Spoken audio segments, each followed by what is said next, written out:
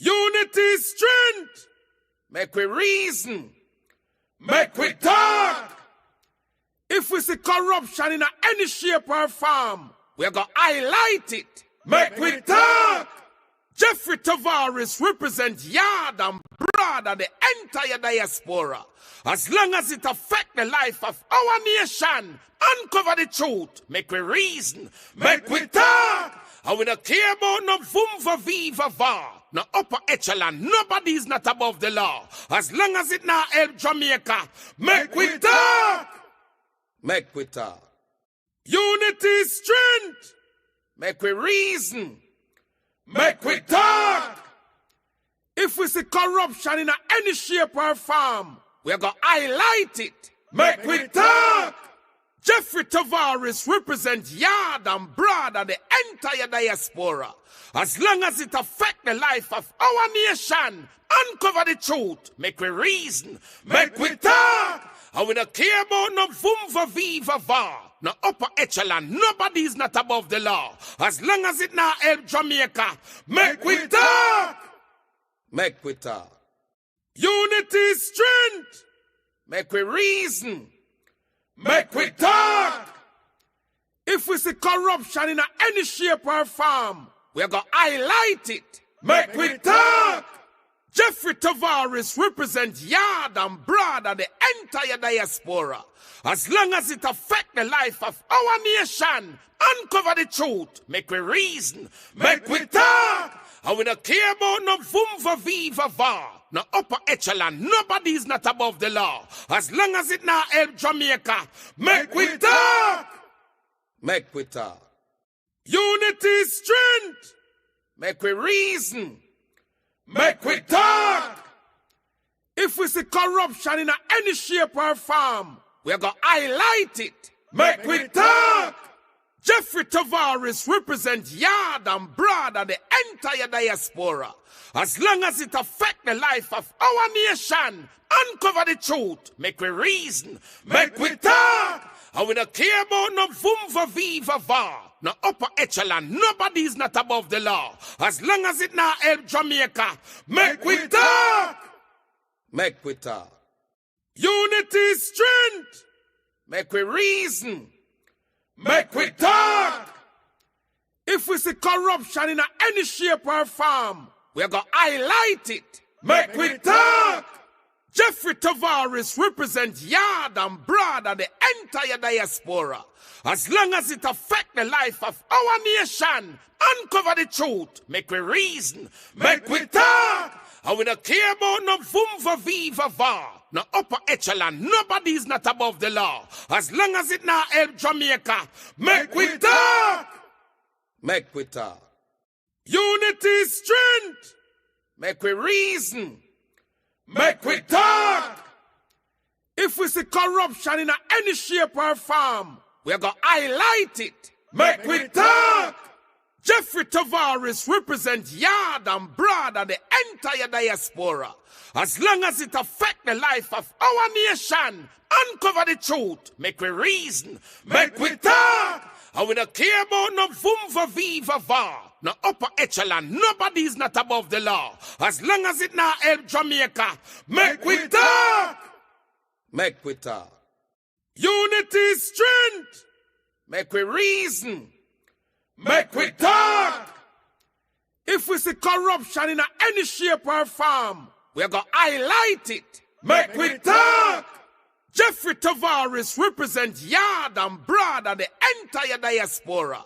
As long as it affects the life of our nation, uncover the truth. Make we reason. Make we talk. And we don't care about no vumva viva va. No upper echelon. Nobody is not above the law. As long as it now help Jamaica. Make we talk. Make we talk. Unity is strength. Make we reason. Make we talk. If we see corruption in any shape or form, we're going to highlight it. Make we talk. Jeffrey Tavares represents yard and broad and the entire diaspora. As long as it affects the life of our nation, uncover the truth. Make we reason. Make we talk. And And we don't care about no vumva viva va. No upper echelon. Nobody is not above the law. As long as it now help Jamaica. Make we talk. Make we talk. Unity is strength. Make we reason. Make we talk. If we see corruption in any shape or form, we're going to highlight it. Make we talk. Jeffrey Tavares represents yard and broad and the entire diaspora. As long as it affects the life of our nation, uncover the truth, make we reason, make we talk. And we don't care about no vumva viva va, no upper echelon, nobody is not above the law. As long as it now help Jamaica, make we talk. Jamaicans Decide 2025. Join Make We Talk on Wednesday, September 3rd, 2025 for live coverage of Jamaica's election from Negril Point in the west to Moran Point in the east. We will be with you from 7 a.m. in the morning until the polls are closed on election night. Join in the panel discussion with political analysts. We'll be live on Jam Talk Vibes Internet Radio Station and Make We Talk Jeffrey Tavares YouTube channel. It's election night in Jamaica. Good morning, good morning, good morning. Wherever you're listening, watching from around the world and the Eastern Caribbean, is election day in Jamaica. It's official. Today is election day in the land of wood and water. Who will be the 10th Prime Minister of Jamaica? Who will be the 10th Prime Minister of Jamaica? Let us see. As we go into the whole program from now, we will be breaking and coming back to you at 7 p.m. or at 6 p.m. this evening. We'll not go to the whole long marathon, but if we have to, then we'll have to. So this morning, as the polls are open at 7 o'clock, it is now 7:15 in Jamaica. It's 8:15 right here in the United States. Jamaicans from all walks of life, Jamaicans in the Jamaican diaspora, has gone down to Jamaica. I saw a plane load of Jamaicans, actually 2 plane loads of Jamaicans from Fort Lauderdale, some from New York, some from London, England, flew down to Jamaica to cast their vote, cast their ballot. Let this today be a day where there is incident free. We pray and hope for that. And we ask Jamaicans to go out and vote. Vote, vote, vote. Vote as if your life depends on it. Do not sell your vote.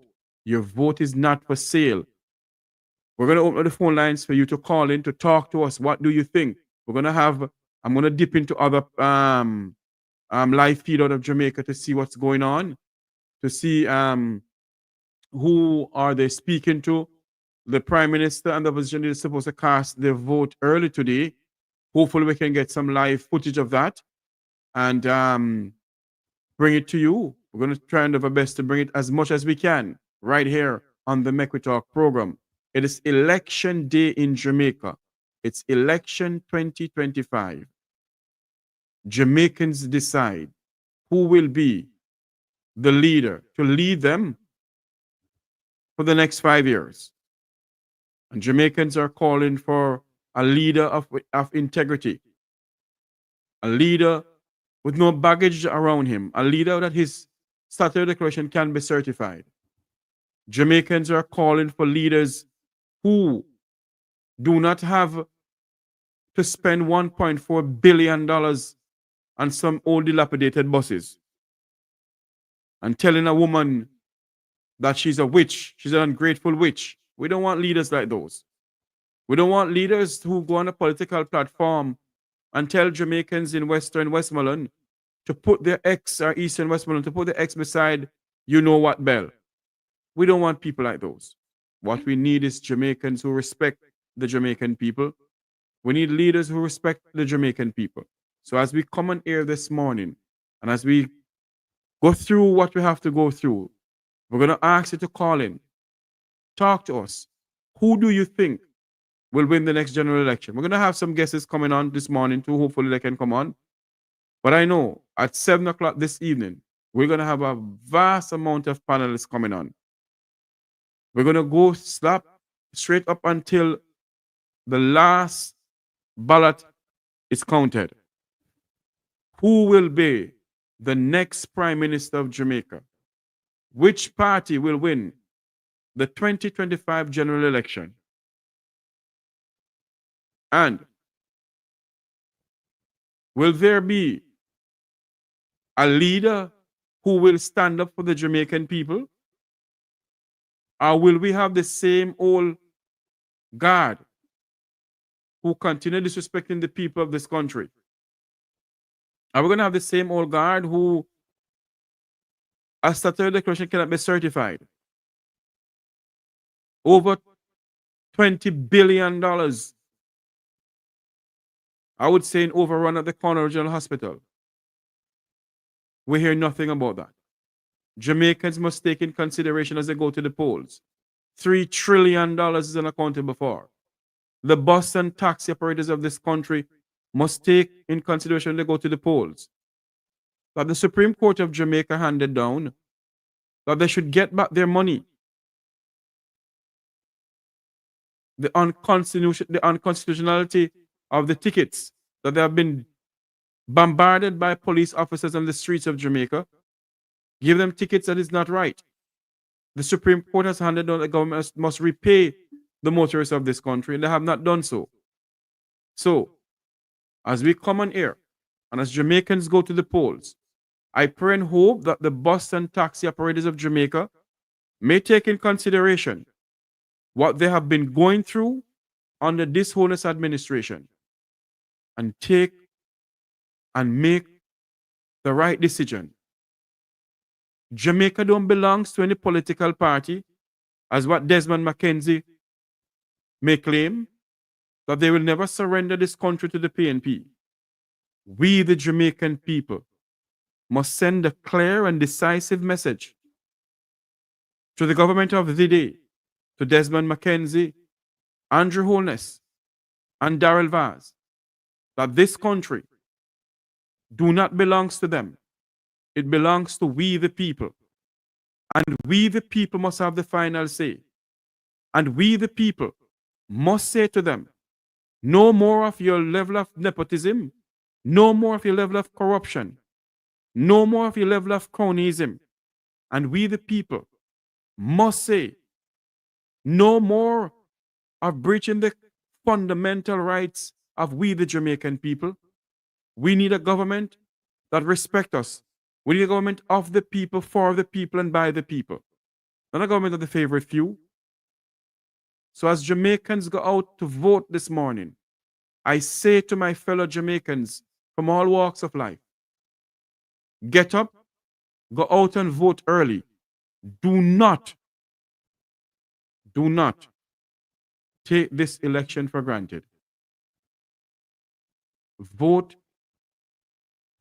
for the future of this country. Vote for your children. Vote as if your life depends on it.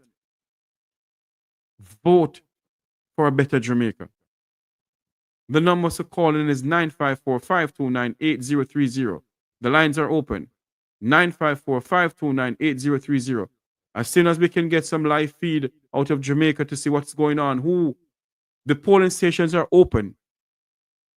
Jamaicans in the diaspora, call your family and friends in Jamaica to go out and vote. Go out and vote now. The earlier you go out and vote, the better off for you. And let me make it absolutely clear. Good morning, Miss P. How are you doing? Good morning. Morning, darling. Already. Yes. Where are you? Yes, Brownstown Center, and I vote for Gabriela. You're on the road already? Yes. Wow. Yeah, we vote already. Yes. What I know we.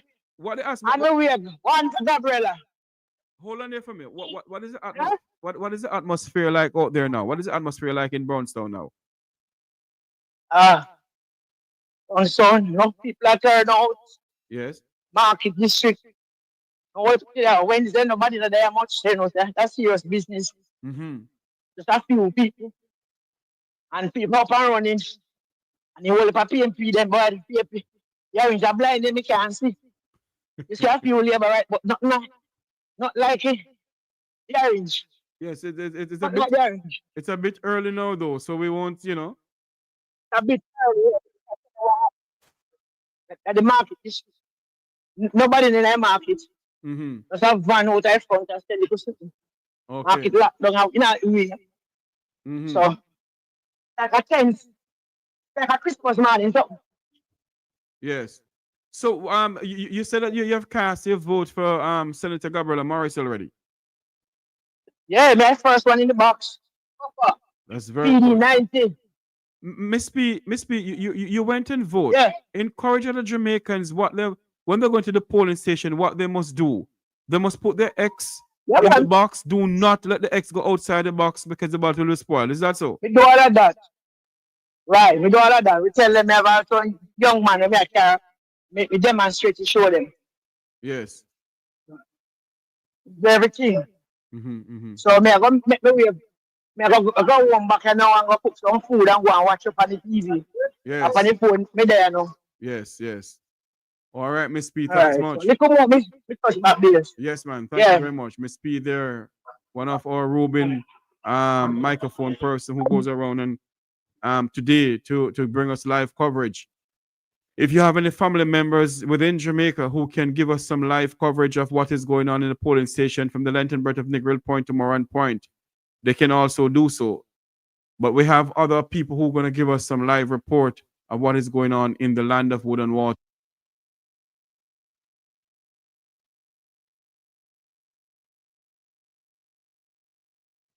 We can hear that the incumbent Floyd Green and the People's National Party, Miranda Wellington, they are out there casting their vote based on what we're hearing right here in the Make We Talk program. Jamaicans from all walks of life today is going out to cast their ballot. And what we must do over here within the Jamaican diaspora is to encourage them to vote. The numbers to call into the program who are on the live and who wants to call in to talk to us. What do you think about the election for today? How much seats do you think the People's National Party will gain? How much seats do you think the Labour Party will gain? Call us 954-529-8030. There are so many things that we have plans for this evening that we can't really reveal it out to you now, but we're just going to open the phone lines because we need to see who is going out to vote. We're going to have a live feed of the Prime Minister of Jamaica. Well, the I wouldn't say the Prime Minister.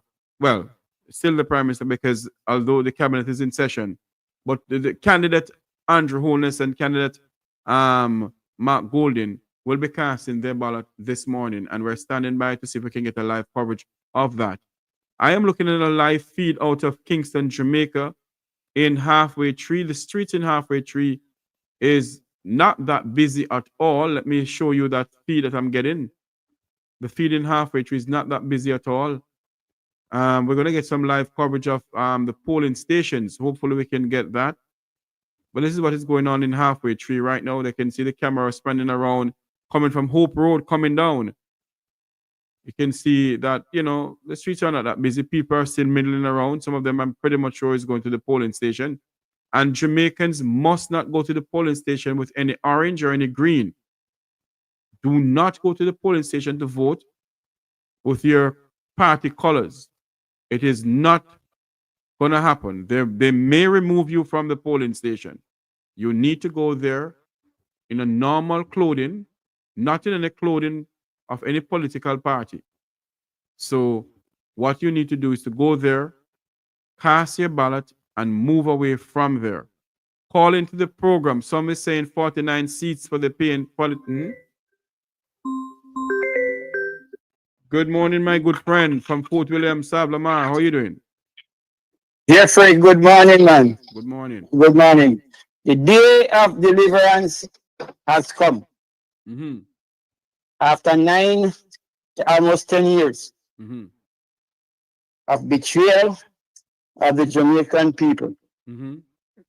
Right? We have the chance now to put all the tasks aside. Yes. And I hope Jamaicans come out in their thousands.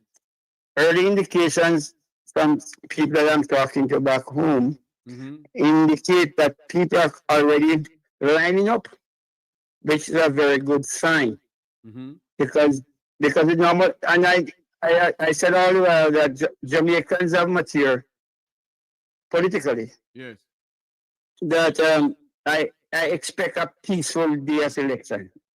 Well, we pray. I expect. Yes, we pray for that, and I think that might happen, regardless of the new, of the anky panky that normally people try to do an election day.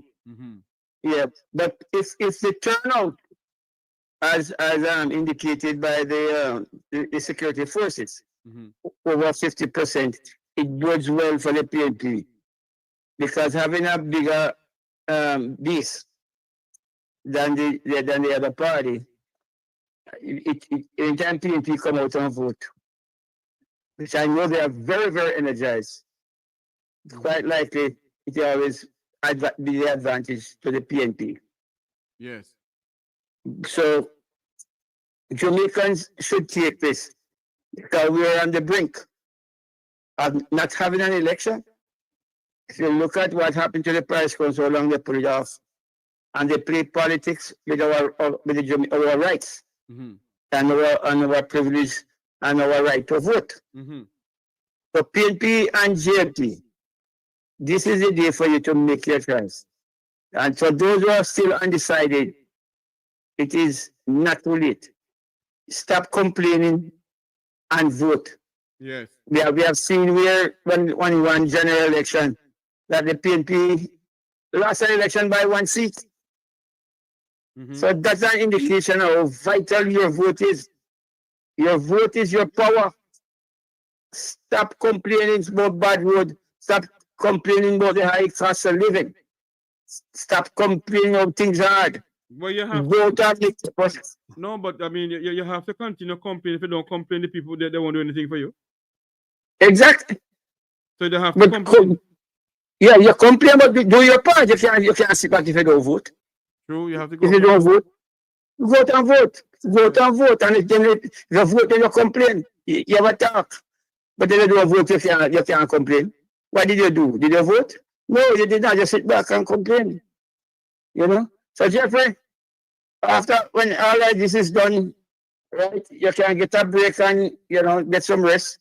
I noticed a new haircut from last night. You are trying to play a young boy. Well, anyway, you look good. I know. Age is only a number. Huh? All right, age is only a number. Yes, man. Thank you, man. Thank you for your service. God bless you. God bless and your family. God bless we you. talk after the election. Yes, man. Cool. All right, cool. There you have it. People can call in. The numbers to call in is 9545298030. What you take about the election? How much do you think there'll be a great turnout of people today? And how much seats you think the Opposition People's National Party will pick up in this election? Call into the program 9545298030. That's the numbers to call into the program as we are trying to get a live feed to see if the party leader and the opposition leader, rather, Mark Golden, and the leader of the Jamaica Labour Party will cast their vote. So we are going to see if we can get some live coverage of that. In the meantime, we're going to encourage Jamaicans that the time has come for you to vote. Don't go out and vote. Don't stay home, rather. Do not stay home. Go out and vote as if your life depends on it. Good night, make we talk your live. Good evening, rather, or good morning. I'm sorry. Make we talk your live. Yes, good morning. I am actually calling from the state of Virginia. And I do believe that the PNP will take about 49 seats today. All right. Thank you so much. And thank you for that. And on top of that, I hope the people of Porus will go out and vote. Yes. Because they are compromised by the free highway. I want to see revitalization of the community centers so that the youth can have an opportunity and have a place to go. Yes. Yes. I also want to go over to Portland. Uh-huh. I want to see the beaches free, that when people come out, or whether the community or where you're traversing from, Yes. to have access to those beaches. Indeed.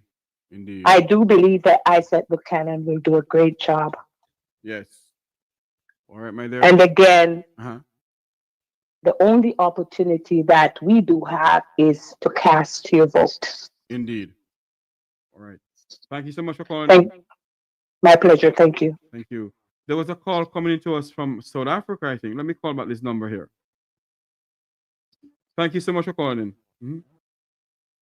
Whoa. There was a call coming in from South Africa. Let me see if we can get back the call from South Africa. We're listening, watching from around the world and the Eastern Caribbean. This is the Good morning, Mr. Tavares. No, my name is Africa. I'm not from South your Africa. name is Africa. I thought it was South Africa you're calling from.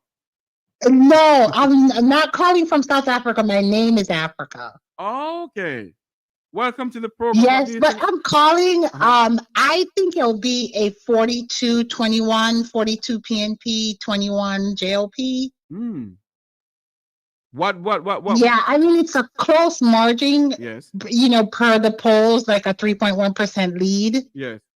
But I don't think that the people from the diaspora that's coming down in the masses was calculated.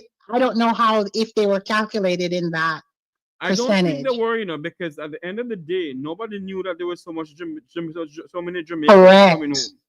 Correct. So I think that's going to sway that where the margin is going to be higher. Yes. But all in all, I implore the people to go out and vote, because right now our lives are depending on the votes. Because what's going on is not in the best interest of the Jamaican people. So, people need to move away from the loyalty voting and just step back, look at what's going on, and make the best decision for Jamaica. I agree with you. Definitely agree with you. And basically, but thank you for what you're doing. Yes, ma'am. I pay attention to what you're doing and your other colleagues and the other vloggers, and I really appreciate it, because you give voice to the voiceless, and it's a lot of voiceless people that can't read, people that don't have access to buying the newspaper, the Star, that's gone. So, people can now listen and hear, and you guys keep it very, relatable. So a lot of people can understand and know what direction the country is going in and can make better decisions. So thank you and have a great day. Same to you, ma'am. Thanks for calling in. You're welcome. The numbers to call is 954-529-8030. Over 2 million Jamaicans will cast their vote this morning or today. Over 2 million Jamaicans will go to the polling stations or the polling booths today to vote. Over 2 million Jamaicans. And believe you me, Jamaicans from all walks of life, I have never seen in all my years of doing this, I have never seen so many Jamaicans mobilized from within the Jamaican diaspora, mobilized within Jamaica, and decide they're going to go out and vote. I have never seen this. And basically what we're seeing now is Jamaicans standing up and saying, enough is enough. So over 2 million Jamaicans are going to cast their vote today. Let us see who will be the 10th Prime Minister of Jamaica. Will it be Mark Jefferson Golden, or will Andrew Holiness retain as Prime Minister? The Jamaican people decides today. The Jamaican people decides today. They have the decision. Jamaicans decide 2025. Join Make We Talk on Wednesday, September 3rd, 2025 for live coverage of Jamaica's election from Negril Point in the west to Moran Point in the east. We will be with you from 7 a.m. in the morning until the polls are closed on election night. Join in the panel discussion with political analysts. We'll be live on Jam Talk Vibes Internet Radio Station and Make We Talk Jeffrey Tavares YouTube channel. It's election night in Jamaica. There you have it. We will be with you until the polls are closed tonight. We will be with you until the polls are closed and also until the last ballot is counted. The numbers to call into the program is 954-529-8030. 954-529-8030. I'm seeing on the platform here by some of the taxi operators that some of them has gone out to vote already. Some of them has gone out to vote already, and that's very good. Some of them has gone out to vote already. And I'm going to get in contact with some of them to tell me how does it go? How did it go? How was the voting process go? So let me see if I can get a hold of somebody who I think they have gone out to vote. Let me see if I can get a hold of this person here. Let's see if they can call, talk to us and tell us how did the voting process went. Hello, good morning. This is Jeffrey Tavares from the Make We Talk program. I see where when you put up your finger that you have voted. Yes, sir. So how did it go? You're live on air. Tell me, how did it go? How was it? Was the process smooth or was it rough for you? Was very, very smooth. Was very smooth.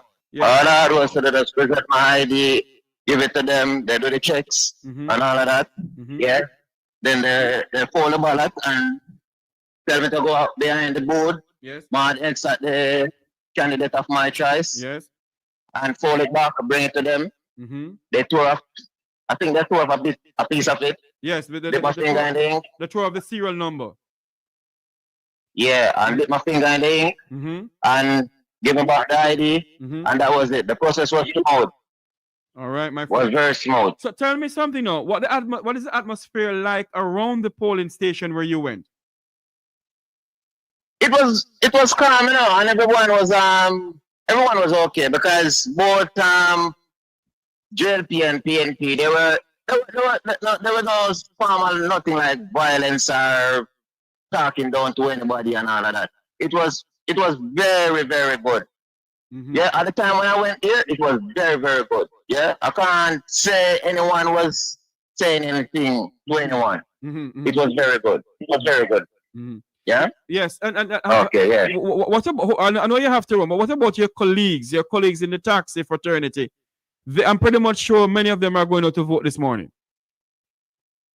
Yes, I'm sure about that because I've seen where a lot of persons at the polling station at the minute now, and some already cast a vote. Yeah, and they said they're doing the right thing, because just said our press, said people are pressing us. Yes. So we have to do the right thing. Right. And if it's once every 4 or 5 years, you can make a voice heard.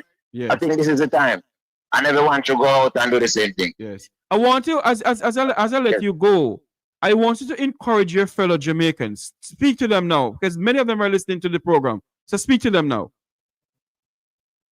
Yeah, I would encourage our Jamaican people, to go out and vote for the People's National Party this morning. Because when I look at the policies that the JLP government bring in, and so much things they have done, they can't certify the thing, and so much money just goes missing and all of that.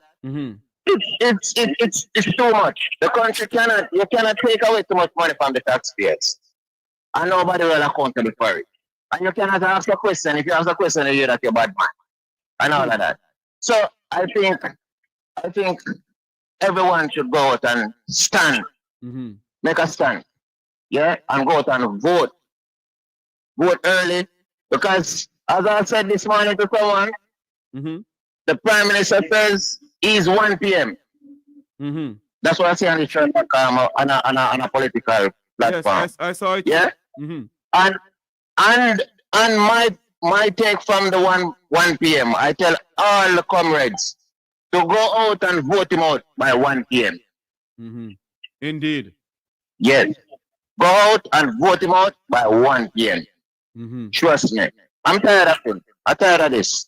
We need a change now. Yeah? And when you check and see the desperation of anti-Holiness administration, even with the last straw of the Diaspora where he's saying 32,000 for like minimum wages and all of that, he doesn't think about the effect it's gonna bring on the country and small businesses.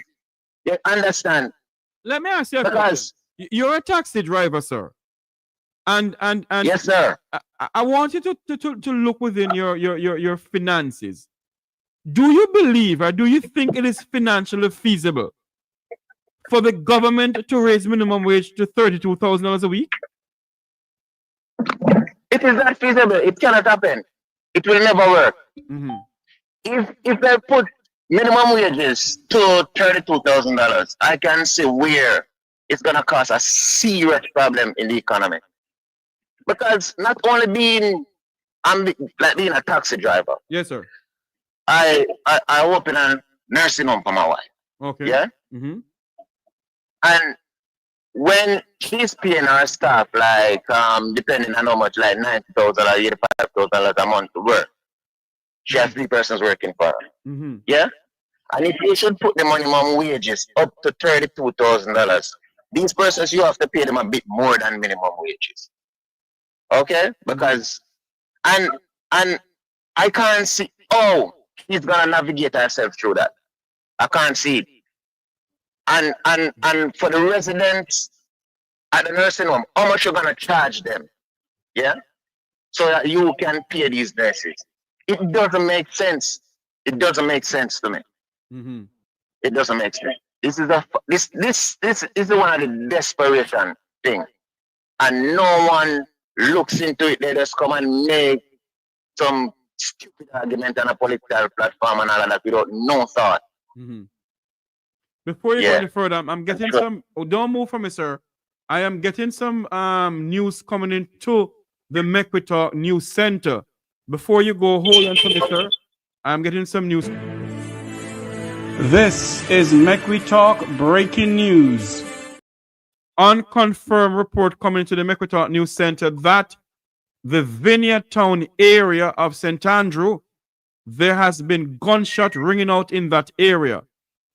Thus, Mekwita News understand, but it's unconfirmed, that gunshot has been ringing out in the Vineyard Town area of St. Andrew. As soon as we get more news, we will pass it on to you. But basically, what we're hearing right now, that there is a heavy gunfire in the Vineyard Town area of St. Andrew. As soon as we get more news, we'll pass it on to you. My taxi friend. Yes, sir.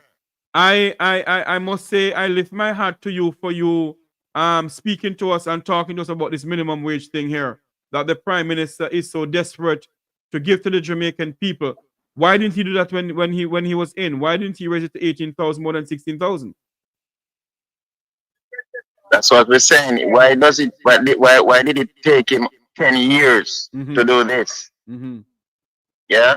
Yes. And I said this from the get-go, from the election season comes up, and I start Mr. Holiness in halfway tree and pamphlet and all of that.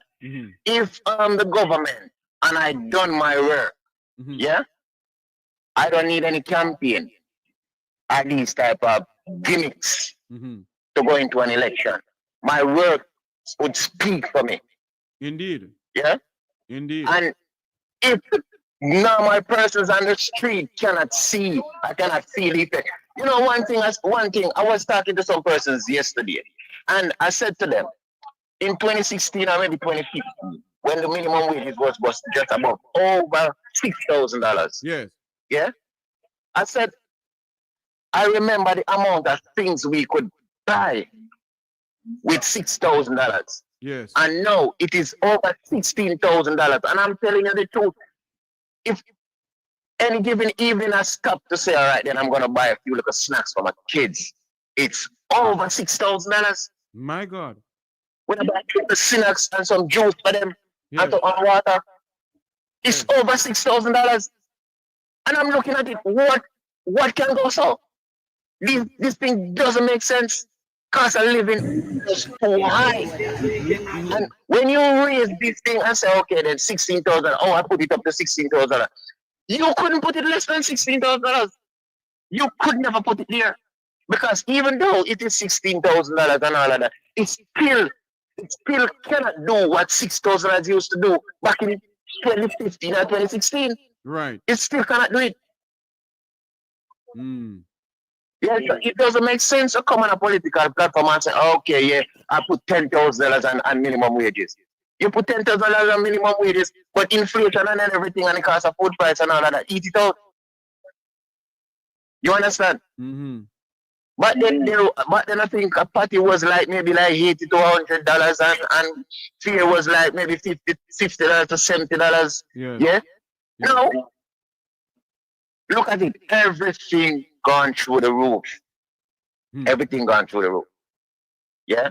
Yes, and we all have to look at it, because if we cannot live based on these things, it doesn't make sense. We need to get down the cost of living. And the proposal that Marky G make, like for the tax break for the persons them, and try to bring down the cost of living, I think that is the right channel.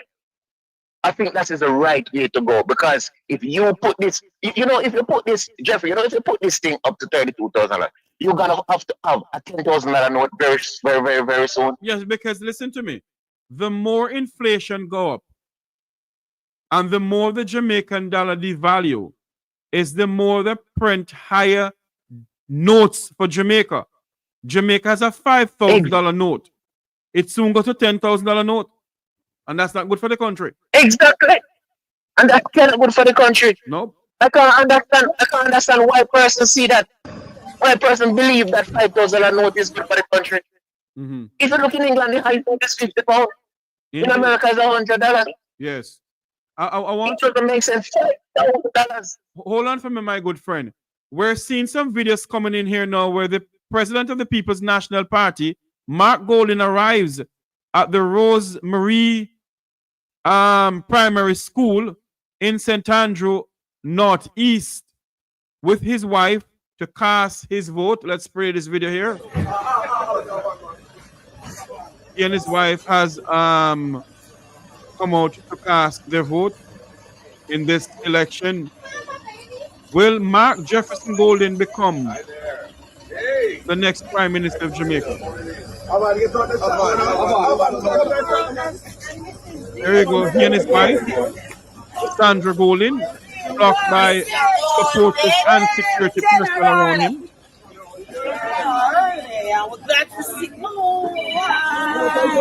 There it is. Mark Jefferson Golding. My good friend, as I let you go because I know you're busy, what do you think will happen tonight? How much do you think the PNP will win tonight? When I look at the I was listening to some of the analysts yesterday, and even from before yesterday coming into today, the election day, yeah. And based on what I'm picking up, yeah, I think the PNP could go away with pretty much 40 seats tonight. All right, my friend. I think they could go with the 40 seat tonight. And go ahead, sorry, go ahead. Yeah, you can go ahead. You can go ahead. And I will be calling you tonight to get your take on what happened in the course of the day. I want to say thank you for coming on the program, my good friend. No problem. Thank you, sir. Thank you for having me. Listen. Bye-bye. Respect. Yeah, man, respect you. Bye. There you have it. A member of the Good morning. Welcome to the Make We Talk program, Election 2025 coverage. Go ahead. You're live. Good morning, Mr. Tavares. Good morning, ma'am. How are you doing? I'm here looking and living. Okay, I'm just calling out to all the comrades right now. Please be on the lookout. Please be vigilant going to the polling station to cast your vote. There are a lot of labor rights that are trying to intimidate people. You need to stand your ground. Try not to any confrontation with anyone. because they will try to do everything to disrupt this winning for the People's National Party. Yes, ma'am. And I don't understand why the violence started. I heard the news about we don't know. Vineyard Town. Hold on, we don't know if it's connected to any politics or anything like that. What we're hearing, right, and it's unconfirmed, Vineyard Town is in the constituency of where Patricia Duncan Sutherland and the Jamaica Labour Party Favor Williams is. So we don't know what is that all about. We're standing by to see if we can get some more report on this.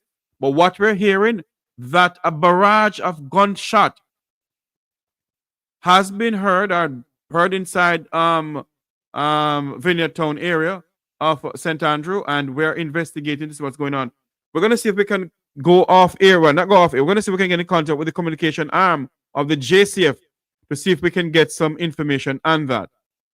Okay, another thing to them is that. Hello? Okay, another thing I would like to say to them, passing their vote, they have to be careful. Remember, when putting your X beside the head, you don't have to make a big hex that it will go overlapping that little margin. It has to stay in the margin before the head. So make a nice little X in front so it will be visible. Nothing over the line. We don't want any spoil vote today, because today is D-Day and Victory Day for the people of Jamaica. Thank you very much, and God bless. God bless you too, my dear. God bless you. Thanks for calling in. We are just seeing some some video footage coming into us where the president of the People's National Party, Mark Jefferson Golden, along with his wife, Sandra Golden, went to cast their vote a while ago. Let's get some more.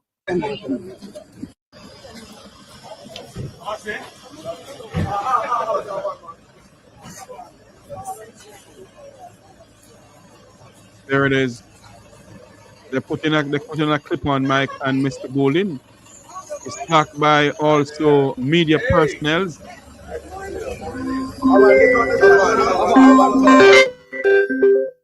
Good morning, Make We Talk Here live. Election day in Jamaica. Go ahead. Yes, sir. Good morning. I'm calling from Fort Lauderdale, Florida. Yes, sir. I have my own radio program here every Saturday. And every election in this country, there's something I remind the listeners that it's one vote is so important. Indeed. In 1649, one vote caused King Charles of England to be executed. In 1839, one vote elected Marcus Martin to the governor of Massachusetts. In 1845, one vote brought Texas into the Union. Yes. In 1868, one vote saved President Andrew Johnson from impeachment. Yes, I remember. In 1923, yes, sir. One vote gave Adolf Hitler leadership of the Nazi Party. In Germany? Yes. In 1942, one vote saved the Selective Service just weeks before Pearl Harbor was attacked. So we see the importance of every vote. Indeed. Persons who are listening and watching, you were planning not to vote. Let me encourage you, as I do every election here in this country, go out and exercise your franchise. Your vote is important.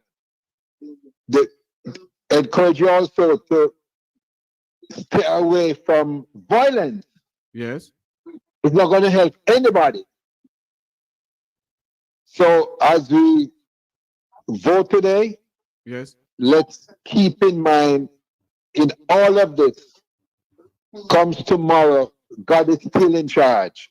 Indeed. Whoever wins today, God is still alive and in charge. And we just want to pray that there will be no violence, no political violence. We don't need that. I've been out of Jamaica for almost 40 years now. I visit regularly. We can do it without the violence. We can live together as one people. Because when there's no politics, there's still the human being called to love one another. True. So that's my 2 cents this morning, sir. Thank you very much, sir. Thank you. And before you go, hello, sir. Yes, sir. What radio station are you on in Florida here? WAVS 1170, the heartbeat of the Caribbean. I am on every Saturday morning from 11 to 1 live. Wow. So that's WAVS. And people can watch, WAVS1170.com. Okay. And you can click live, you'll see us in the station. It's called the Love Doc Stacey Roche program. I thought you said you're the owner for the station. I was like, okay, I can call you off air. I will accept your call any Saturday morning to let's talk a little bit what's happening, Yes. One radio, also another radio. So yeah, man. anytime. All right. Yeah, you see my number show up there. They call me the Love Doc. Yes, I saw it. I'll call you. All right, my friend. Thanks for calling in. Take care. Good. Okay, good. Good morning, Justice. Welcome to Election 2025 Live. Hello. Good morning, Justice. Welcome to 2025 Election Live. Hello? Justice? Hello? Okay, I don't know what's going on with Justice. Hello, Justice. Good morning. Welcome for all those in the chat room. Remember to like, share, and subscribe. We're bringing to you live coverage of Jamaica's election 2025. Over 2 million Jamaicans will go to the polling booth today to cast their ballot. Justice, good morning. Okay, not getting Justice at all. Don't know what happened there. Justice can call back in. It is now 9 o'clock in the land of wood and water. It is 8 o'clock in Jamaica. The polling stations from Negril Point to Moran Point is open. Open from 7 o'clock. You can see where the president of the People's National Party, Mark Jefferson Golding, has cast his vote. He and his wife, they went to cast their vote earlier on. Good morning, Justice. Welcome to Mecca Talk here live. Election 2025. Good morning, Uncle Jeffrey. How are you doing? I am doing good, sir. How are you? I'm wonderful. It's a good morning to be alive. Indeed. Good day to be alive. Indeed. I'm just looking at the backdrop and I'm saying, you made it.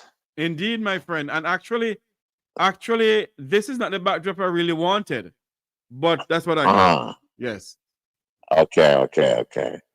Well, where's the after party keeping? I don't know. I am being told that there is a big after party somewhere here in Fort Lauderdale where Jamaicans from all walks of life on the two political side will be having their after party in some having their after party at a Jamaican restaurant, some at some homes or whatever. I don't know where that will be. Okay. I know I will be live on air, so I don't know where that will be. All right. Yes. Hopefully I'll be able to join you. Indeed. I was just looking at, all the debates, all the promises coming from both sides, and thinking, which is more realistic. It's funny. I was having a conversation with a friend of mine yesterday, and this guy is a staunch laborite, and I was asking him, how will Andrew Holiness? Hold on there for me, Justice. I can see the leader of opposition wife, Mrs. Sandra Golding, has cast her vote. The next First Lady of Jamaica, Sandra Golding, Has like to say cast to her your vote. husband Yes, this morning? Babe, Wonderful. you're all the best, and I'm here for you as always. Thank you so very much. Have a great day. Show your finger, show your finger.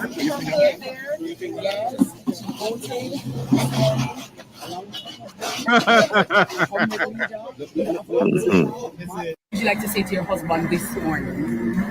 Babe, you're all the best, and I'm here for you as always. Oh, that is so sweet. Justice, Mrs. Golden said a while Yes, ago, sir. one of the journalists asked her, what would you say to your husband this morning? And Sandra Golden said on live and air, babes, I'm always going to be here for you. I wish you all the best. That is so sweet. That's right. That is so That's sweet. right. That's the video there from Jamaica's next first lady, a lady who has integrity. Yes. Which of that, the first lady is really the Governor General of Jamaica's wife, but the political Right. first lady is Sandra Golden, and she is saying live on air this morning to her husband Mark Jefferson Golden, babes, I wish you all the best. I'm going to be here for you. There you go. Sandra Golden has cast her vote this morning for the People's National Party for her husband, Mark Jefferson Golden. Justice, go ahead for me. Thank you so very much. Have a great day. Oh my word. Years of Day. togetherness, you know, and this love still shines. And that's because both of these individuals, they are genuine people. Yes. And I pray God will continue to bless their union and that God will bless Mark Golding as he leads Jamaica to another chapter. But I was saying to you that I was talking to a friend of mine and I was asking him, how will Andrew Holiness fund his election promises? Did Andrew Holiness explain how he will give the people double the minimum wage and all of that? They can't say.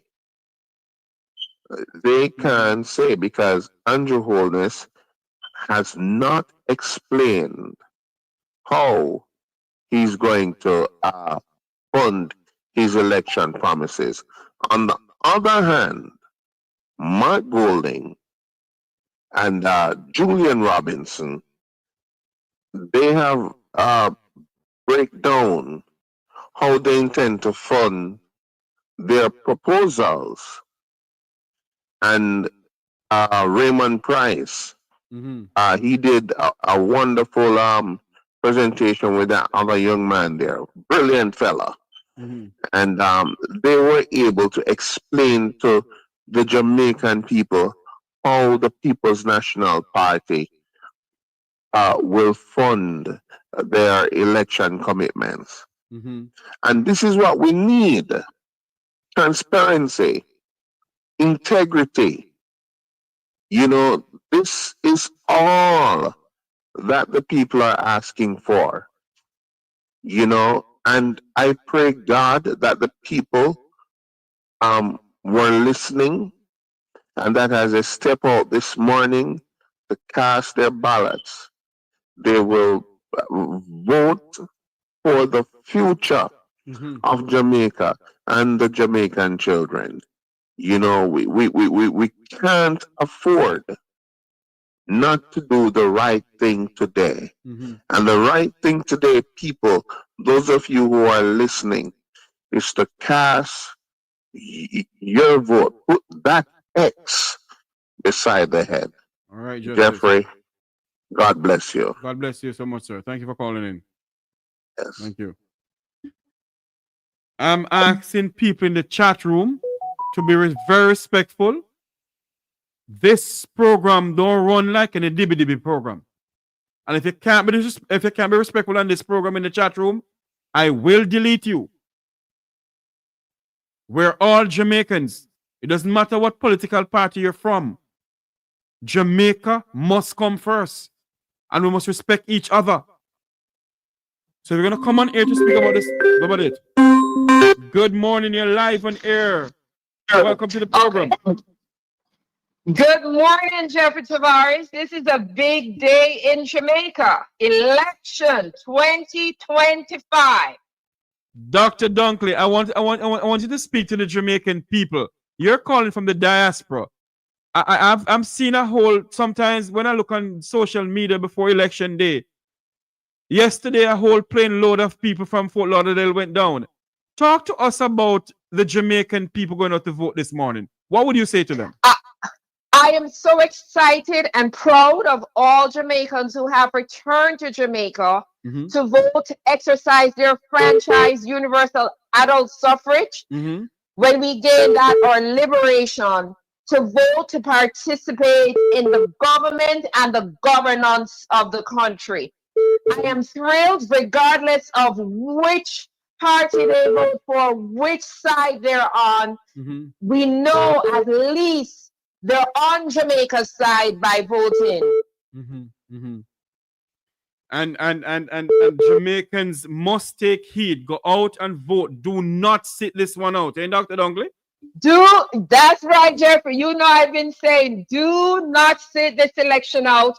Vote because your life depends on it. Not like your life, because it does. The future of the country, the future for you, for the future generations, your children, and the generations who have served us.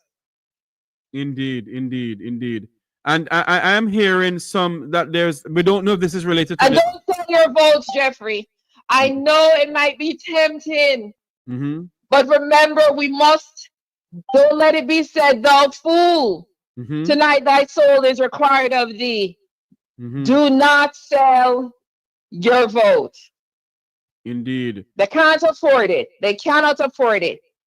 Housing, infrastructure, water, safe communities, excellent schools, excellent hospitals, a good quality standard of living. Do not sell your votes. We're no longer enslaved people. Speak to us, Dr. Dunkley. Continue. You're rallying up the chat room here now, Dr. Dunkley. People are saying, yes, we're no longer slave. This country do not belongs to any political party. Jamaica belongs to us. And when Desmond McKenzie is talking about they will never surrender Jamaica to the PNP. Rubbish. Jamaica is for Jamaicans. I always, Jeffrey, and I will say this before I must run. Yes. In Jamaica, there seems to be what we call an asymmetrical relationship with our politicians. And that simply means the politicians serve, we take up with taxes and we are paying them. We are paying them to serve us. It's not the other way around. We must demand that level of respect and accountability and engagement. You are so correct, Dr. Dunkley. Dr. Dunkley, political analyst, human rights activist, Jamaicans from all over the world. In other words, she has represent Jamaicans. She has stand up for the Jamaican people. Whether you come from uptown, downtown, and the local dirty foot choices boy in below crossroad, she will stand up for you. Dr. Karen Dunkley, thanks for coming in, and I hope to see you later on this evening. Yes, I'll be on later, Jeffrey Tavares. The people united will never be divided. One love, walk good. Election, Jamaica 2025. God bless you. Dr. Karen Dunkley there coming on to us. Thank you so much. There you go. The voice of Dr. Karen Dunkley, one of Jamaica's person here in the Jamaican diaspora, speaking to the people. Let me see if I can get a hold of the Jamaican Consul General to Miami to hear his views on what is going on in Jamaica. The numbers to call is 954-529-8030.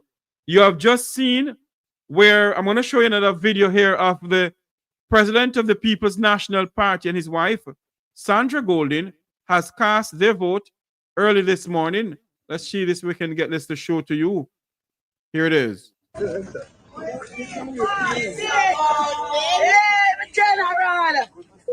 Yeah, early. I was glad to see. Oh. Hey,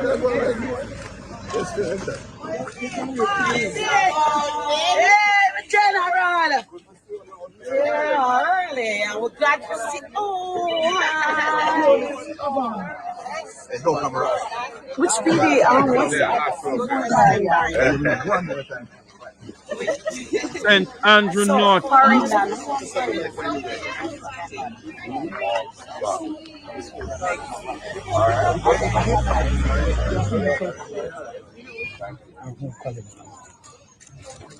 Step to the side, please. Step to the side. Step to the side. Morning.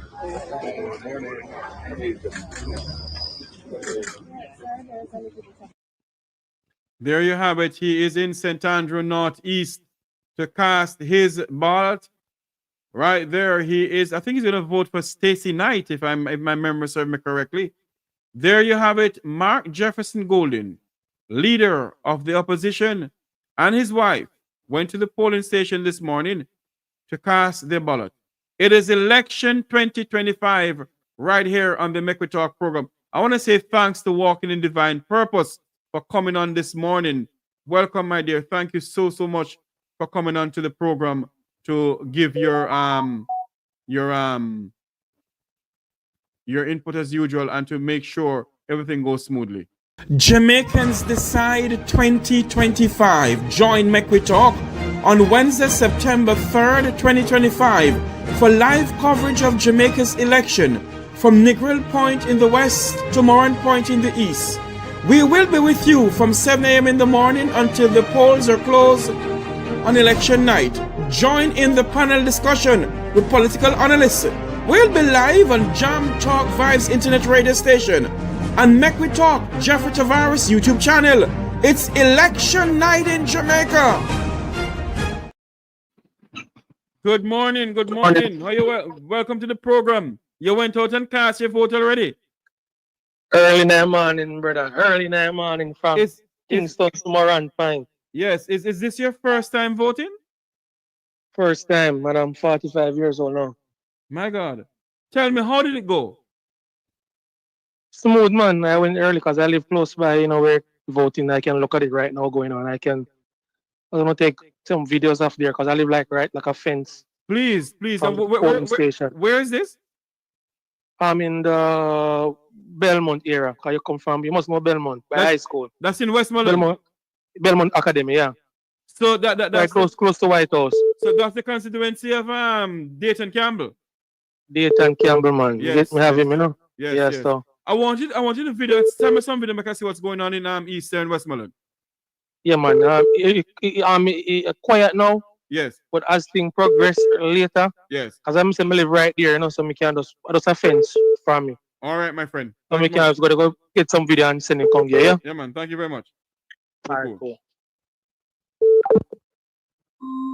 Good morning, Make We Talk here live. Election 2025. Go ahead. Hello? What's going on here? I thought the person was on. The person was calling a while ago. Can you call back, please?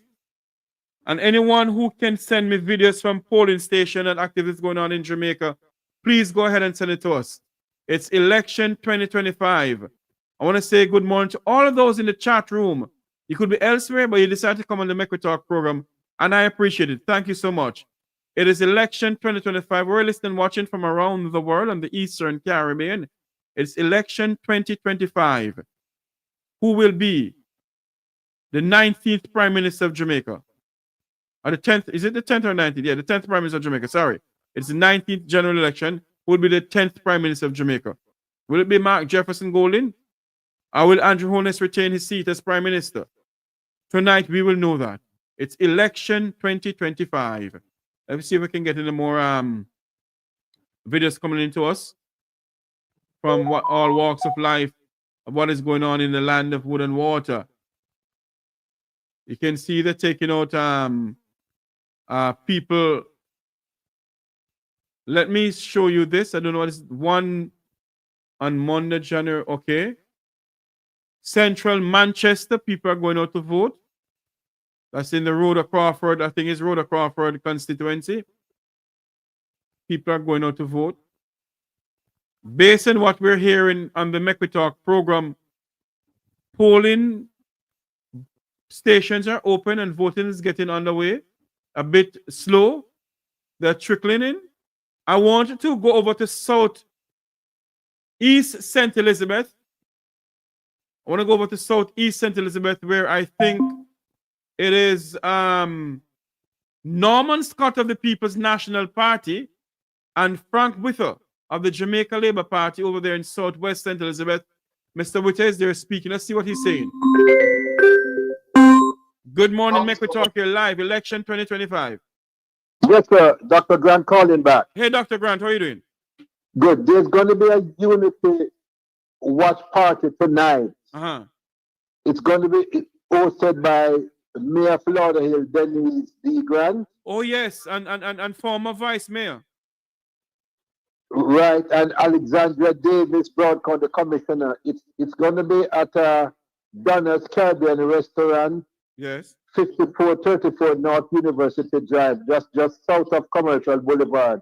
Everybody know where Donna's is. Yes. And it starts from 5 to 9 tonight. So folks, you need there's a place to go to the Unity Watch Party. Okay. You'll be there? Yes, I plan to be there. Okay, my friend. Maybe I hop on over. I'm not sure. Maybe I hop on over there.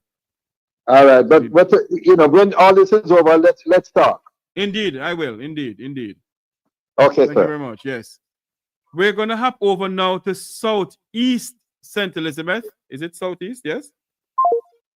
Let's do this. We're going to hop over to Southeast St. Elizabeth, where Frank Whither and the People's National Party candidate, none other than Norman Scott. One moment here for me. Let's do this. Very, very good. Well, I'm feeling very, very. This is the Jamaica Labour Party front with her over there in St. Elizabeth, Southeast. You have to be corrected with that, but this is what is going on. We're going to go and watch this video here to hear what is going on. What is he saying? Here we go. Well, I'm feeling very, very good that I've been able to cast my vote today, and I'm looking forward to the victory. What I see here today, at this early stage, I think things are running smooth, and I believe that supporters are really, really coming out. So looking forward to the victory later today. Okay, and one more question. What is the plans for the rest of your day? The plans for the rest of the day is to check on the various polling stations across the constituency to ensure that the operations are smooth and so on. So I'll be driving through the entire constituency today. All right, thank you. There you go. It is the Jamaica Labour Party incumbent Frank Whither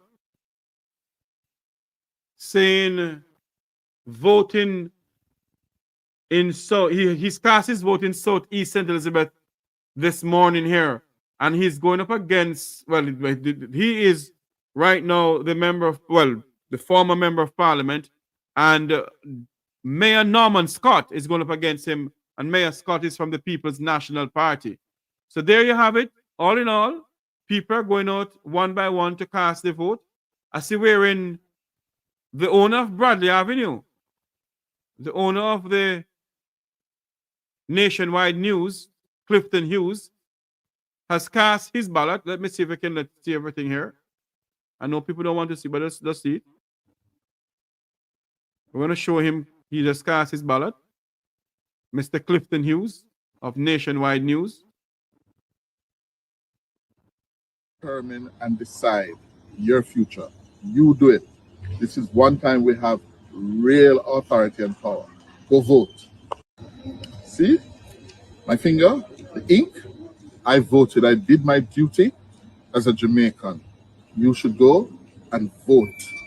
Don't allow anyone to determine and decide your future. You do it. This is one time we have real authority and power. Go vote. See? And he's correct. If this is one time in our history that we have authority and power, it's today. We have authority and power today, and Jamaicans must go out and vote. It is now 9:23 rather, 8:23 in the land of wood and water. We're still waiting on video clippings to come into us to see what happened with the Prime Minister casting his vote and the Speaker of the House of Representatives. So we're standing by here to join that feed there to see what's going on. So basically, what is going on in Jamaica right now is that people from all walks of life is going out to cast their vote. And we're encouraging Jamaicans, your vote is not for sale. Do not sell your vote. Go out. Do not sit at home. It's over 2 million Jamaicans will be deciding Jamaica's fate. 2 million of us is eligible to vote. And we are deciding the fate of this country, where this country goes as of today. As of midnight tonight, where does Jamaica go? We, the Jamaican people, are deciding that. The numbers to call into the program is 954-529-8030. Call and let us know, what do you think about this election coming up? Who do you think will win the next general election in Jamaica? Will it be the People's National Party or the Jamaica Labour Party? Who will become Jamaica's 10th Prime Minister? Call into the program, let us know. 954-529-8030. That's the numbers to call into the program right here on the Make We Talk program. It's election 2025. It's election 2025. And basically, what we must consider now and what we must ensure and push out is for the people of this country to go out there and make the right decision. You need to vote for better roads. You need to vote against corruption. You need to vote against nepotism and cronyism. You need to vote for better health care. Vote for better health care. We cannot have our hospitals like this. We have to vote for better health care in this country. And so as we go out this morning to vote, I encourage Jamaicans to make the right decision. Make the right decision. Walking in divine purpose. What is your take on the election this morning? Call me and let me know now. 954-529-8030 for those who want to call into the program to give us your take on the 2025 election in Jamaica. We're still waiting on to see if we can get some more news out of Vineyard Town to see what's going on down there. Stand by, please. Let me see what's going on here. Okay. Someone in St. Catherine East Central has just cast their vote. And we can see video clippings and other people. You can see this now, wherein this is an early cast of vote in section of Kingston Central, where the Jamaica Labour Party, Donovan Williams, is trying to hang on to his seat. Wow. Let me show this. Wherein former policeman Steve McGregor. Let me do this. Hold on for me. Let me do this for you. Let me go over here and get this. We can show this.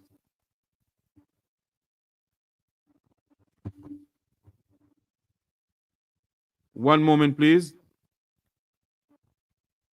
Let me get this to show you wherein former policeman Steve McGregor is taking on Donovan Williams of the Jamaica Labour Party.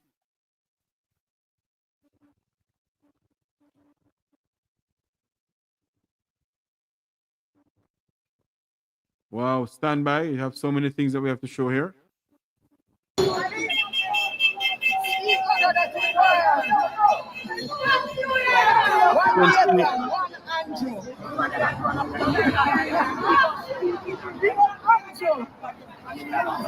You can see Jamaicans lining up to go and cast their vote down there in central Kingston.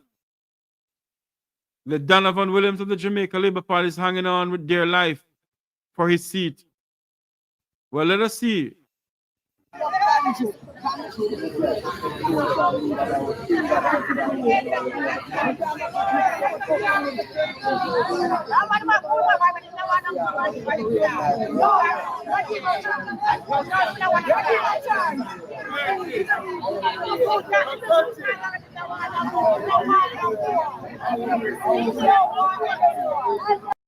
Okay, there you have it. There you have it over there in central Kingston. There you have it in central Kingston. I want to give you a video clipping where the People's National Party leader Mark Golding gave his final pitch yesterday in Clarendon and speak to the people of Clarendon and taxi operators in Clarendon yesterday about their vote. Let's do this and let us get him to, let's hear what he's saying, he has to say about this. Just a moment here.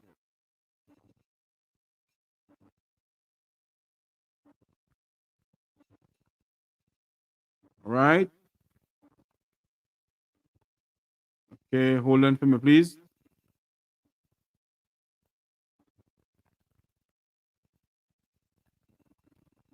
Stand by for this, please, as we get this up to show you what's going on around the country of Jamaican Election Day 2025.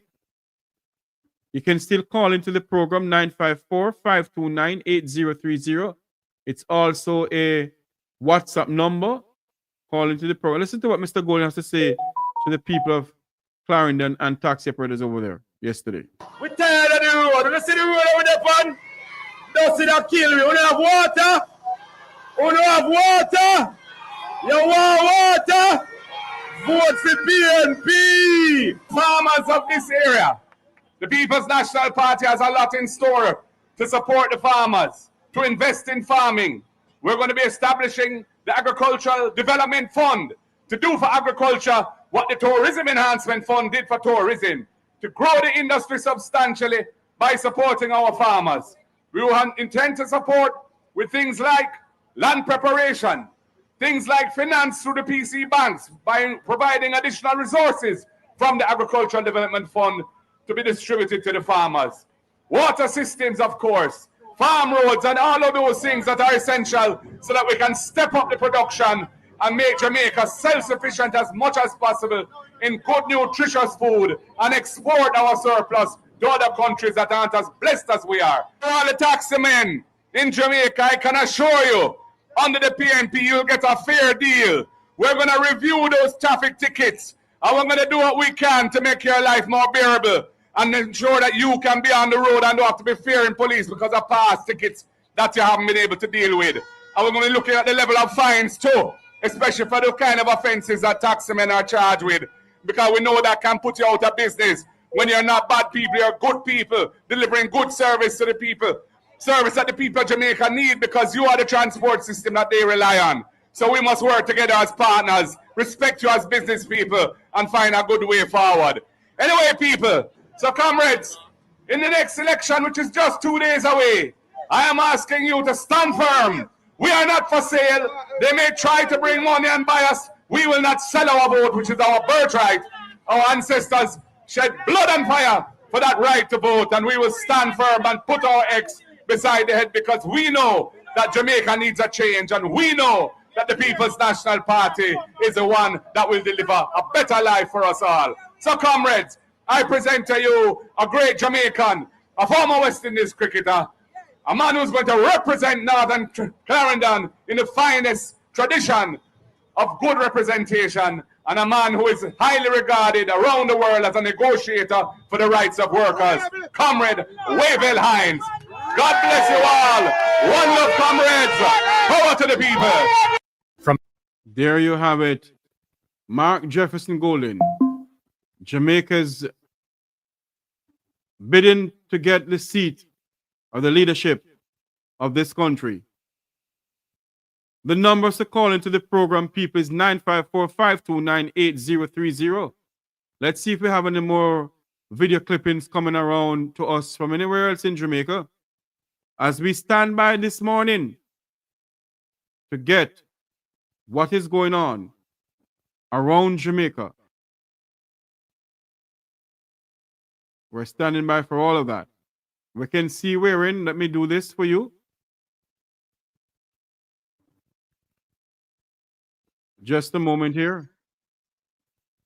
A member of the Labour Party has just cast his vote, it seems like. We're not partial over here. We're going to show everybody. It doesn't matter if you're wearing your PNP shirt. Just do not go to the polling station. I was told you cannot go to the polling station.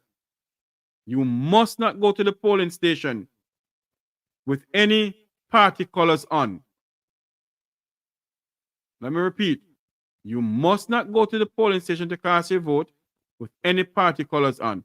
This gentleman here is ringing his bell. Good morning, make we talk you live. Election 2025. Good morning,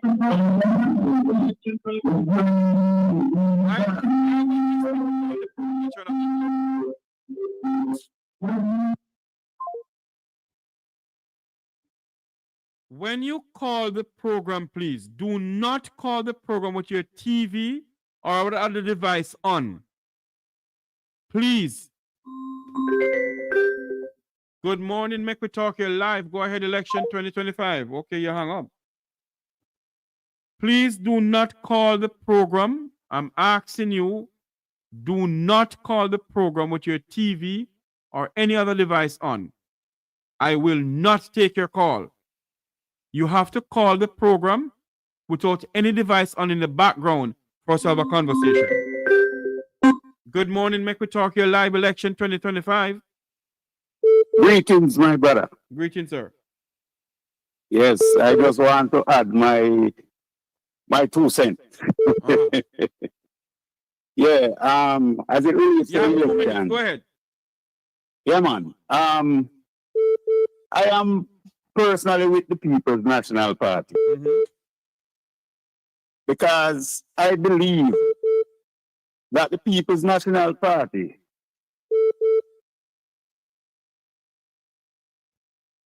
has the leadership to serve the people. Yes. Not a kind of leadership that will be boastful, but a leadership who understands what the people are going through, especially those at the grassroots level. Yes. And I can see the People's National Party supporting persons with developmental disabilities, because I think that is a little bit lacking in Jamaica. I think more support need to be given to that population. All right, my friend. And as I see from the other side, all I can see is hype and gimmicks. All right, man. We want leaders, not boasters. Thank you for your time, sir. Thank you very and much. people, please remember, vote PNP. Okay, sir. The number to call is 954-529-8030. Those who are just calling, you can call back, please. 954-529-8030. That's the number to call into the program. 954-529-8030.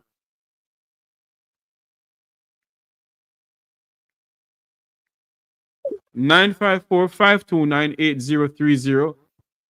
It's election 2025. Let's keep the program Let's keep the program going. Let me see if I can get a hold of Head Boy. Good morning, make we talk your live election 2025. Yes, sir. Good morning. Good morning. Yes, sir. Thanks to Mark Golden and the PNP for the 63 beautiful candidates that we have put up. And especially to my constituency of Western Portland, I know Miss Doreen Campbell will be coming home. It's time Mr. Vard supposed to get out of here because he's a stranger to the area. He doesn't have the people interest of heart. He's not doing nothing. Yes. They had no light, no water, roads, nothing. All this man do is to come around once in a while in the constituency when it's election time, and he's very disrespectful. Yes.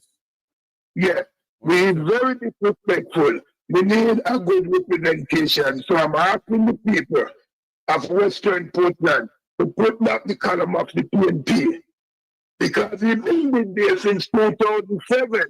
Yes. And he's just a useless member of parliament. All right, sir. All right, thank you. Thank you. Good morning, Make We Talk here live. Go ahead. Election 2025. Good morning, Jeffrey. Morning, How are you? Just my little 2 cents, just looking at the landscape and just making a few notes. I sincerely hope that our Jamaicans who will exercise their right to choose to be an election day will look at the landscape, look at the trajectory of the possibilities per se and all that has happened. Now, I've looked at the Portland division. Pray and hope that again the Jamaican people will refuse despicable double bars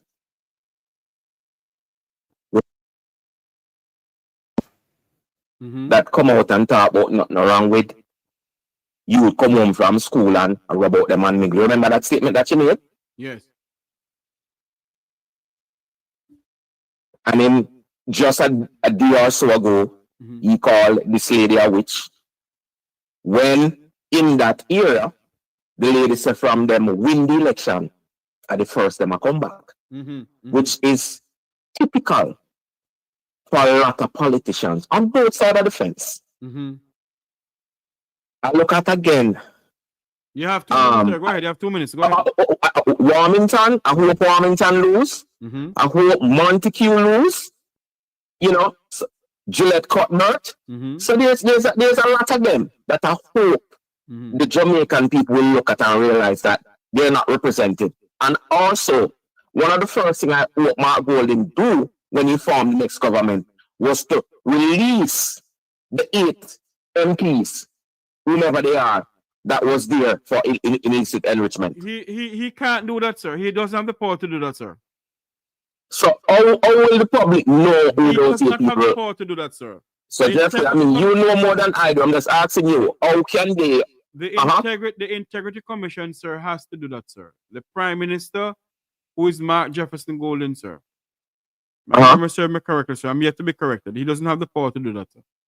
Okay, but when the report was in Parliament, it was Gillette Holiness that if I'm understanding it right, when she got the report. Yes, well, if the speaker, they have a new speaker, and based on what is there, if there's anything to be shown, then they have to show to the Jamaican people, sir. Okay, well, along those lines, that's what I mean. So yes. I stand corrected. Yes. All right, my friend. All right, thanks. No problem, Jeffrey. You're welcome, man. Thanks for calling in. I see wherein the president of the People's National Party has cast his vote, but he's also speaking to the media. So we're going to show you what he's saying and listen to what he's saying. Listen to here. Mr. Golden, how confident are you the People's National Party can take on the victory tonight? I am confident. I feel that we have reached the point where there's a kind of irreversible wave of support for us. That's the feeling, that's the impression, that is the vibe that I have felt all over Jamaica. And it's just been getting stronger and stronger. You know, since we published our manifesto, since we won the debates, and since our ad campaign, which, although not as prolific in number, is superior in quality. All of those things, I think, have contributed to our standing improving and the momentum that we have getting stronger. So I think we're peaking at the right time. And I think you'll see that tonight. And the last question for me, and usually when a prime minister gets the approval from the country, they give themselves approximately 100 days. What are some of the things you want to achieve in your early part? Well, I'll discuss that after tonight. Why were the advertisements from the PNP significantly fewer than the GLP? Well, I think, the governing party has a tremendous advantage with the media. First of all, the government, I think, is the biggest buyer of media time. And this government has used the media spend that the government has in a way which has politicized the advertising over the last few months. I think that's something we have to look at as a country, because I don't think it's right that government resources should be used to promote the political fortunes of the government in power. And I think that has to be revisited. But overall, it's a question of where you want to allocate your resources, the resources that you have. They chose to spend a great deal on multiple ads.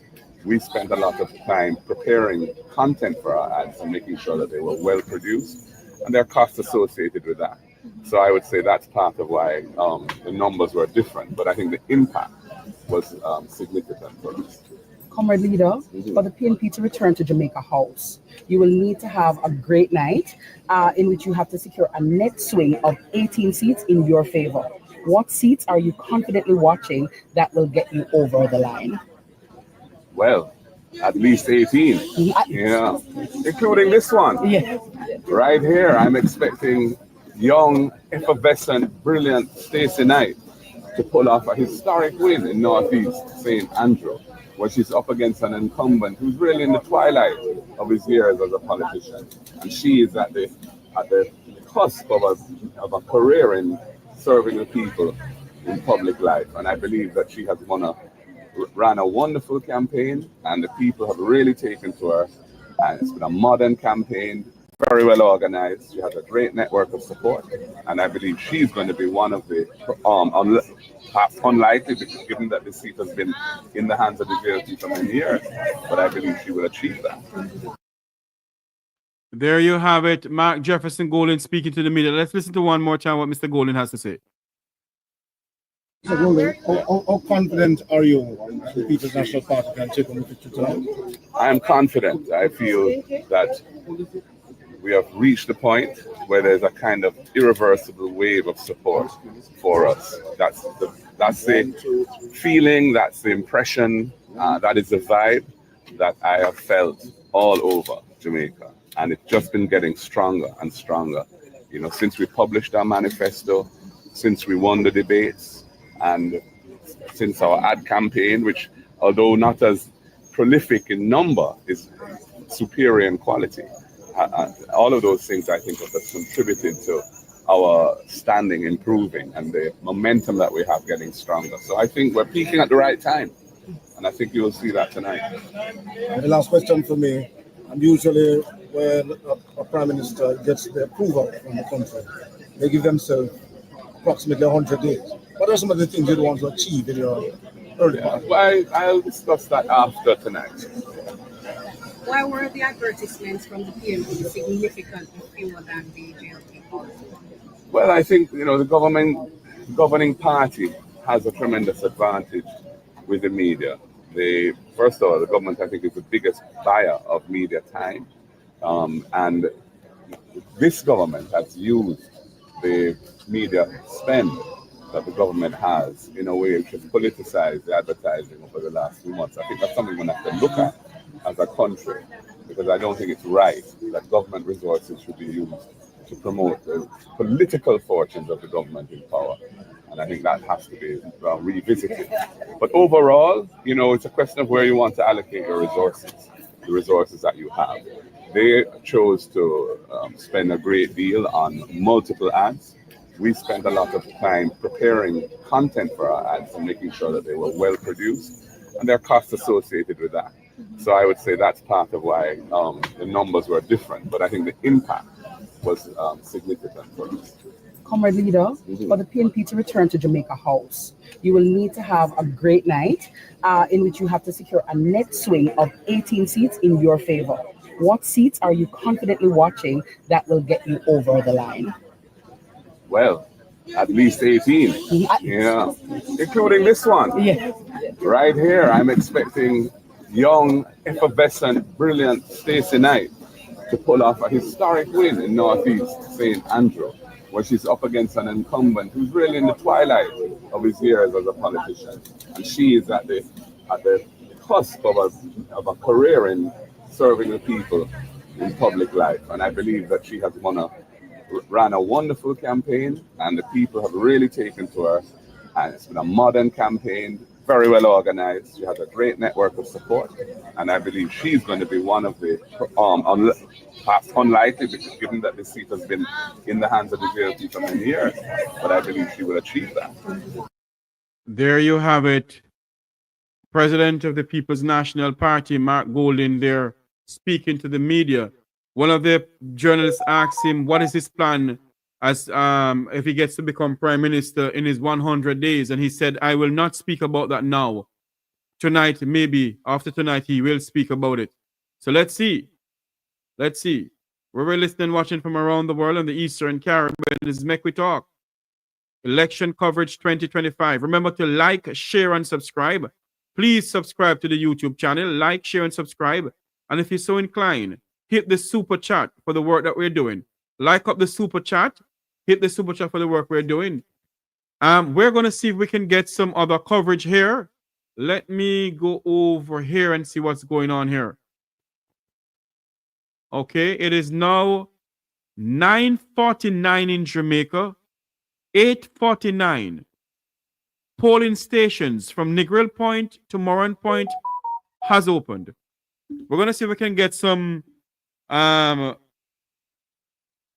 comments out of St. Thomas. Let me see if we can get some comments out of St. Thomas. I'm going to call somebody down there. I'm going to see if we can get a comment from our good friend, Head Boy. We want to take his take on the election going on in Jamaica. People from all walks of life is in Jamaica right now, exercising their rights to vote. Just stand by here for us. We're trying to get some other clippings of what is going on in the land of wood and water. We have seen where the party leader has gone out to cast his vote, he and his wife. We're still waiting to see if we can get some clippings here to see when the Prime Minister, or the leader of the Jamaica Labour Party, will go out and cast his vote. We're standing by to get that too. Stand by.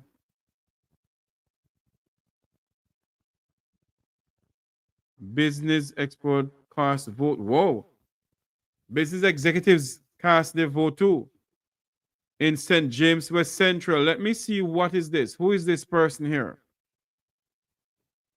Business executive cast vote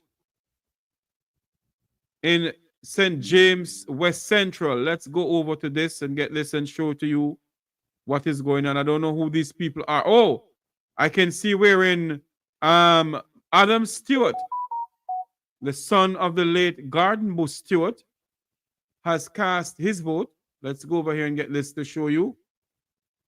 Adam Stewart has cast his vote at a polling station in St. James, West Central St. James. Let's go over here and get it for you. Stand by for this, please, as we get this to show you. Here we go. Adam Stewart, the son of the late Garden Bush Stewart, putting his ex beside we don't know where in St. James West Central. Morning. Good morning, sir. Morning, everybody.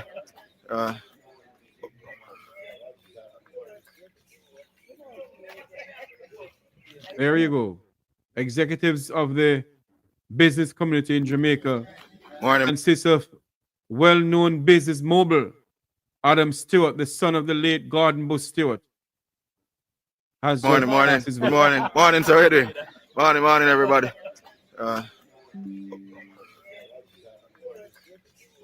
with other members of the Jamaican business community. So there you have it. People are going out in their numbers to cast their vote. We're trying to get a hold of, let me stand by here for me, please. Let me get a hold of somebody here. You don't want to hear me blabbering in my mouth all day. Let me get a hold of somebody here. Let me get a hold of somebody here. Hold on. Stand by. Let me get a hold of somebody here. Hold on. I don't know. Why am I getting a feedback in this mic? Let me get a hold of somebody here.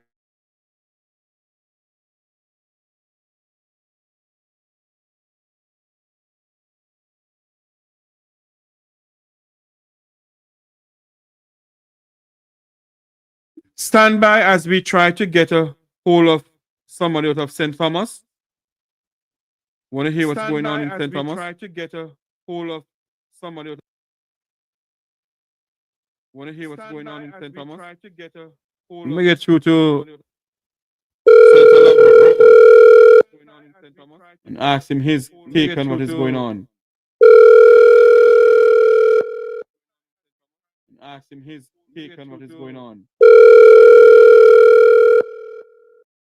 I don't know why am I having a feedback. Stand by for me, please. Don't go anywhere.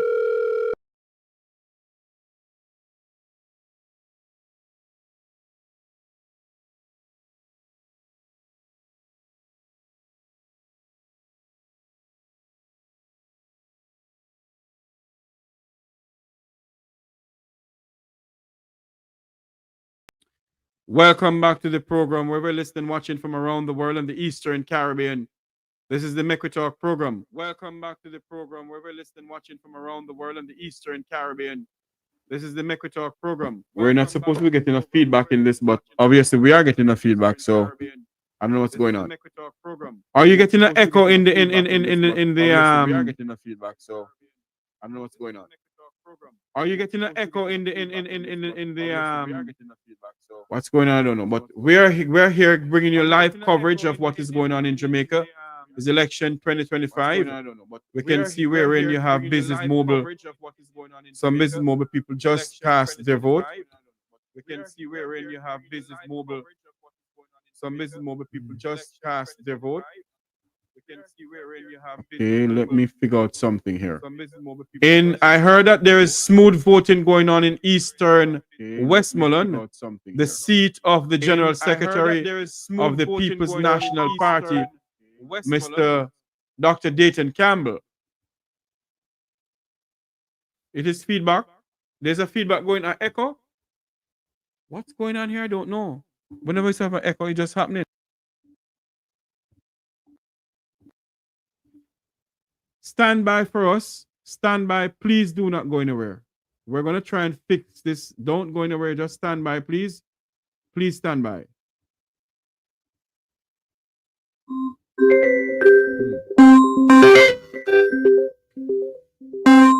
Morning. Welcome to the program. You're live. Morning, Tavares. Just going to extra one. Yes, sir. What's going on? Did you go out and vote? Yeah, man. Just early, man.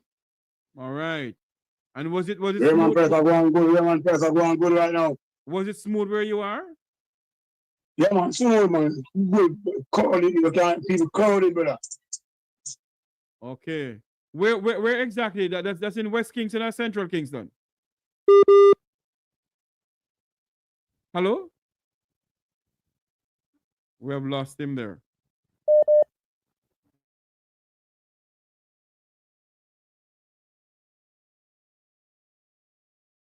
Good morning, Make We Talk here live. Hello? Hello? Yeah, sir, are you done it? Yes, man. I'm asking you where did you cast your vote? Is it in Central Kingston or West Kingston? Me? Yeah, you know? Yes, go ahead, man. Go ahead. Raymond Price, man. Raymond Price. Okay, so everything went smoothly, eh? Yeah, man. People are come out, man. People are come out in a crowd, man. Yes. Yeah, man, we come out there, come out and go. We make it go and find it. We make it update, we keep it updated, we call it on the ground, yeah? All right, my friend. Thanks very much. I need to get, thank you very much. Can somebody call me from in Raymond Price constituency? I need to know what's going on over there because I'm not getting anything out of Raymond Price constituency. I know it's a bit early now. It's a bit early now to know what's going on. And also over there in Portland, you know, we can see business mobile people going out to vote. I want to show you a video here where a lady in St. James Central, both senior citizens cast their ballot just a while ago, earlier on this morning. We're going to show you that where senior citizens are going out also to vote.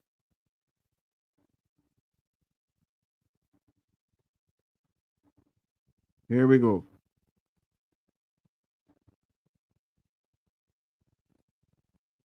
Everything was okay. Somebody want to keep me accurate. That we can move with me, that we all right so far. So we don't have a problem. I mean, vote for him. Okay. The time couldn't see, you know, so much paper. So I swear, and I did it. Okay. There you have it in Central St. James. In Central St. James, there you have it. And if you cannot see that it's legal, it's not illegal, there you have it. People are trickling. Everything was okay. People are trickling slowly. If you are visually impaired, or impaired, if you're blind, normally if you're blind, someone can swear that they will vote for you. You can go to the polling station, take the blind person to the polling station, you swear in a Bible and you tell her what to swear about and whatever, and you put the X beside wherever you want the X to go, wherever the person wants the X to go.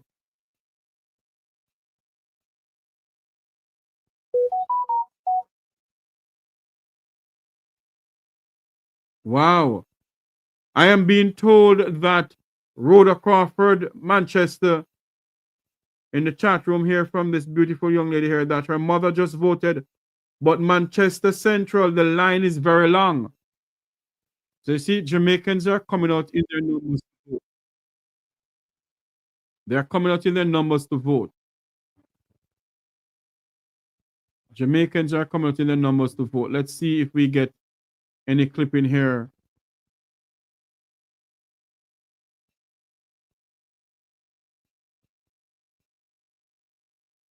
Okay, I'm seeing something here out of St. James Central again. Let me put this up on the platform here that you all can see. We don't have anybody on the grounds down there. If you have to get people on the ground, it costs a lot of money. So here it is.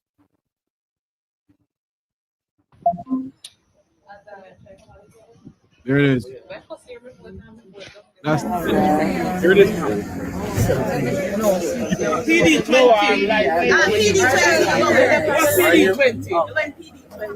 You are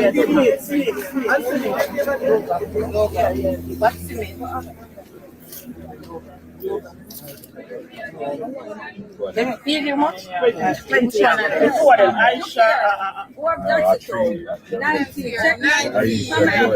Where's 19?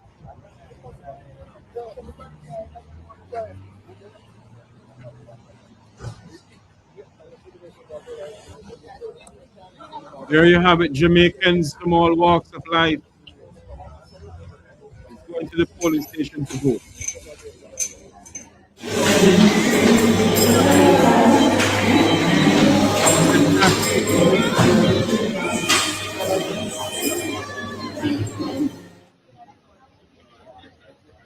That's St. James Central.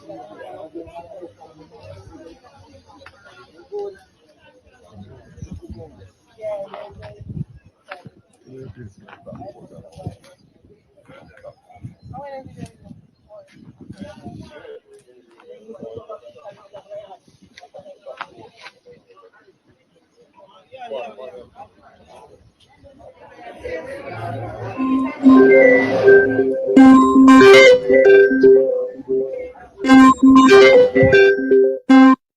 morning, Senator Brown. How are you doing? I'm fine, Jeffrey. How are you? I'm good, sir. I caught you off guard. I know we're live on air. I want you to talk to us. What do you think about the polling, the voting so far that you have seen? Well, it's too early. I've not been out on the road yet, but the reports I'm getting is that people are going out to vote. Mm-hmm. And it's probably very too early, just 2 hours in. Yes. To get a sense. By 11 o'clock, we may be in a better position to see where the number of turnout and what the canvas and the indoor and outdoor agents are reporting. All right, sir. Then I'll call you back. But I'm happy about it that so far the election has been very peaceful. Yes, yes. I've been hearing about some shooting in Vineyard Town. You heard about that? Mountain View. Mountain View. In Mountain View. Wow. I've seen reports of that, but I can't confirm it. Okay. Okay. Senator Brown, thank you for calling back in, sir. I'll call you at 11 o'clock to get some more sense of what is going on, sir. All right, that's fine. That's fine. Good. All right, sir. Thanks much. Former Senator Lambert Brown there speaking to the Make We Talk program, just calling in a while ago about to talk to us about what is going on. I want to say thanks for him to return our call. There you have it. Jamaicans are voting. Based on what we are hearing, voting is coming out slowly. It's still early. It is now 9 o'clock in Jamaica. It's 10 o'clock here in the United States. Thank you very much for your super chat. Thank you very much for those who want to support the channel. You can also send in your super chat to the channel, please. Would appreciate it. It is now 5 minutes after 10 o'clock. Good morning, Make We Talk Election 2025. How are you doing? Good morning, Mr. Tavares. Good morning. Hi, I'm calling from New York, and I'm here watching what's going on there. So I'm from the area of Marley Mountain, Old Harbor, and my family has gone out early to cast their votes. There have been some shifts from location to location in the people finding their names all over the place, but you know, the PNP, what I understand, they're insisting that wherever their names are, that's where they're going to go to vote. So we really want to change. Yes. We really want to change because I am from Southwest St. Catherine, Old Harbor to be exact, and I'm telling you, I know exactly what took place there in the 80s and 90s. All over, you know, and my family too. I was one of them who had to stand up in line to get things when my mom sent me to the supermarket. So, you know, I know all that went on there. So I'm living abroad now, my husband and myself, but I'm in close contact and hope for the change. So let's hope the people will do the right thing. All right? All right, ma'am. Thanks much. Okay, bye. Bye-bye. There you have it. People are calling in to speak to us all the way from New York. The numbers to call into the program is 95452. Let me take off this off here. Let's stand by for his live feed. We're live.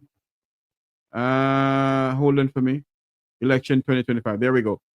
The numbers to call is 954-529-8030. This person was calling. Let's see if we can get back this person. To complete this. International. No. Call back, please. 954-529-8030.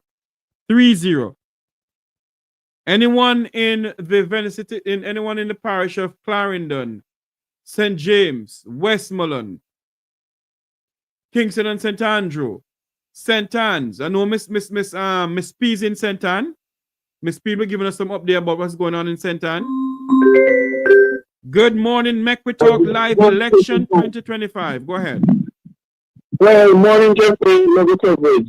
Thank you. Listen, Jeffrey, this a short call, you see? I am begging persons to go on the Electoral Commission website and to click on the voters list and press query to ensure they know where their polling station and their division is. because all my voting life is in one location. I went there this morning. It was so packed. I went back to work to go at midday. Hold on for me. Curiosity. Hold on for me. Do you have me on speaker or are you using an earset? Okay, let me take you on speaker. I'm sorry about that. Go ahead now. And just out of curiosity, I just went on the Electoral Commission website, pressed voter icon, then went to query and put in my first name, last name, and date of birth, only to find out that my voting location has changed.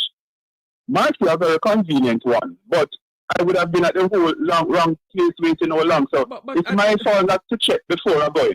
But so I'm just begging persons just to check. But I don't understand what is going on. Why would they be changing people voting stations? That is what I'm because I just voted in the last local election. Yes. So I'm begging persons, please just check. It won't take much out of you. And the Electoral Commission website is very, very active and easily accessed. Now what so about I'm begging persons, please. What about people who don't have access to computer, who don't the older Why I don't know. I'm hoping when they go there, they'll direct them because I'm in the Old Harbor division, Old Harbor location. So I'm asking persons who can check just to check the query and ensure that they are at the right location. That makes no sense if you're waiting how long and you're not, and that's not where you're supposed to go, right? That should not so be, man. Just a heads up. Yes. Yeah. I was really shocked as I'm sitting in my office just out of curiosity because I heard somebody speaking about it on the radio. I just checked. I was shocked, you know. So I normally voted in Old Harbor Bay Primary School. Now I'm supposed to vote in Old Harbor Primary. Yes. At Old Harbor Primary. So I'm asking persons, please, those who can check, just check. You know, you may be surprised. Yes.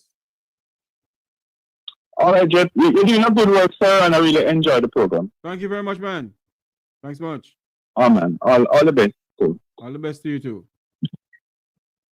Thank you so much. There we have it. People, I am truly asking that the Electoral Office, I don't understand what's going on. Why is it that now I have my better background. There it is. I want to say thanks to the people who has been doing this for me. That's the proper background I wanted. Thank you so much, Chad. Doing a great job, my friend. Make we talk Jamaica's election 2025. There you go. You can see a better thing here. For people who are going out, who have access to computers, please go on the EOJ website, put in your name and check where you're supposed to go and vote. Because obviously there's something going on where they're changing the polling stations for people, and I don't know why the EOJ is doing it. And I have not put out a release about it. So let us do this on the Make We Talk program this morning. That those who are going out to vote, please check the EOJ website to see where you're supposed to go and vote. Because this is ridiculous. They shouldn't be doing this to the people at all. It is now 11 minutes after 9 o'clock, 11 after 10 o'clock here in Jamaica. Let me see what's going on. There's so many people have gone out and vote. So many people have gone out to vote. So many Jamaicans from all walks of life. I can see on the page here of the transport sector. I'm trying to get a hold of somebody in St. Thomas to tell us what's going on down there. Let me see if I can get a hold of Head Boy. Don't know if we get a hold of Head Boy at all, but let's see if we can get a hold of him. Inside him what is going on. But there you have it. Election 2025 coverage. Look like Head Boy is busy. All right. Let's forget about that. Let me go over to St. Thomas here now. Let me go over to St. Thomas to talk to my good friend, the great-great-grandson of Paul Bogle, to tell us what's going on in St. Thomas. Sir Clark, talk to me. You're live on air. I'm still moving up in touch out there, but everything seems calm as far as I'm hearing. Not hearing you clearly. You have me on speaker? Yeah, saying here, not touch on the road yet, but what I've been hearing is pretty much calm. Yes. So I'm gonna go on the road shortly, and then I can give you a feedback. All right, man. Thanks very much, Sir Clark. You're welcome. Blessings. Thank you. Yeah, man. Blessings. Cool. Marcel Clark, the great grandson of Paul Bogle, speaking to us there. Let me see if I can get a hold of. Oh Lord, one of my good friends traveling to Clarendon. Let me see if we can get a hold of somebody else within the transport sector to talk to us. Talk to us on the transport sector to see what's going on as we come to you live right here in the Make We Talk program. Good morning, my good friend. How you doing? What's up? I'm good, sir. Talk to me. What's going on in Kingston and St. Andrew? Is the voting going on fine? Yeah, man. People are out from early, man. That the police station. Yes. What about the transport sector? Talk to us about that. Yeah, we get a good response from the sector so far. Yes, and I know this morning was the first. This morning is the first I really get any form of respect as a taxi operator. And when I went to the transport sector, the people called me. Yes. They come in. I don't know when I got you. Wow. Come, I give me your vote before everybody. I will know when I got you out there. Yeah, man. So the like it so far. Look good for the Wow. for the PMP so far, based on the transport sector. Yes. So we're gonna stand by tonight now to see what's going on and if they're gonna be in the celebration, eh? Yeah. Wait to find.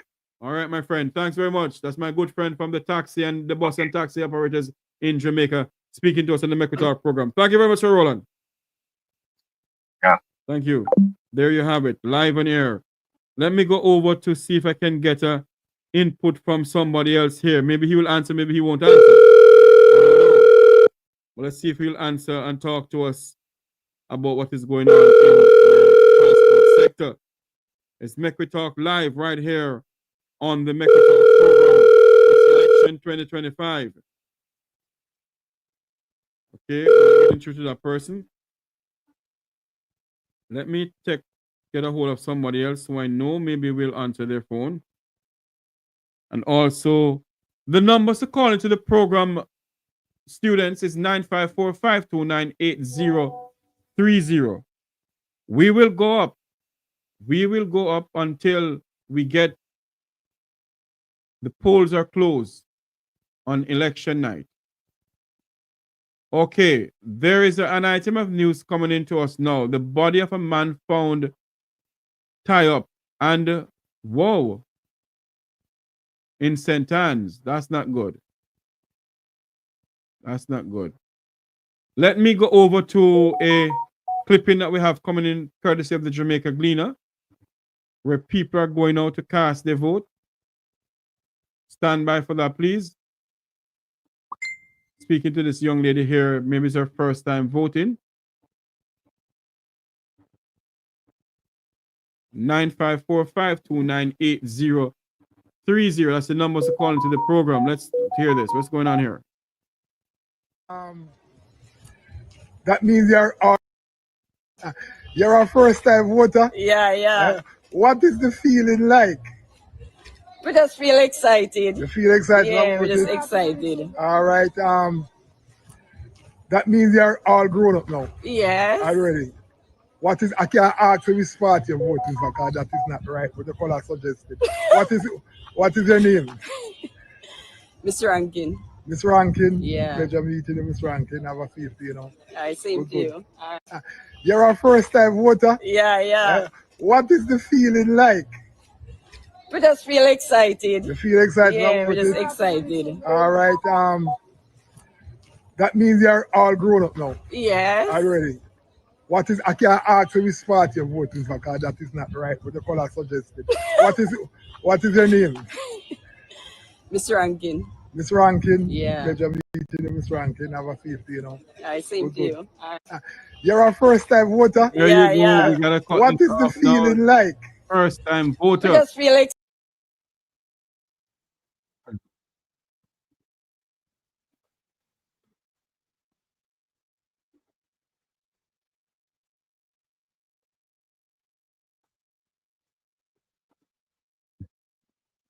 There you have it. First time voter speaking to the media.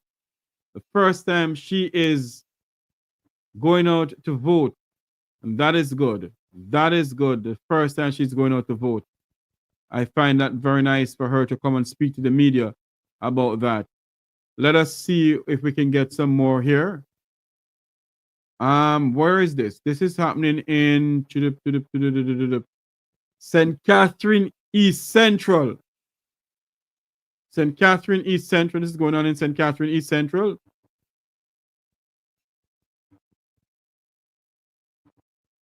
Here we have it. Let's play this. This is St. Catherine East Central.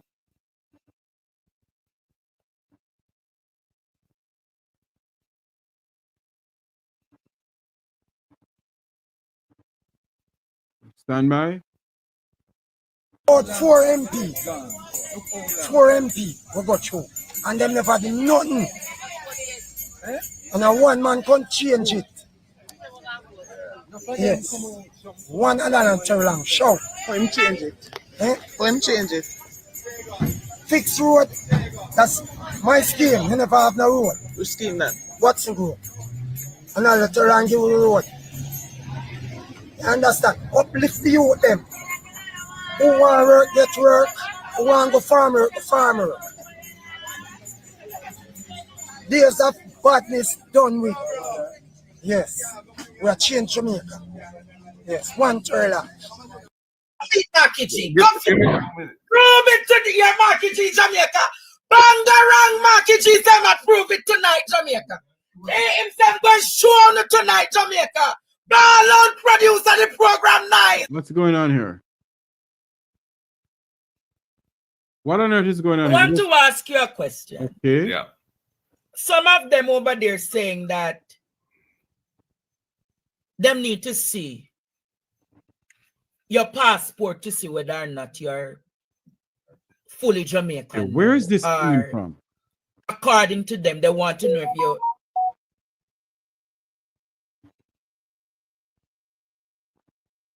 okay. We're just hearing a bit in the background there. We just try to figure where that is coming from, but you know, there you have it. For those who are voting and say they just vote, call to the program and talk to us, no man. Talk to us how the procedure went. Was it smooth? Was it rough? Good morning, make we talk here live. Good morning. Good morning. Okay, should I go ahead? Yes, go ahead, please. You're live. All right. Just to ask a few questions. I know the answers, but I just want to know what is out there. When last has Jamaican seen some direct foreign investment? I'm not talking about Chinese now. Mm-hmm. When last has Jamaica seen some direct foreign investment into the productive sector? All right, do me a favor, my dear. Don't hang up. We have to take a quick break because there's something going on with the technology in the studio here. Please do not go anywhere. We're going to take a quick commercial break. We'll be right back. Do not go anywhere. Let's start this in 2 minutes. Just a moment, please. Within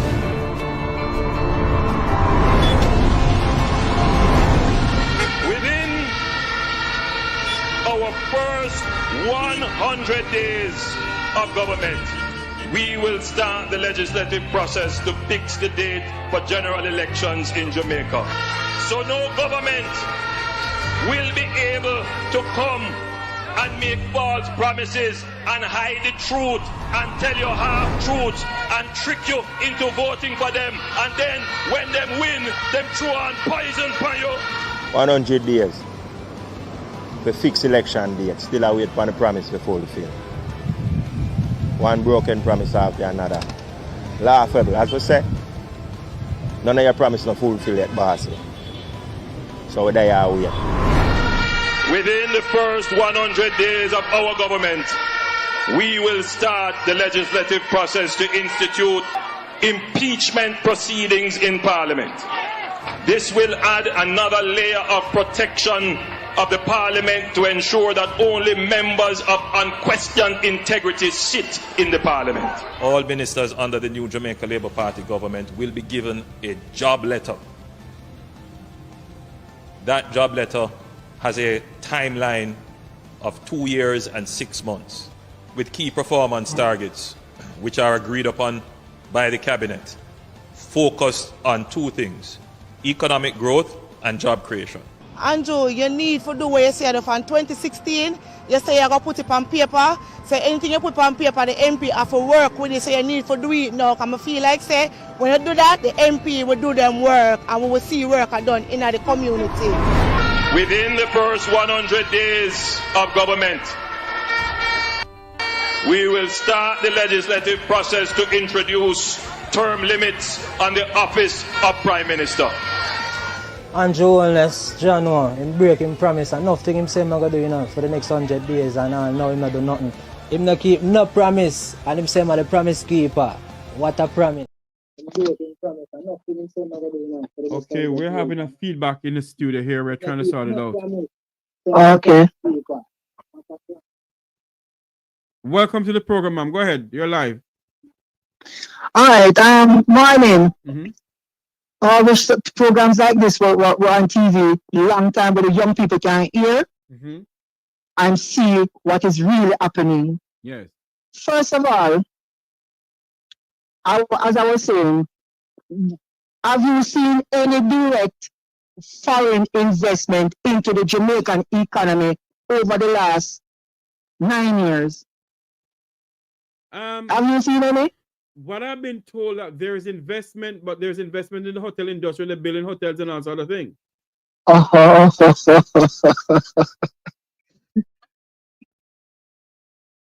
not hearing you. I said what I've been told that there is foreign investment in the country where they're building hotels and all sort of things, and they're building apartment buildings. That's all right then, but that can't make the country grow. You have to have investment into the productive sector. Indeed. Manufacturing sector. Indeed. Right? Because the investment in by selling out Jamaican lands for little than nothing to Chinese or whoever, then build them hotel, those monies are being repatriated. Those monies are repatriated. The government use this hypnotic suggestion, social media, hypnotic suggestion telling people that them better. But them really not better. They hypnotize the people. They go on and hand out one house here and there and cut them. And the Prime Minister, housing is in under his portfolio. Use housing as a political tool. So it gives the impression that things is happening. Just as we're doing a cut ribbon. Be factual now. Education 10 years ago, maths and English and people passing 5 subjects was over 38%. What is it now? Less than 19%. And these are facts. These are written facts, publications. So there's no progress in education. There's a backslide in education. Hello? Yes, ma'am, I'm hearing you. Okay.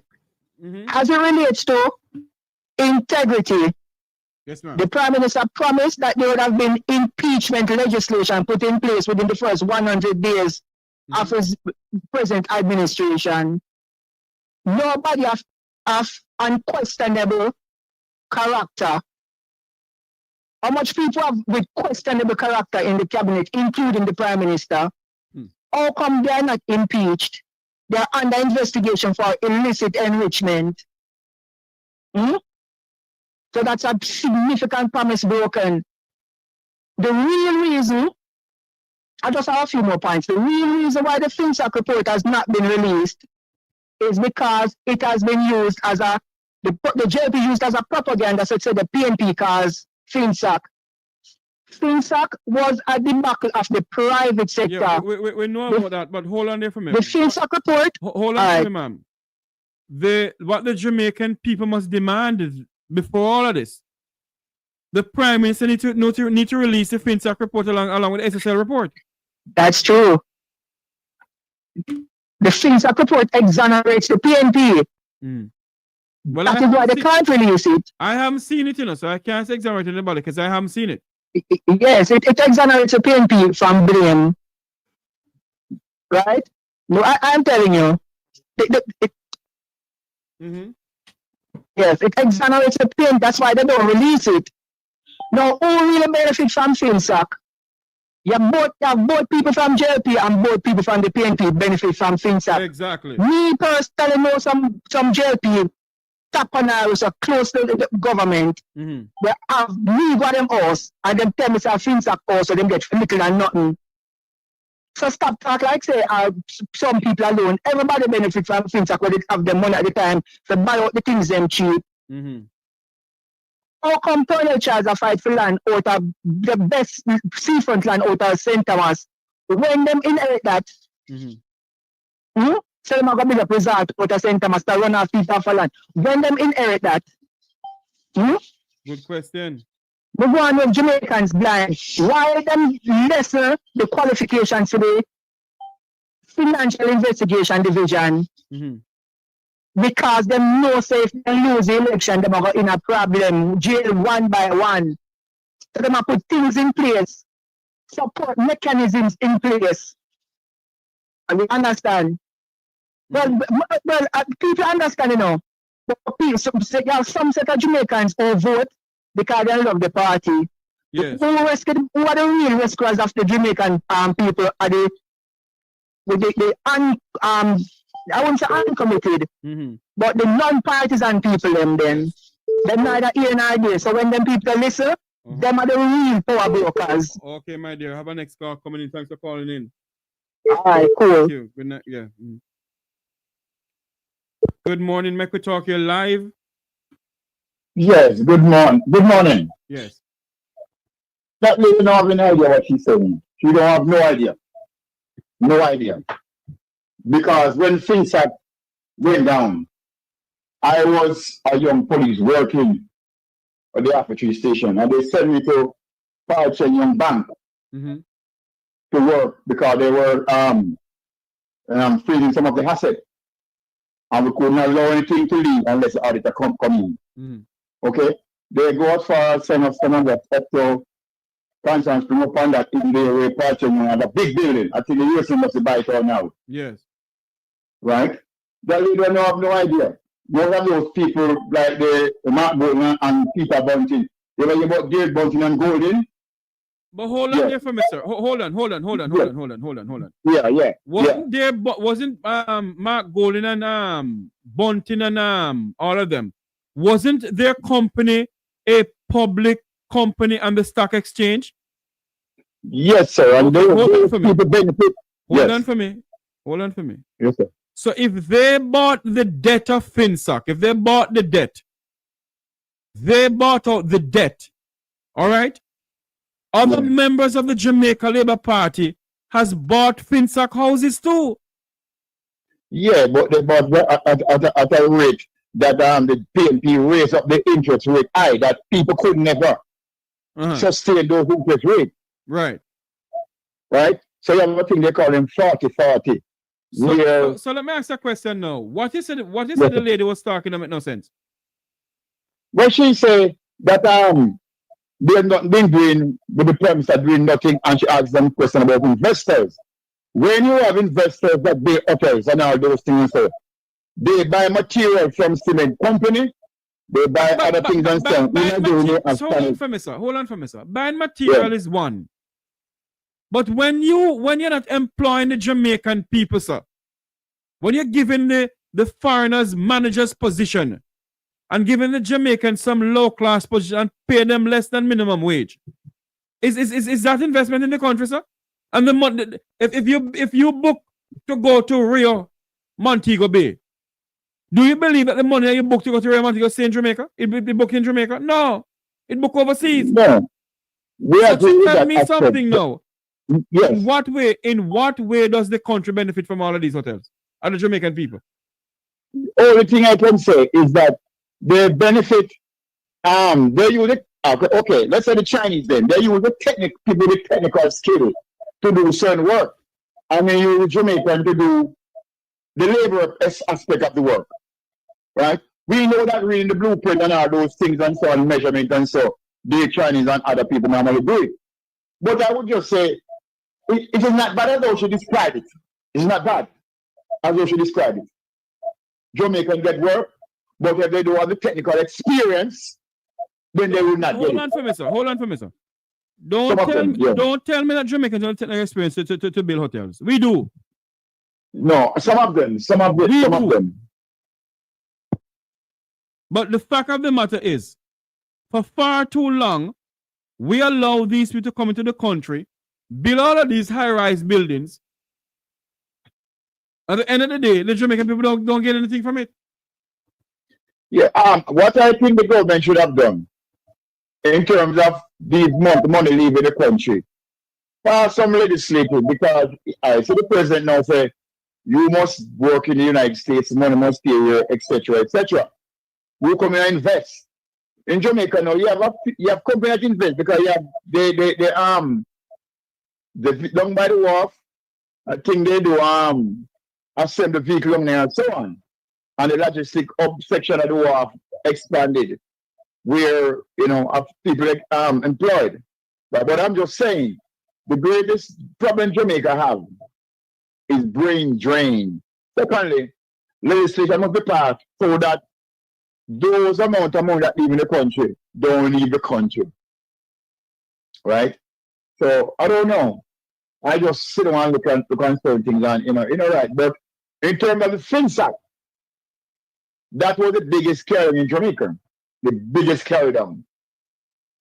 So So you don't believe that the FinSac was the biggest carry down of the 1990s? What is the biggest carry down of 2000 from 2016 to now?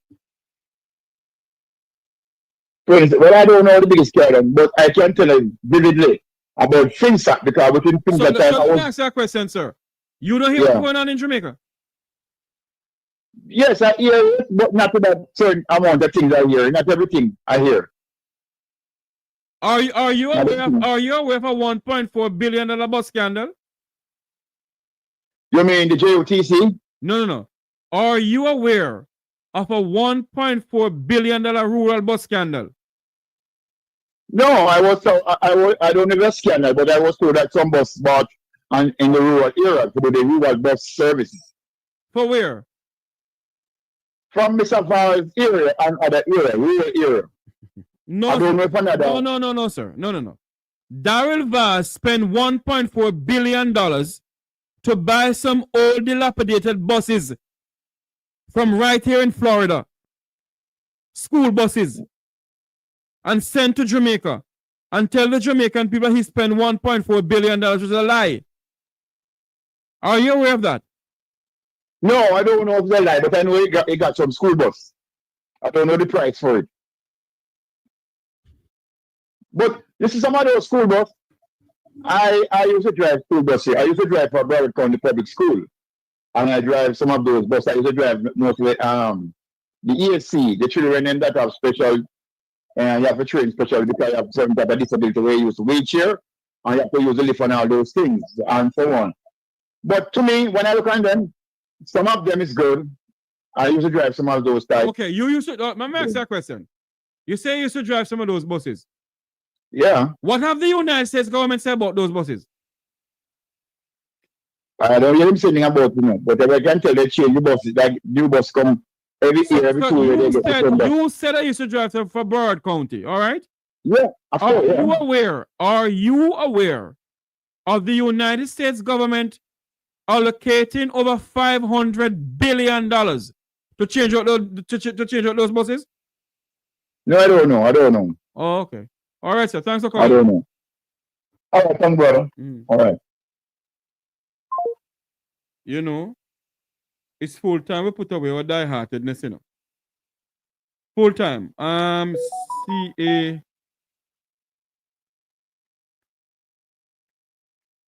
Call me back now.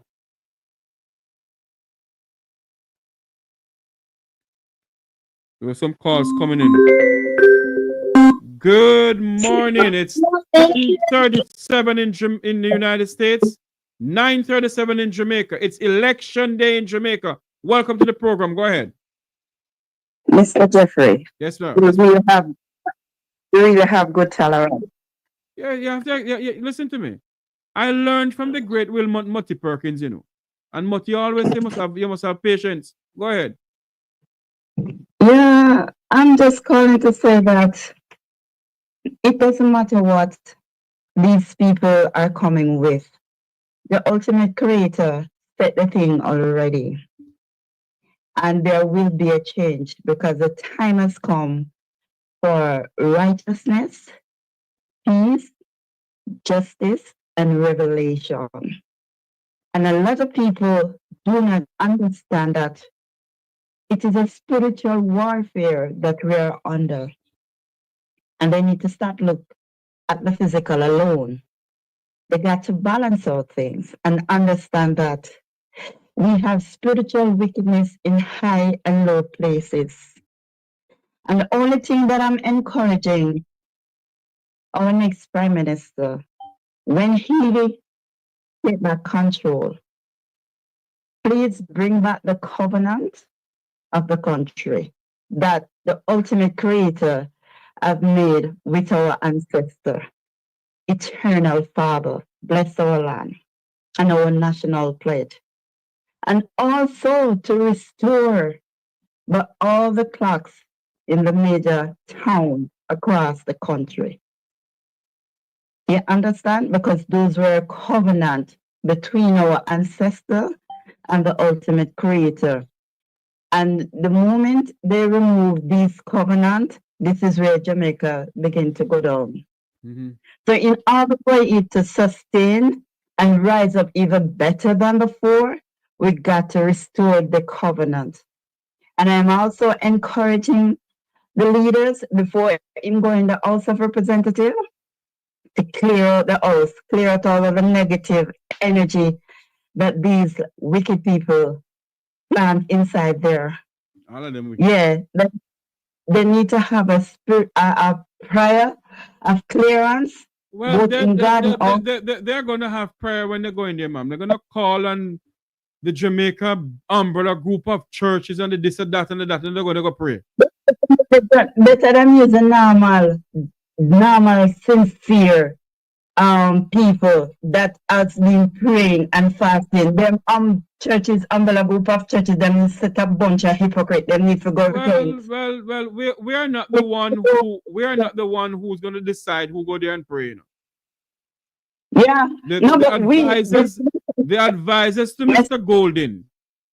The advisors to Mr. Golden, if Mr. Golden become the Prime Minister, those people advise him. With the Prime Minister. Not if. We don't deal with if around here. We take the ultimate creator by his word, and we don't deal with if. When Mr. Golden becomes Prime Minister, let me take it back. When Mr. Golden becomes Prime Minister, he has advisors who would advise him who to come in to come pray and who to not come in to come pray.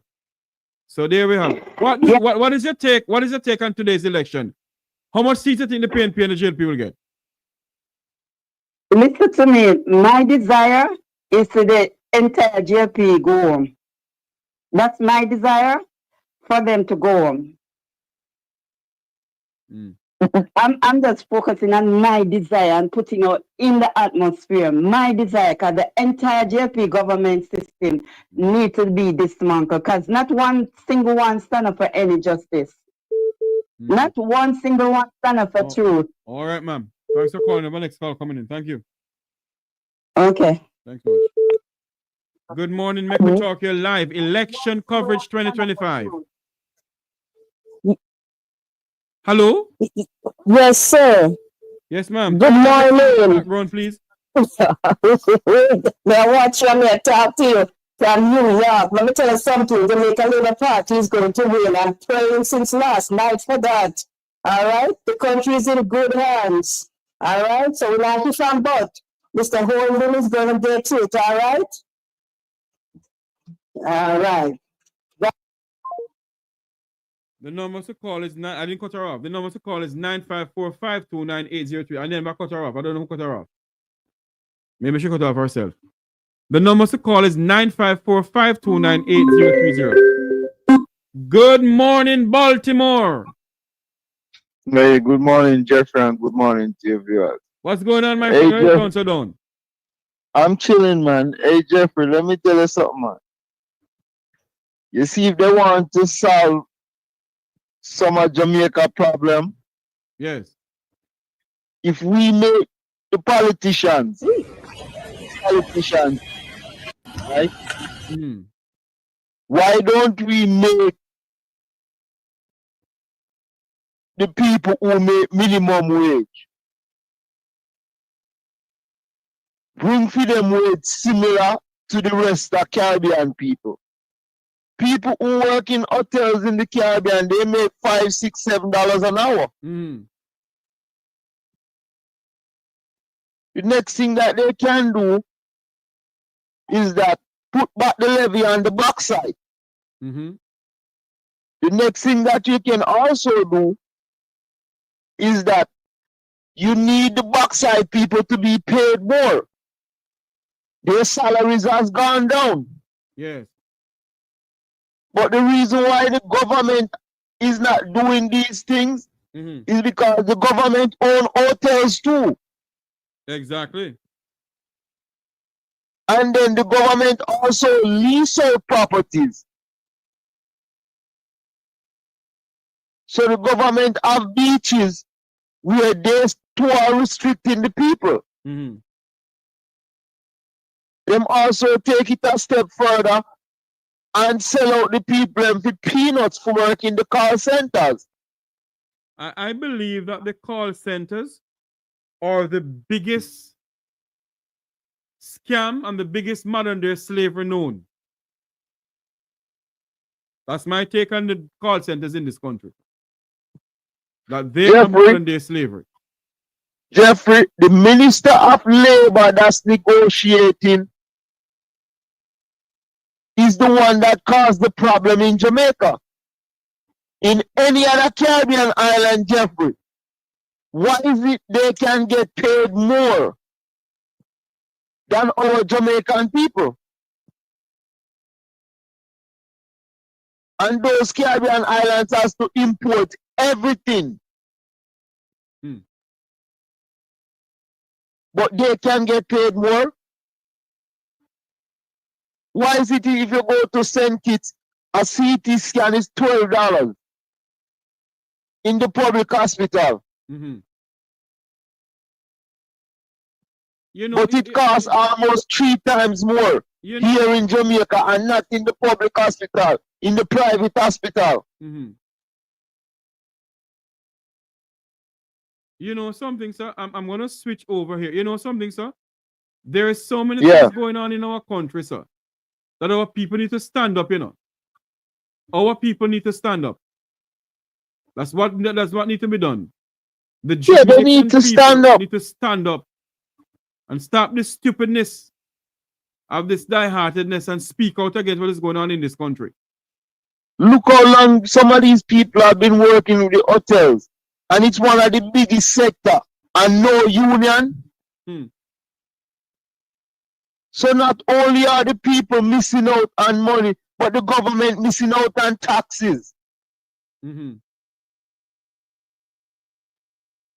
Well, let us see what happened this evening. What's your take on the election coming up? Well, I expect the PNP to win, you know. Yes. And I set the expectations high.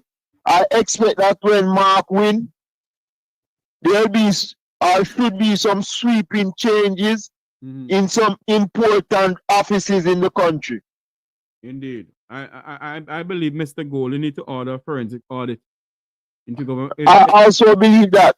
But I also believe first that there need to be changes in important offices. And you don't have to fight with nobody. Yes. If you don't qualify, we remove you from the office and we need to look how you get that job. Because you didn't qualify. So you shouldn't even have been on the interview. Yes, indeed. True. All right, my friend. Thanks for calling in. All right. Have a good one. Okay.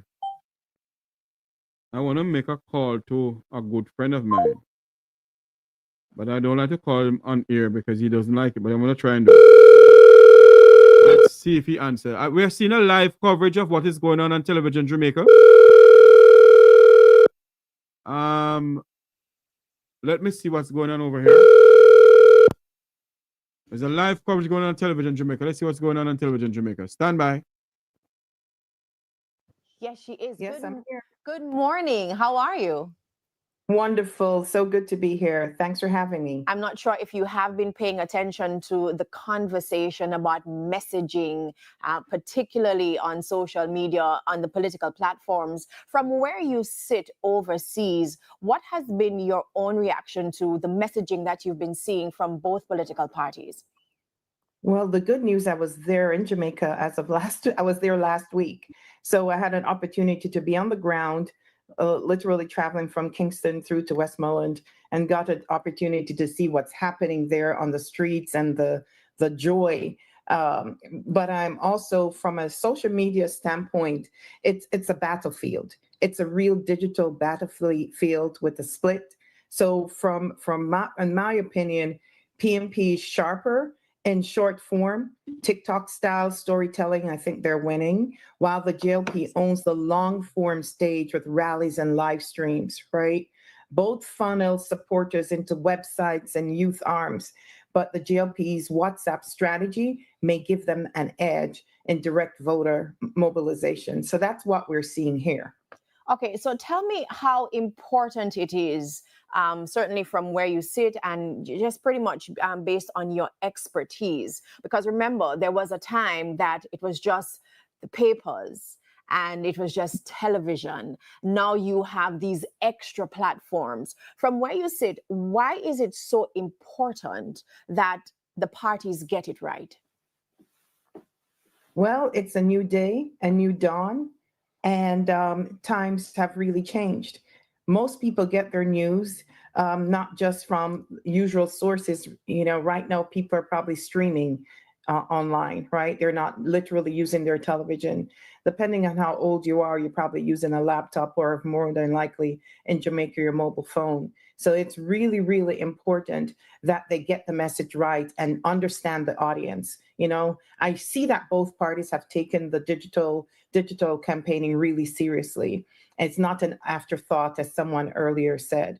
It's not that anymore in 2025. Election strategy is real and different. The PNP has an edge on TikTok in the short form, as I said earlier, with really high frequency, while with their Jamaica time, Better Life, and then GOP has the edge in the live stream and broadcasting style content.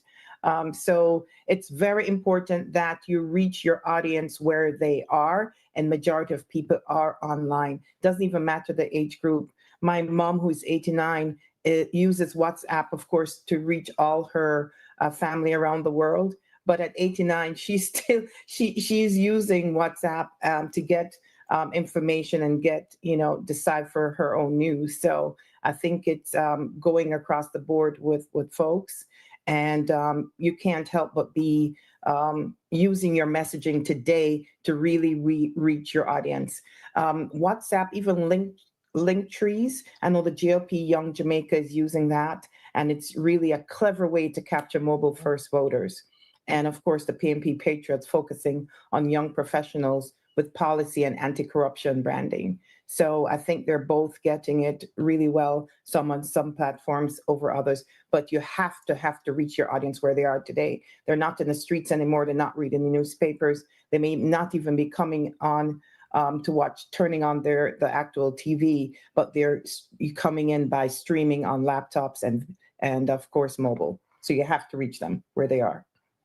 Okay, we are going to continue this conversation, but I think it's something that needs to be had, a conversation that needs to be had, particularly where we are going and particularly how we are evolving as a society. So let's take a quick break and come right back.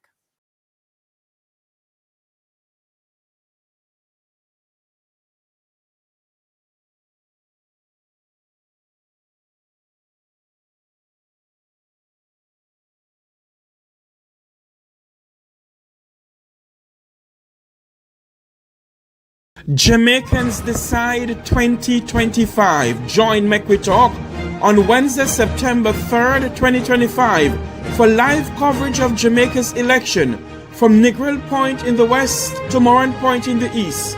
We will be with you from 7 a.m. in the morning until the polls are closed on election night. Join in the panel discussion with political analysts. We'll be live on Jam Talk Vibes internet radio station and Make We Talk Jeffrey Tavares YouTube channel. It's election night in Jamaica. Jamaicans Decide 2025. Join Make We Talk on Wednesday, September 3rd, 2025 for live coverage of Jamaica's election from Negril Point in the west to Moran Point in the east. We will be with you from 7 a.m. in the morning until the polls are closed on election night. Join in the panel discussion with political analysts. We'll be live on Jam Talk Vibes internet radio station and Make We Talk Jeffrey Tavares YouTube channel. It's election night in Jamaica. Welcome back to the program. It is now 10:53, 9:53 in Jamaica. It's election day in Jamaica, and we're having people from all walks of life going to the polling stations to vote. And I am encouraging Jamaicans to go out and vote. Vote as if your life depends on it. Do not sit it out and say, "I'm not going to vote because," no. Go and vote for a better Jamaica. Go and vote for the safety of your children. Go and vote against the level of corruption, the level of nepotism, and the level of cronyism. Go out there and vote. Vote, vote, vote, vote. Do not sit this one out. Do not sell your vote. Your vote is not for sale. And for those who believe that they can come to you to buy your vote, do not sell your vote. Because at the end of the day, you're going to regret that you sell your vote. So please, as we sit here for this coverage, every time you drive. Oh, sorry about that. As we sit here for this coverage, I'm asking Jamaicans not to sell your vote. Please do not. Please do not sell your vote. I'm going to see if I can get a hold of somebody here to ask them if they can come on and take their views on what is going on in Jamaica. It is election day from the lengthened breadth of Negril Point in the west to Moran Point in the east. Who will, when the polls are closed, tonight at 7 o'clock or at 6 o'clock, when the polls are closed, who will be the winner in this election? Will it be Mark Jefferson Golding of the People's National Party or Andrew Holiness of the Jamaica Labour Party? Stand by. We will see that. We'll bring it to you live right here on the Make We Talk program. Let me go back over to what is going on over on TVJ. Oh, let me figure out something here before I do that, though. We saw a video where the Prime Minister came out of a SUV. We haven't seen him vote as yet, so we're standing by to figure out what's going on. Why he hasn't voted as yet? All right. We're getting some new videos coming into us. Wow. Crowds, where this is. The Constant Spring Golf Course in Norbrook Division. The constituency of North Central St. Andrew. Let me show you this. Okay. Good morning, Make We Talk, your live election 2025. Yes, Mr. Jeffrey, good morning. Good morning. My name is Bonnie. Yes, Bonnie. Yes, sir. My name? I am living in Westmoreland, Jardis Plains, close to Food Factory. Yes. Last night, are you hearing me, sir? Loud and clear, Mr. Bonnie. Go ahead, sir. Last night I couldn't sleep, Mr. Jeffrey. Why? Because my mind is to go to the polling station and vote for Mr. Golding. My polling station is at Charles Plain Primary School, so I just walk over there. Right. About 15 to 7. Mm-hmm. And a lot of people are there, Mr. Jeffrey. Yes, sir. And you know that I go right through, and I was the first one voted. That's good. First one voted for Mr. Goldie. Wow. How old are you, sir? I am 70 years old. 70 years old. You sound strong in your voice, man. Yes, man. I'm okay. Mm-hmm. So tell me something. Mr. Jeffrey? Yes, sir. Go ahead. No, what I was about to say, I couldn't sleep. Couldn't sleep, Mr. Jeff. That's what I was, I repeat myself. Okay. All right, you can say what you want to say. So tell me something. You are 70 years old. That means that you have gone through the late Custis of the parish of Westmoreland, James Thompson. You know about him? Yes, sir. Yes, sir. And you said you're in Eastern Westmoreland? Yes, sir. So that means that yes, so that means you have voted for former Prime Minister Patterson too. Yes, sir. And now, and now I voted for Michael Manley too. Yes, yes, of course you voted for Michael Manley. Yes, and now you're voting for Dr. Dayton Campbell. Yes, sir. No, I'm voting for Ian Hayes. Oh, you're in Western Westmoreland. Hold on for me, sir. Western. Hold on for me, sir. Don't move. Hold on for me. I have a live coverage here that I need to put up. Hold on. Many young people are just not at all interested in public affairs. And I think that's symptomatic of the world as a whole. That's not just a Jamaica thing. And I think it's to do with the way in which communication and information is shared nowadays and the sheer volume of things that people have access to. But, we are doing what we can because we do see it as an important issue. Mr. Golding here speaking with our reporter. We would like to see a high turnout. For one, I think a high turnout favors the opposition party in an election. 2020 was an aberration because it was during the COVID period. And indeed, it resulted in community spread occurring almost immediately after election day was announced. So that was an unusual situation. I don't think we can really give it too much statistical importance when it comes to voter turnout. But the polls have indicated an expectation that the turnout this time will be significantly higher than that. And that's also what I'm expecting, even based on what I've encountered here this morning. This is where I vote. And, in the past few elections when I've come here, there have been a relatively small number of people at 7 o'clock. Today, it was quite busy. All right. There you have it. Hello, sir. Yes, sir. Yes. So that means you have voted for yes, you're waiting for Mr. Ian Hayes. So that means that you're in Western Westmoreland. Yes, Western Westmoreland. So that means it's close. Yeah, I know. I know that, sir. I know Westmoreland is. That means you have voted for the two McNeils, Kenneth and Wickham. Exactly, sir. Oh Lord. So that means you are a veteran in the voting in Jamaica when it comes down to the People's National Party, then. Exactly, sir. My father. I was born and grew at Witton. You know where Witton is? Yes, sir. Witton in Westmoreland, sir. Yes, I know where. Yes, sir. And my father had a shop there. And Michael Monday always come down there and keep meeting at my father's shop. Yes. And I moved to Jarvis Day about 25 years ago. Okay. All right, sir. Thanks for calling in. Yes, sir. Thank you very much. It's good sometimes to hear from the elderlies and what they're saying. The numbers to call into the program is 954-529-8030. We're having a live coverage of election 2025. We're seeing a live feed up on the corner of our screen there. As soon as we can get a live clipping of the Prime Minister of Jamaica, of the Prime Minister of Jamaica doing his thing, voting, then we will go live to what is going on with him there. So we will continue talking. The number to call is 954-529-8030. Let me see. I saw where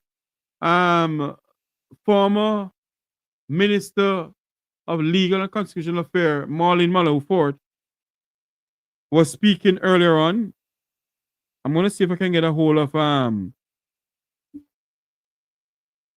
Will Rattigan and ask him his take on the election going on in Jamaica.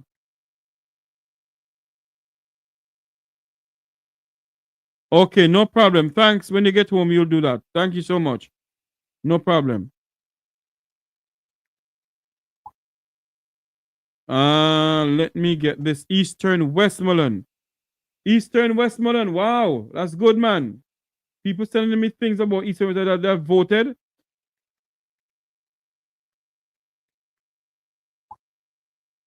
They have voted. Let me see if I can get a hold of this gentleman here to take his take. I want him to encourage Jamaicans to go out and vote. There you have it. As we come to you live right here on the Mecca Talk program, we're going to see if we can get a hold of our good friend Wilfred Rattigan. Don't know if this is going to happen. Maybe he's a bit busy. Okay. Let me call. Oh, this person was calling. Let's call back this person.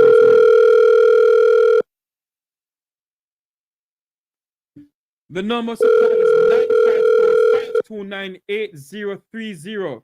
Good morning. Welcome to Mecca Talk here live. Good morning, Sir Jeff. How you doing? I'm good, sir. Talk to me. You went out and voted already? Yes, sir. Yes, sir. Yes, sir. I want to do it early because I want this. Yes, my vote is in the Eastern Westmoreland.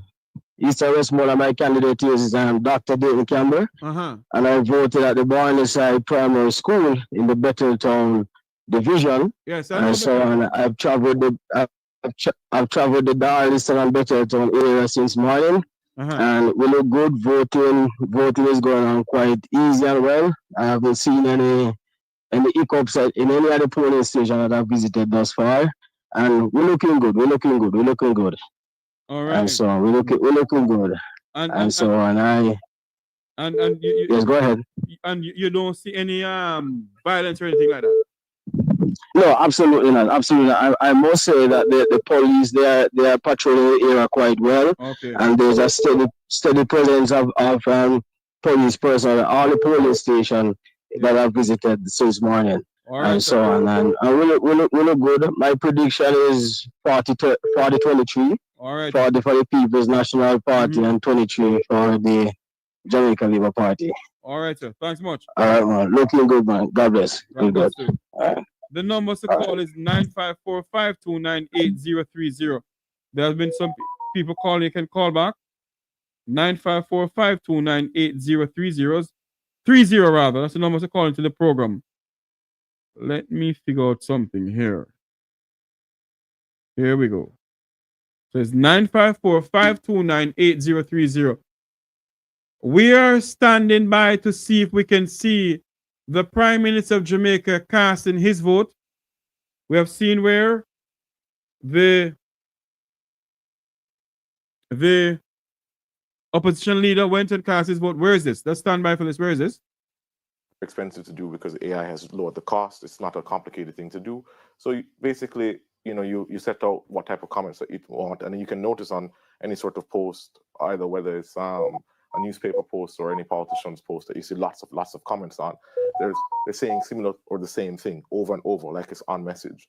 And if you click on a profile, and people can go on itself and see, and they say, oh, the profile is all registered on the same date. It has very, names like Keisha 876 or Malcolm 9210, and then it just says whatever the message of the day for either party. That's important because you really want to show that you have grassroots support. Right now, the election is going to be one based off base. I'm a new voter. I've only registered just this time to vote, and I only registered because when I saw Delano, he was the first person that ever looked and spoke like me. He's a young professional, and he was going to be the MP of my area. And I said, oh my God, I'm so excited. I get to vote for somebody who is a friend that I've known for 3 or 4 years. outside of that, it's just base. It's people who have voted before, they voted JLP, they voted PMP, and they're just trying to get that vote out again. And you need to show a strength of force. So right now on social media, you want to have as many comments as possible. And the easiest way to do that is just to have bots do it. And Sophie, as we wrap up this conversation about social media and how we can use it effectively in messaging, as we now look forward or looking forward to when a new government is formed, how can, either party use or continue to use the platforms to pretty much keep citizens engaged and informed throughout?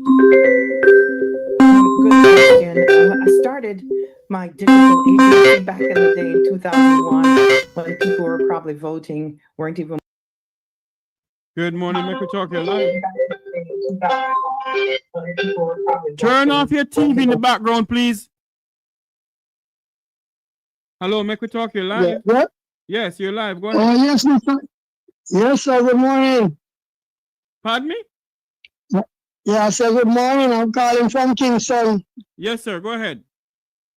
In Parallel Constituency, and it is going on fine, decent, and good.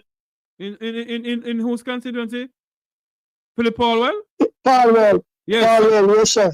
So that means you're in East Kingston and Port Royal? Yes, sir. Okay, so you're saying it's going on fine? Yes, sir. And I see that, I see Mark Rowling winning by 42 by 21. All right, sir. Thanks much. And you went and voted already too? Yes, I was the second person to vote this morning. That's very good. So you're back home I now? You're back home. Yes, sir. Back home now. So you're back home. Yes, sir. I'm back home now watching. Okay, that's very good, man. That's very good, Daddy. That's very good. Thanks for calling in. And I know me alone, my children are with me. Yes, that's good. That's good, man. Yes, sir. All of them voted? Yes, sir. That is so good. And my wife, now she was watching, so she said she going to look from this. Mm-hmm. Yes, sir. I want to get rid of Andrew. Okay. Definitely, I have to get rid of Andrew. Andrew is still a thief. Yes. We have to get rid of Darrell was badly. Somewhere, somehow, Darrell was dishonest. Okay, sir. And too mighty and nobody can talk to. No man like that not supposed to be a leader. True. Yeah, man, we have to get him out. We have worked against Andrew and him. That was a wicked man. I say, must say me what? Killer bars. I didn't know wicked man, that's the word in my use. Mm-hmm.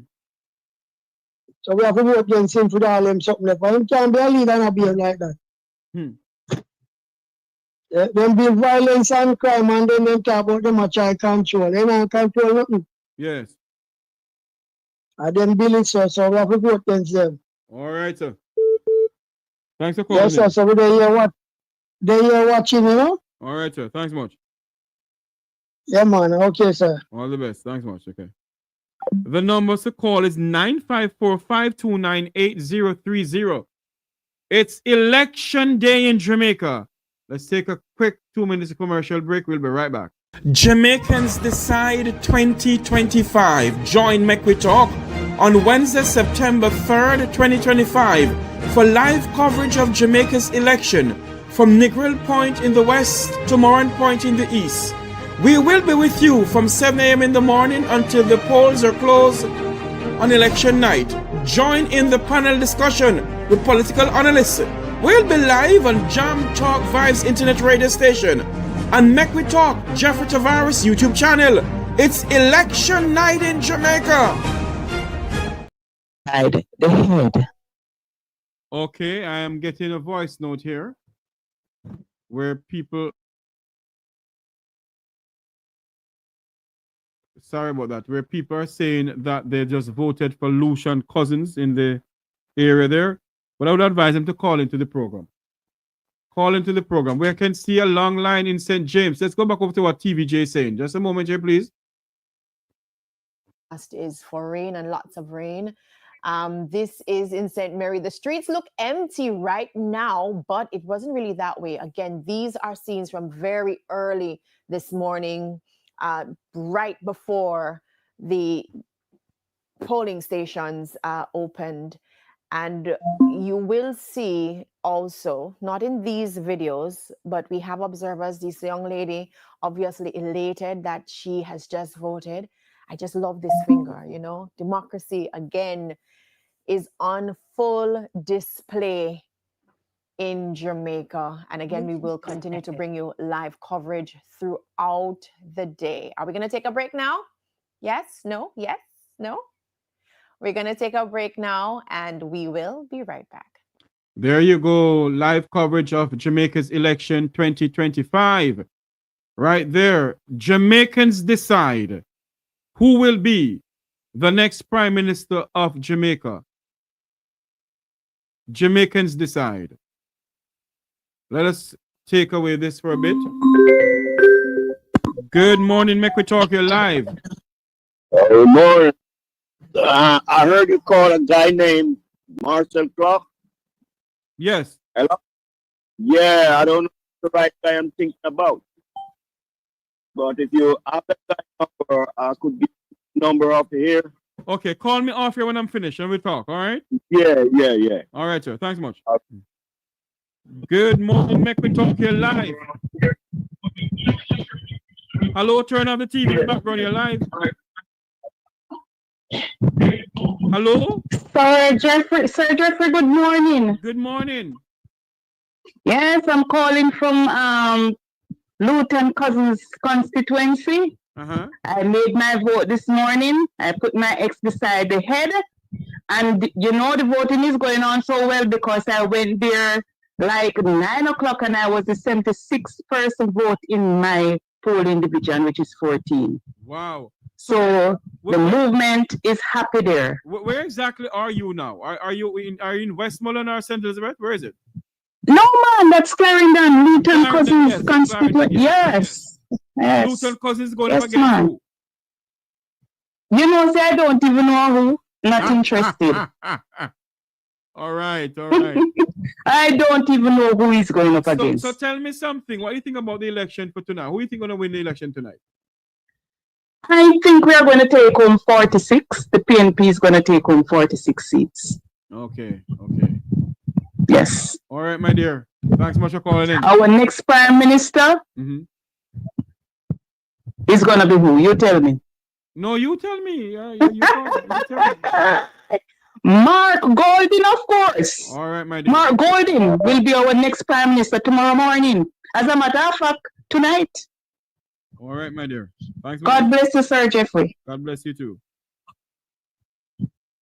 Then we could actually have almost create a new industry overnight. And that is folks like myself who are at the stage now where we are now completed our economic life cycle in the United States as relates to our working time and now wish to come back home and reside here. My concern, of course, is number one is health. I'm not sure it's going to turn out, but I pray it will be a little bit more peaceful than in the 80s, right?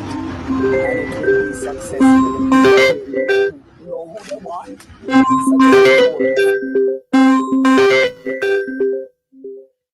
Good morning, Make We Talk here live. Good morning, Mr. Jeffrey. And how are you? I am doing well, my dear. How are you doing? I'm good. I'm the first one cast my vote for Central Westmoreland for doing balls. All right, my dear. That's very good. How is the atmosphere down there? Well, let me tell you something. The labor right there have the money, so they have enough vehicle up and down on the bikers them, but in God we put we trust. All right, my dear. Thanks much. Yes. Thank you. Hello, good morning. Hello? What's going on here? The number to call is 95. I answered the phone call while the phone was disconnected. Let me figure out something. I'm going to call about this person here. There you have it. Make we talk. Hello, good morning. Good morning. You're live. 2 minutes. Go ahead, please. Okay, I'm just telling you that Brompton St. Elizabeth is going on so beautiful. I just spoke with my sister, Yes, and they had smooth sailing voting there. People is out in their numbers. Can you ask her to give? Can you ask her to give me a call? Because I would love to hear from St. Elizabeth. Can you ask her to give me a call? Okay, I will. Okay. Thank you. All right. Okay. Yes. The number to call is 954-529-8030. Call back this number. Call back, please. There we go. Good morning, good afternoon, good night. This is Make We Talk. Where are you calling from? Your live election coverage. Good afternoon, Make We Talk. I'm calling from London, England. From London. How are you doing, my good friend? Yes, London? I'm fine, thank you. I'm watching you and watching the election. Yes. What? But you know, go ahead. I think Mark Golding should win the election. At this point of what is going on in Jamaica, I do not expect that wicked Andrew should have one vote. That man should not have one single vote. The entire Jamaican should vote for Mark Golding. All right. Let's see if that's going to happen. I hope so. That man is too lie, too evil. He do everything under quiet, under cover, and then saying transparent. He got no transparency at all. I don't know how his followers cannot see that this man is so wicked.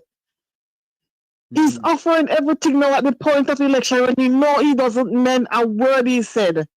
I don't know that man is so wicked and expect people to vote for him. All right, my dear. Thanks for calling. You know, Mr. Tavares, I was born as a Labourite. You got no, ma'am. Hello.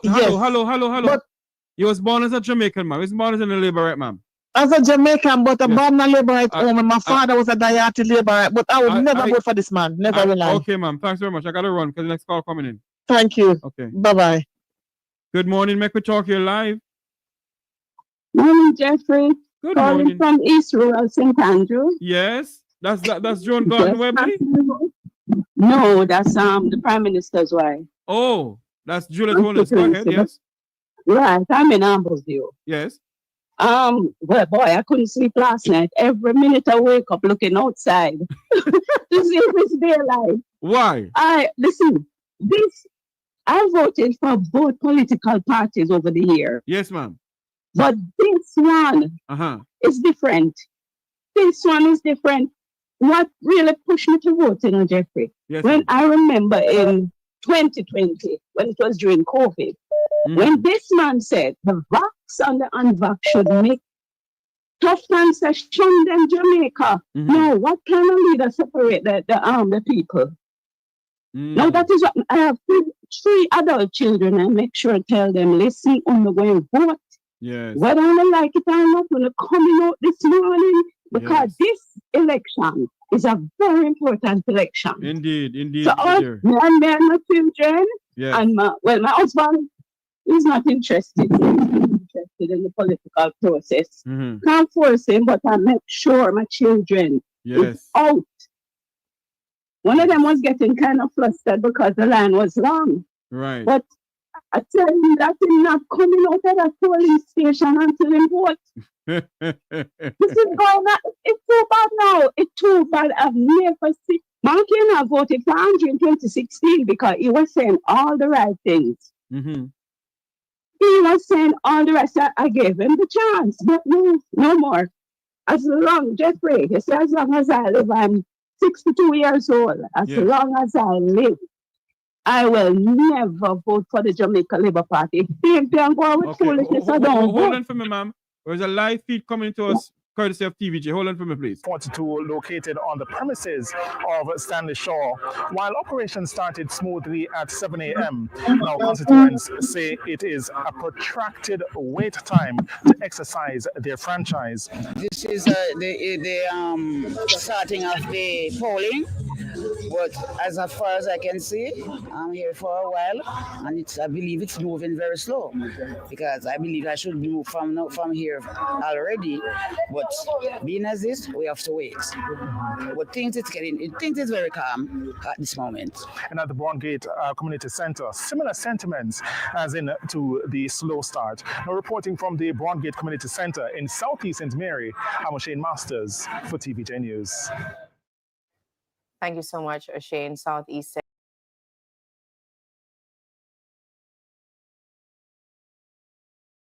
That is Southeast St. Mary. Caller, go ahead. You only have a minute. Go ahead and speak to us. Yes, Jeffrey. Yes, ma'am. That's it. I just wanted to let you know. It's All rural St. Anthony. Going home too. Patrick Peter King. All right, my dear. Thanks much. You're welcome. Good morning. Make we talk live. Election 2025. Good morning. Where are you calling from? Good morning. I'm calling from Jamaica. Yes, Portland, sir. Jamaica. Talk to me. Yes. I want to just ask you, can you explain what is the meaning of when Parliament dissolved? I'm not hearing you, sir. What's the meaning of what? When Parliament dissolved, what does it mean? It means that Parliament is not in session, sir. No laws can be passed. Nothing can be done. Nobody going to Parliament. Right. That's right. But we do have a Parliament at the moment. Do we have a Parliament? Do we have a Prime Minister at the moment? Yes, sir, we do, because the cabinet is still in session, sir. Okay. All right. Election is going on at the moment for me. All right, sir. Thanks much. Okay. Okay, bye.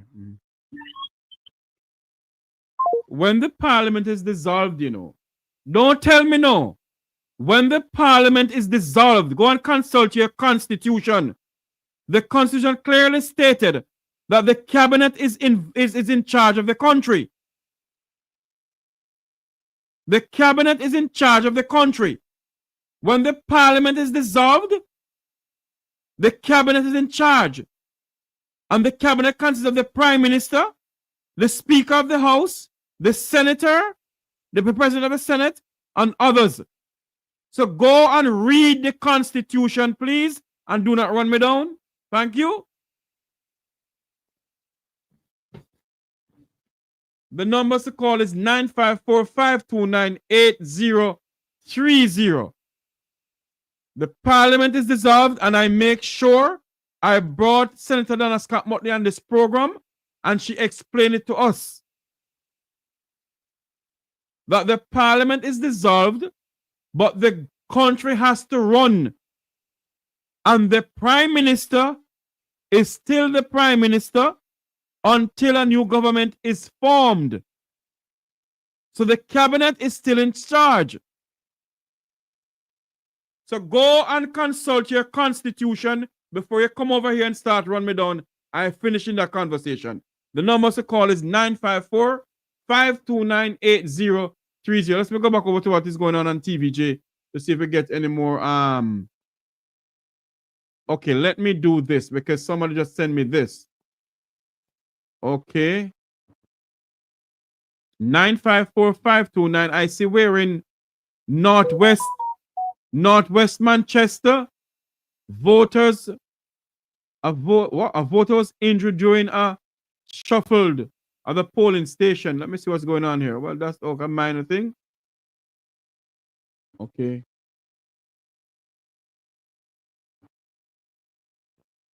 There's no audio from the Prime Minister. No audio at all. In producer, no audio. Well, I don't know what's going on here. You get something from Mark Golding, and there's no audio coming to us from the Prime Minister. That should not be. Let me figure something here to see if we can get something from the Prime Minister. What we need to do, you see, before we come and listen to hearsay, and we don't consult the Constitution, we must consult the Constitution. Good morning. Make we talk here live. Election 2025. Go ahead. Good morning, Mr. Jeffrey. How are you? I'm good, sir. Listen, I heard you schooling this guy here that most Jamaicans, they're not aware what's happening, and basically they don't research things. They just jump. Hold on to me, sir. Are you using a speakerphone or are you using an earpiece? No, I'm on my phone, not a speakerphone. Because I can hardly hear you. Go ahead. Yeah, so tonight, Mark Golan will be the Prime Minister-elect. Okay? We know that. By landslide, too. You know what I mean? I've spoken to you before, and I just, moving forward, Jamaica will be on a better progress. Progress and prosperity for the people of Jamaica, moving forward. Okay? Okay, sir. Gotta get rid of it, Andrew. All right, thanks. Bye. Okay. Thank you so much. Bye-bye.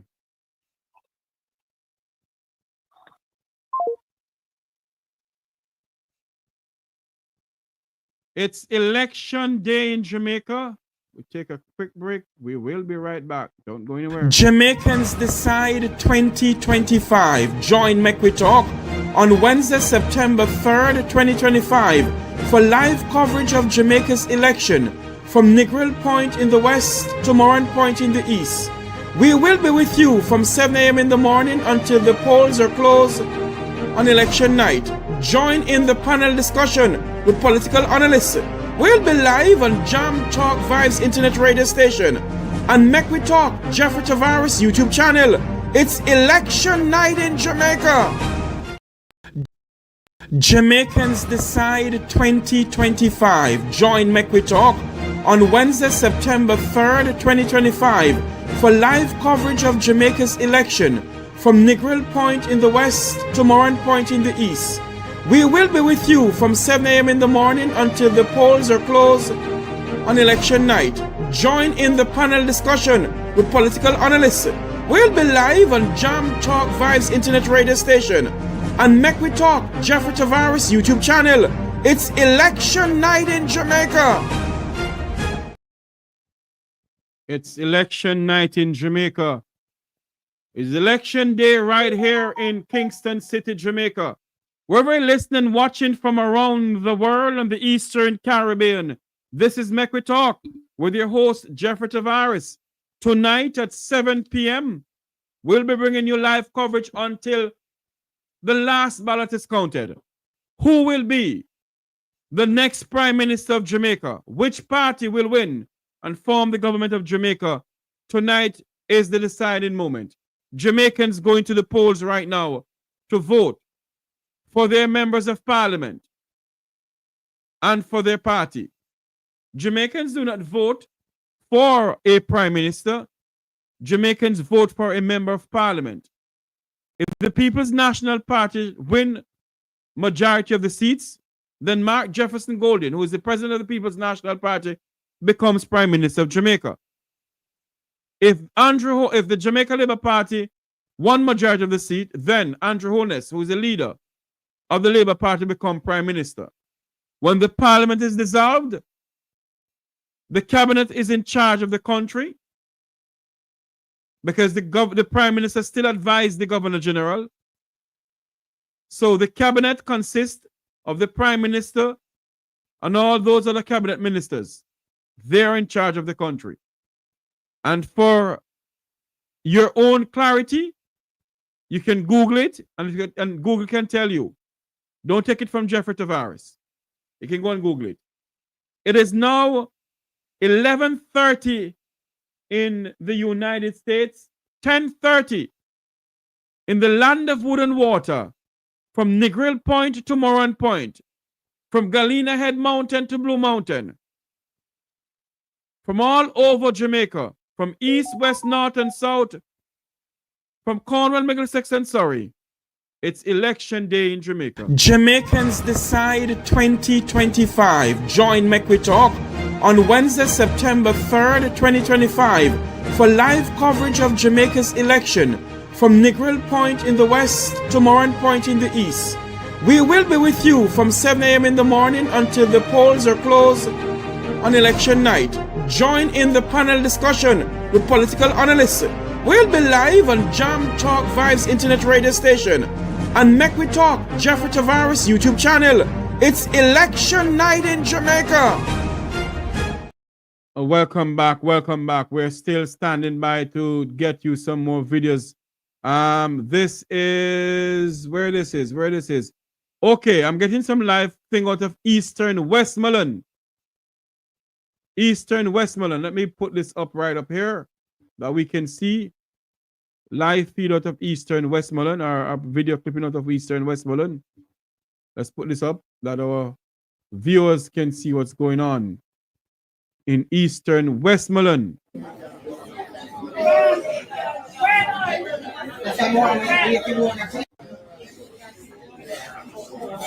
You can see the lines are still long at this polling station in Eastern Westmoreland.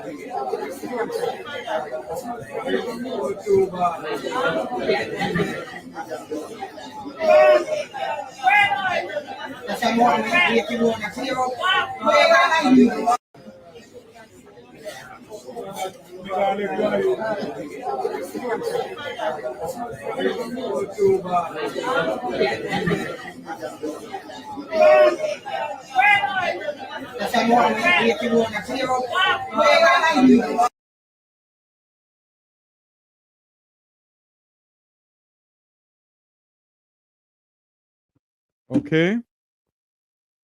The Parliament will dissolve on Thursday, August 13th. Okay, hold on. One moment, please. Hello, make it live. Hello? Yes, turn off your TV in the background, please. Go ahead. Yes, so. Hi, good morning. Good morning. I'm calling from Windsor, Ontario. Canada. Yes, ma'am. Thanks for your good job that you're doing, giving us the chance to express our feelings. Go ahead. I think for a change, we need to PNP need to get a chance to see what we can do. Yeah, that's all. I think PNP should win. All right, ma'am. Thanks much. Thank you. Okay, bye. Bye-bye. Let me educate some people who decide that they are going to help bend in saying that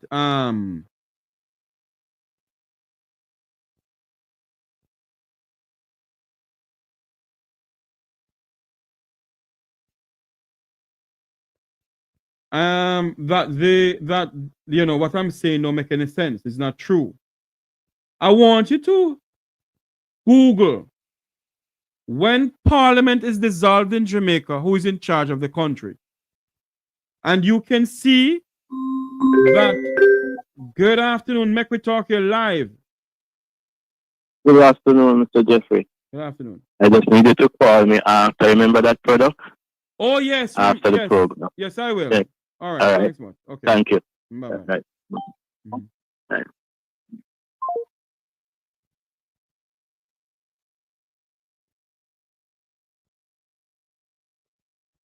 What? They are using money to buy vote. Hold on. Let me call this person and they can talk to me.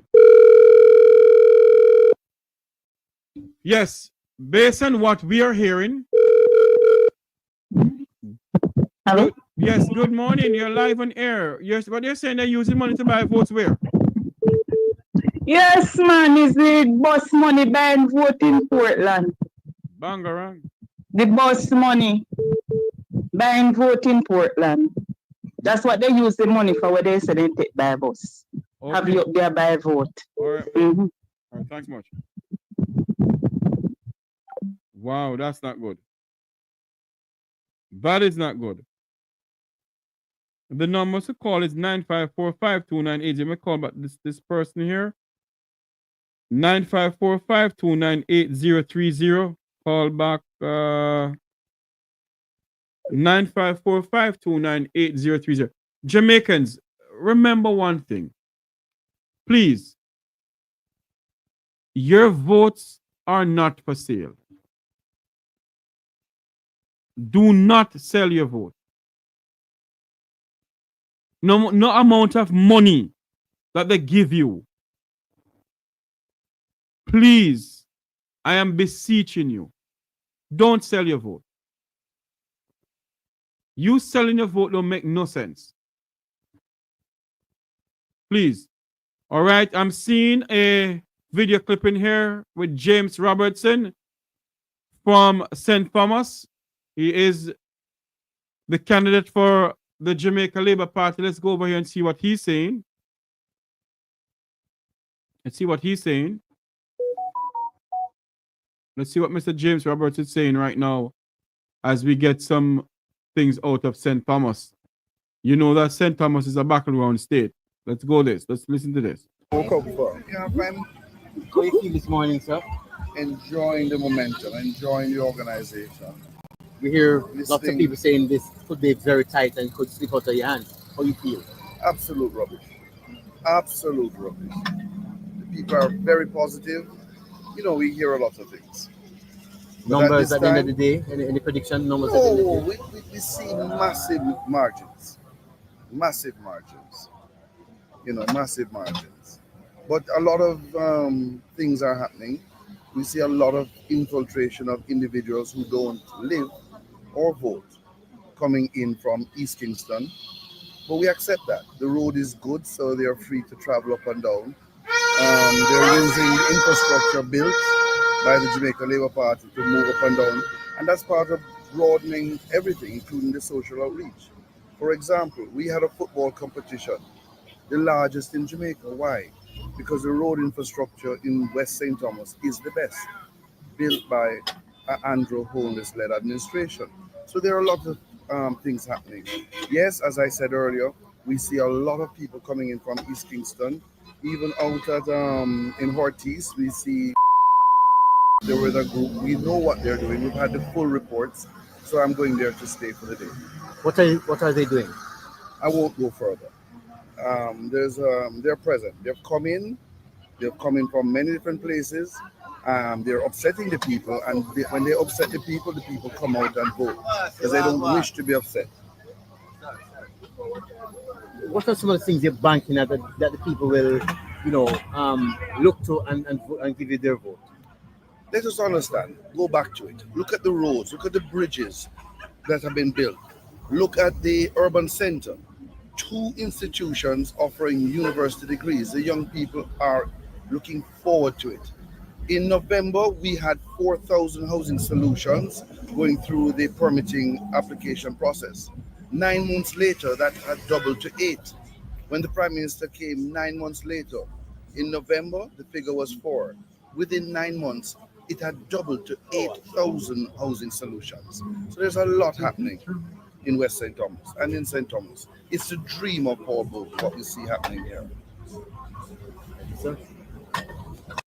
You know, James Robinson's mouth is so sweet.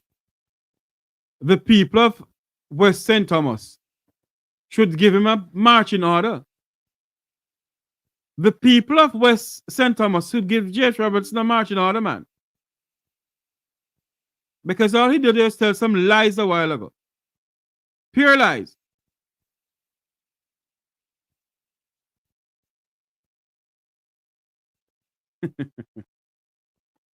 Let's see what's going on our other focus thing here. The number to call is 954-529-8030. Right here on the Make We Talk program. Let me figure out something here. Stand by. We get some more live coverage into you. Okay. What's happening here? Let's go over to Good morning, Make We Talk here live. Mr. Jeffrey, good morning. Why?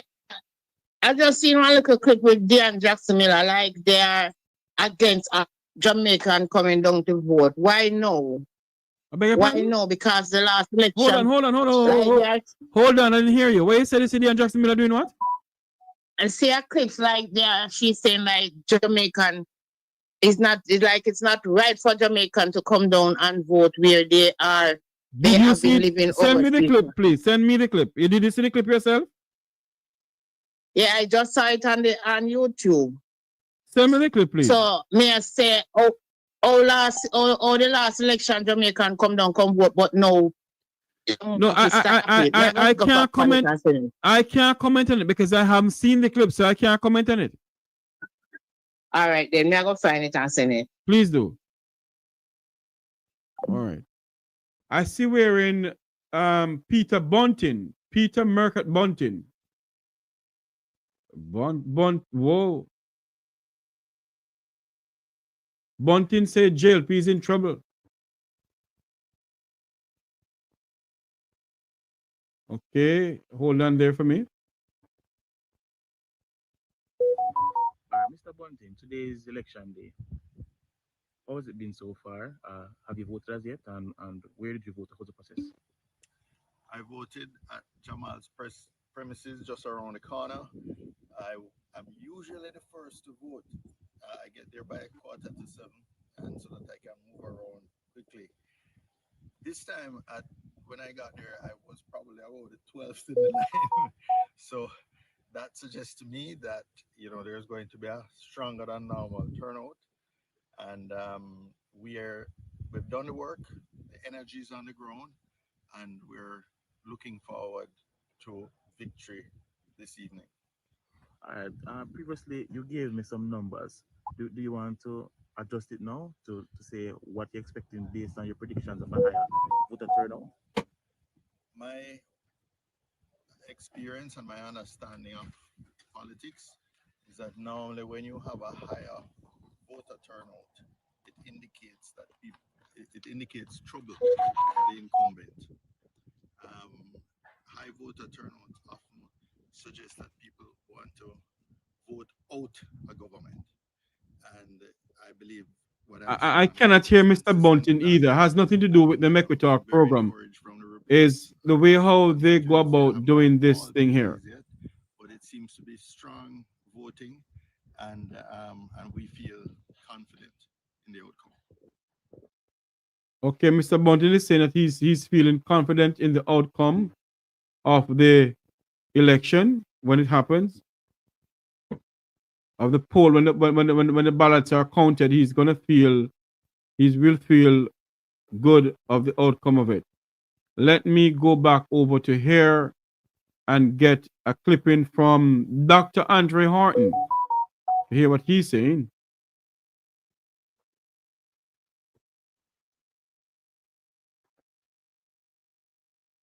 Constituency. The voting day has begun, and Andre Horton, the PNP's caretaker for the St. James West Central constituency. The voting day has begun, and persons are excited to vote. I've visited about 4 or 5 different polling locations so far, and what I've seen is that there are long lines. So what that means is that people are eager to vote.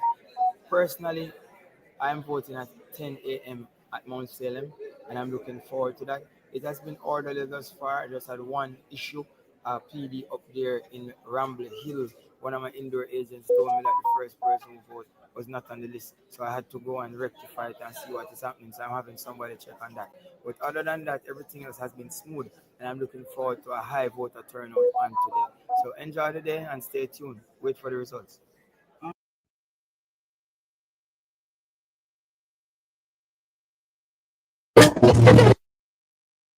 Okay.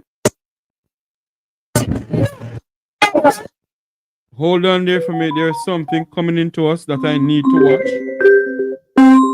Good morning, Mequitalk. Mr. Nate. Okay, ma'am. Thanks much. All right, let me figure out something here. Somebody just send me something that I need to copy and put to my email and put it up to see what's going on here. Because I saw something at a polling station where the Prime Minister went. Who is this? Let me move this from here. Go here and go back to this. Let's go over to this.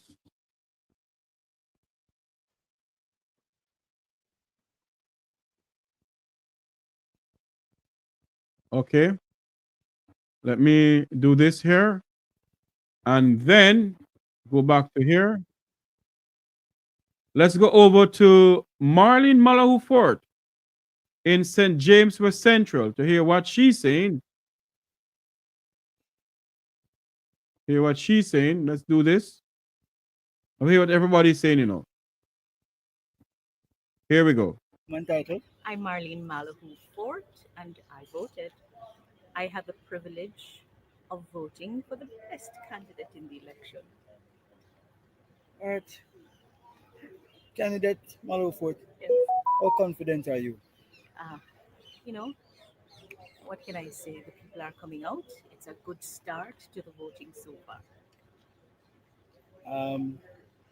We are getting that they're saying that your seat is one of the battleground seats in St. James along with South St. James.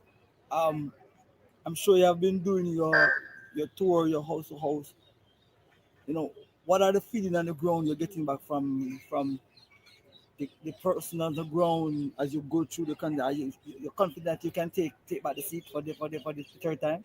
I've said to everyone that I believe each of us has a purpose, and what I am doing is my purpose. And when you walk in purpose, you have no fear.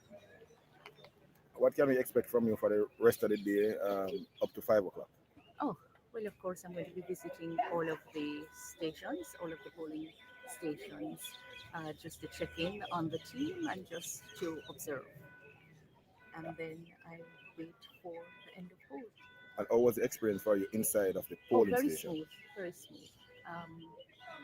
For those who have their IDs, the process is quick. It takes a little longer if you have to be sworn, but very smooth so far. And as you can see, they have turned out early. Mostly the business people and the working people have turned out quite early. I think others will come at their convenience. I saw one person complaining to you about, he's saying that, every election is the same PD giving the problem. Is there a problem there that needs to, PD 58 is a large PD and it was not splitting A and B to divide it into two separate PDs with the same number. So with a high registration in the PD, it means that those who turn up to vote will. What if you can create your own website by saying, this is what I want? With Wix, you can. That is it from Marlene Malahoo Fort. That is it from her. We're going to see if we can get some more to give to you. It is now 11:49, 11:50, I should say, 10:50 in Jamaica. Okay, let me do this. Okay.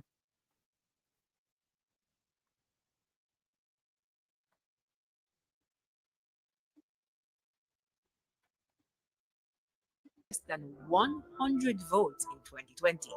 The Clarendon Northwest seat is another one to watch. The GLP's Warren Newby is up against the PNP's Richard Azan. Newby Take a look at this feature. Hanover Eastern and Western, both controlled by the Jamaica Labour Party. However, the electorate have traditionally voted for the PNP for the past 4 general elections, with a shift to the JLP in Hanover Eastern in 2016. In Hanover Eastern, Dave Brown won against the PNP's Wavell Hines with 5,920 to 4,420 votes. He goes up against Andrea Perkis. In Hanover Western, incumbent Tamika Davis will face Heather Miller Bennett in the polls. Ms. Davis in 2020 defeated the PNP's Ian Hales, who is now the party's candidate in Western Westmoreland. That's another traditional seat which the party lost to the GLP's Moreland Wilson in 2020. But it won't be Wilson this time around. Instead, Mr. Hales will face off with Dr. Garfield James, a former PNP councillor turned GLP member. In Hanover Eastern, the GLP's Daniel Lawrence is up against the General Secretary of the PNP, Dr. Dean Campbell. Lawrence won the seat against Victor Wright by just 12 votes in 2020. And in Westmoreland Central, incumbent George Wright is going up against the PNP's Dwayne Vance. Wright won the seat by a little over 1,000 votes. In Northeast St. Elizabeth, incumbent the JLP's Delroy Slowly is going up against the PNP's Zuleika Jess. Slowly won by less than 500 votes in 2020.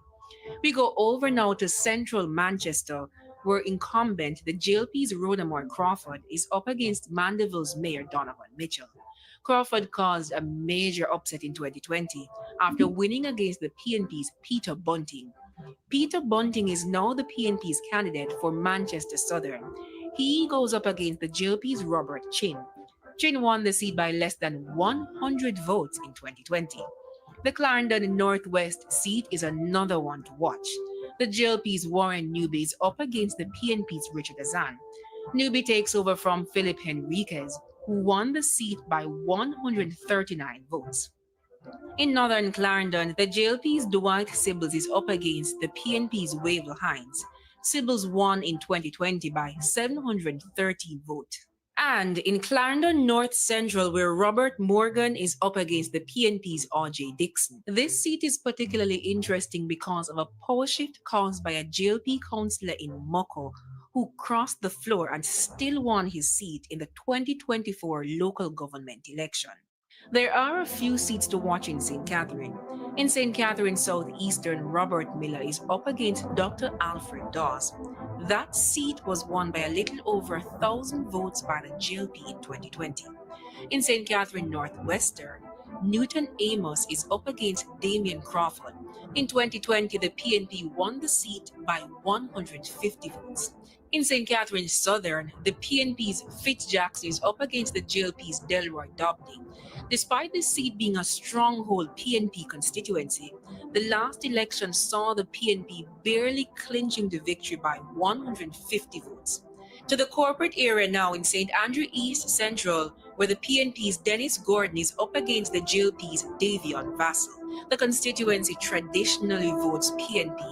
Former PNP President Dr. Peter Phillips has been the MP for decades. However, the last election saw the JLP gaining more supporters here. The PNP won by 759 votes. In central Kingston, the JLP's Donovan Williams is up against the PNP's Steve McGregor.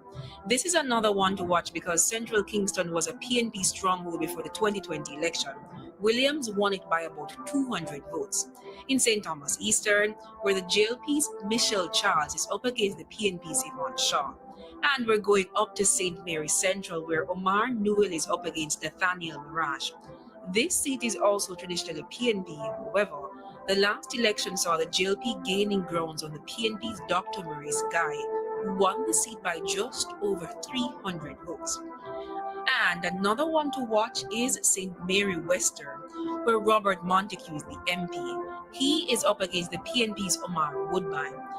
Despite winning this constituency by over 3,000 votes in 2020, the last local government election, the PNP won 3 out of 5 divisions here, which pundits believe signals voter intention.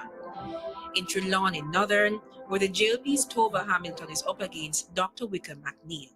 Despite the JLP winning by over 1,700 votes, the local government election also saw the PNP gaining ground, winning 3 out of 5 divisions. And over in St. James Southern, where the JLP's Homer Davis is up against the PNP's Nikisha Burchell. All right, it's great to see a lot of the younger persons going up against the so-called heavyweights. I think that it has made the entire process very exciting to watch. We saw here where in some of the battleground seats, Jody, where we see some of the newcomers to politics. I really do hope that they are not turned off if they're not successful and that they remain in the seats. Some of the things that I wonder about sometimes, okay, so I put my hat in the ring to represent X constituency. I was not successful. You know, there's a debate over whether I should remain or if I should try somewhere else. I think that, you know, you should stick with the people. That is just my opinion. But it is something that has come up during this campaign where you find that there are candidates who perhaps had their hat in the ring for X constituency and now they're going Y, or they've decided to, you know, they had a change of heart. I mean, all of these issues, it makes some question. Are you in it because you just want a seat, or are you in it because you love representing or representational politics and you want to serve the people? What are your thoughts on that? I think it's disingenuous to say that you're not just there because you want to win a seat. You're not there for giggles. You're certainly there to get some sort of benefit, and you better represent the people, you might feel, if you are in fact in the House of Parliament, if you are in the lower house as a member of Parliament, being able to have that sort of back and forth, being able to marshal and wield funds, to be able to then have persons see what it is that you're able to do and to further the goals and aims of your political organization. But staying in the constituency is also very important. Persons who would have campaigned for you, canvassed for you, worked for you, are wanting to see you then put the work in. And I have seen constituencies flipped because of consistent work in constituencies. That is, a candidate loses the first time around, but they have name recognition now. And that's what many of these first timers are hoping to get. Name recognition. They're going against persons who have greater national profiles than they do, but they're on the ground going to get some sort of movement. Perhaps the next time around, they'll be in a better position then to flip a constituency or to push even further into the lead that the incumbent might have. It's certainly going to be important, though, to see at the end of today which political organizations were able to put candidates out, especially the new candidates, and support them to do as best as they can and perhaps win a seat today. Jody, we also want to acknowledge our viewers on YouTube, Television Jamaica YouTube channel. We just want to acknowledge you. We also acknowledge a lot of persons from the diaspora. They are watching in. Obviously, they would be interested in what is happening here politically. But right now, we want to say a special welcome. This is not sports, but Jermaine Brown is actually reporting live from St. Elizabeth. Jermaine, exactly where are you? I was told that Brompton Primary. He is where? Okay, let's. Okay, so he is going to tell us where he is. Jermaine, over to you. Oh yeah. Your time. All right, thanks, Chanela. Well, of course, you're in the southwest St. Elizabeth, the constituency where we are currently at present. Of course, this is the constituency where Floyd Green is the sitting member of parliament, and he's being challenged, of course, by the PNP's Miranda Wellington. Well, thus far, the voting has been relatively slow. We have seen a few complaints where, for instance, the disabled members of the disabled community are complaining that they're not being able to cast their votes early because able-bodied persons have been somewhat preventing them from doing so. So we saw a bit of skirmish at the Black River Primary School earlier as well, where there was a rush when the gates opened. We're currently at Brompton Primary School. Of course, Brompton is one of 4 divisions in the southwest constituency of St. Elizabeth. And I tell you, this is one of the constituencies where it's both parties will be watching very closely. Because since 1962, whichever party has won the elections, this constituency has gone to that winning party. So it's one of the battlegrounds.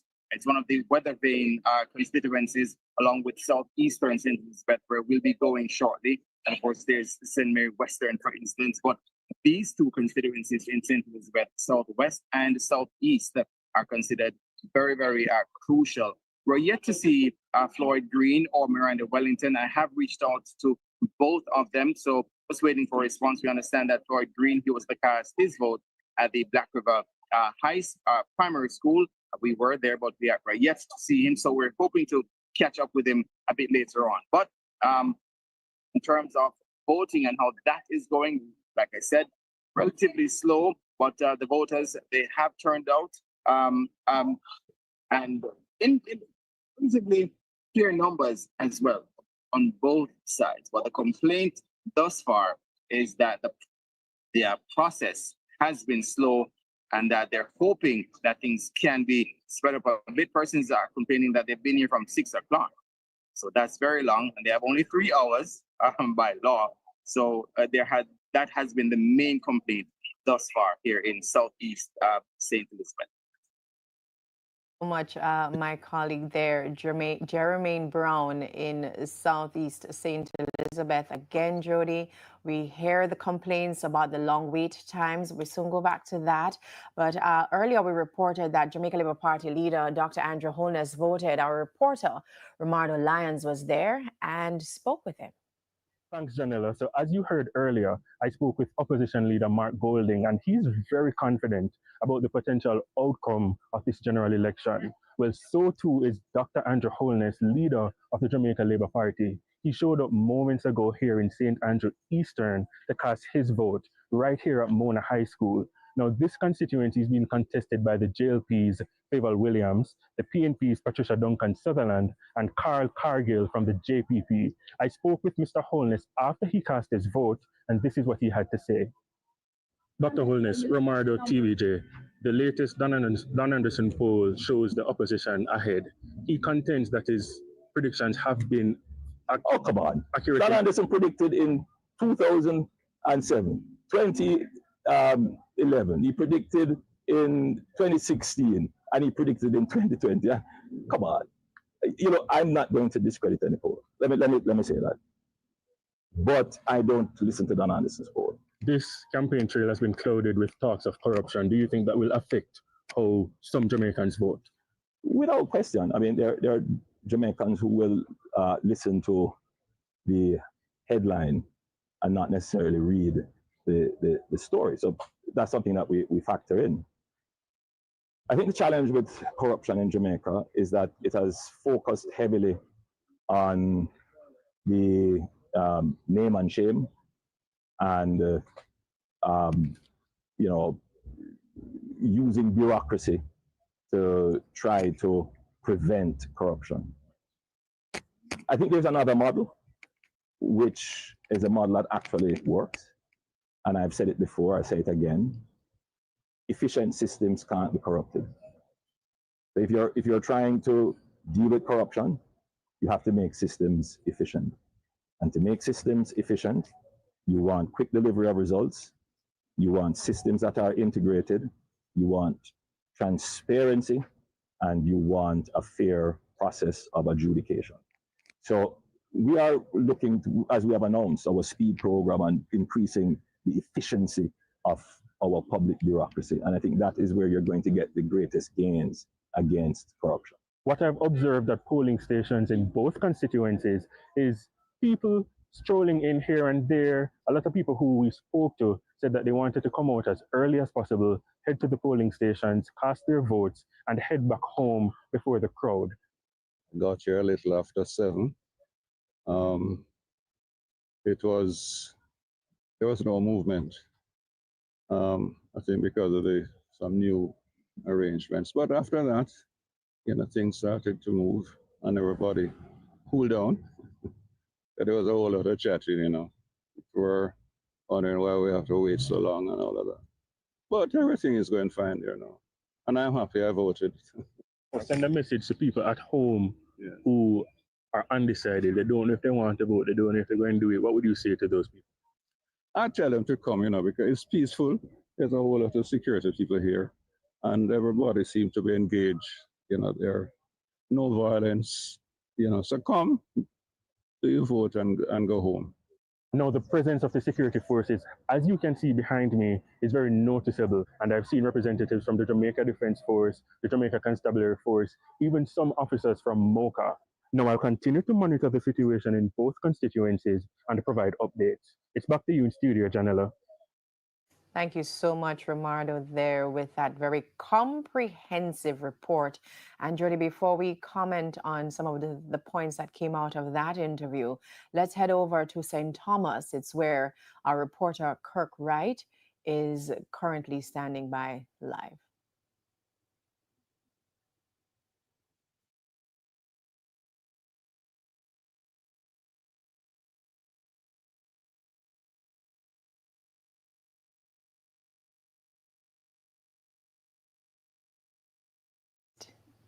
Is in East St. Thomas. Kirk is in East St. Thomas. Hopefully we will get back to him.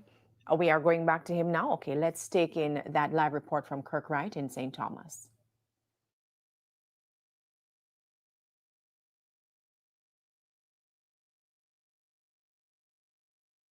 But lots to talk about. Okay, so we apologize, but we will try to we will try to make contact with Kirk again as we try to sort out these technical issues. But lots to talk about from that interview with the Prime Minister.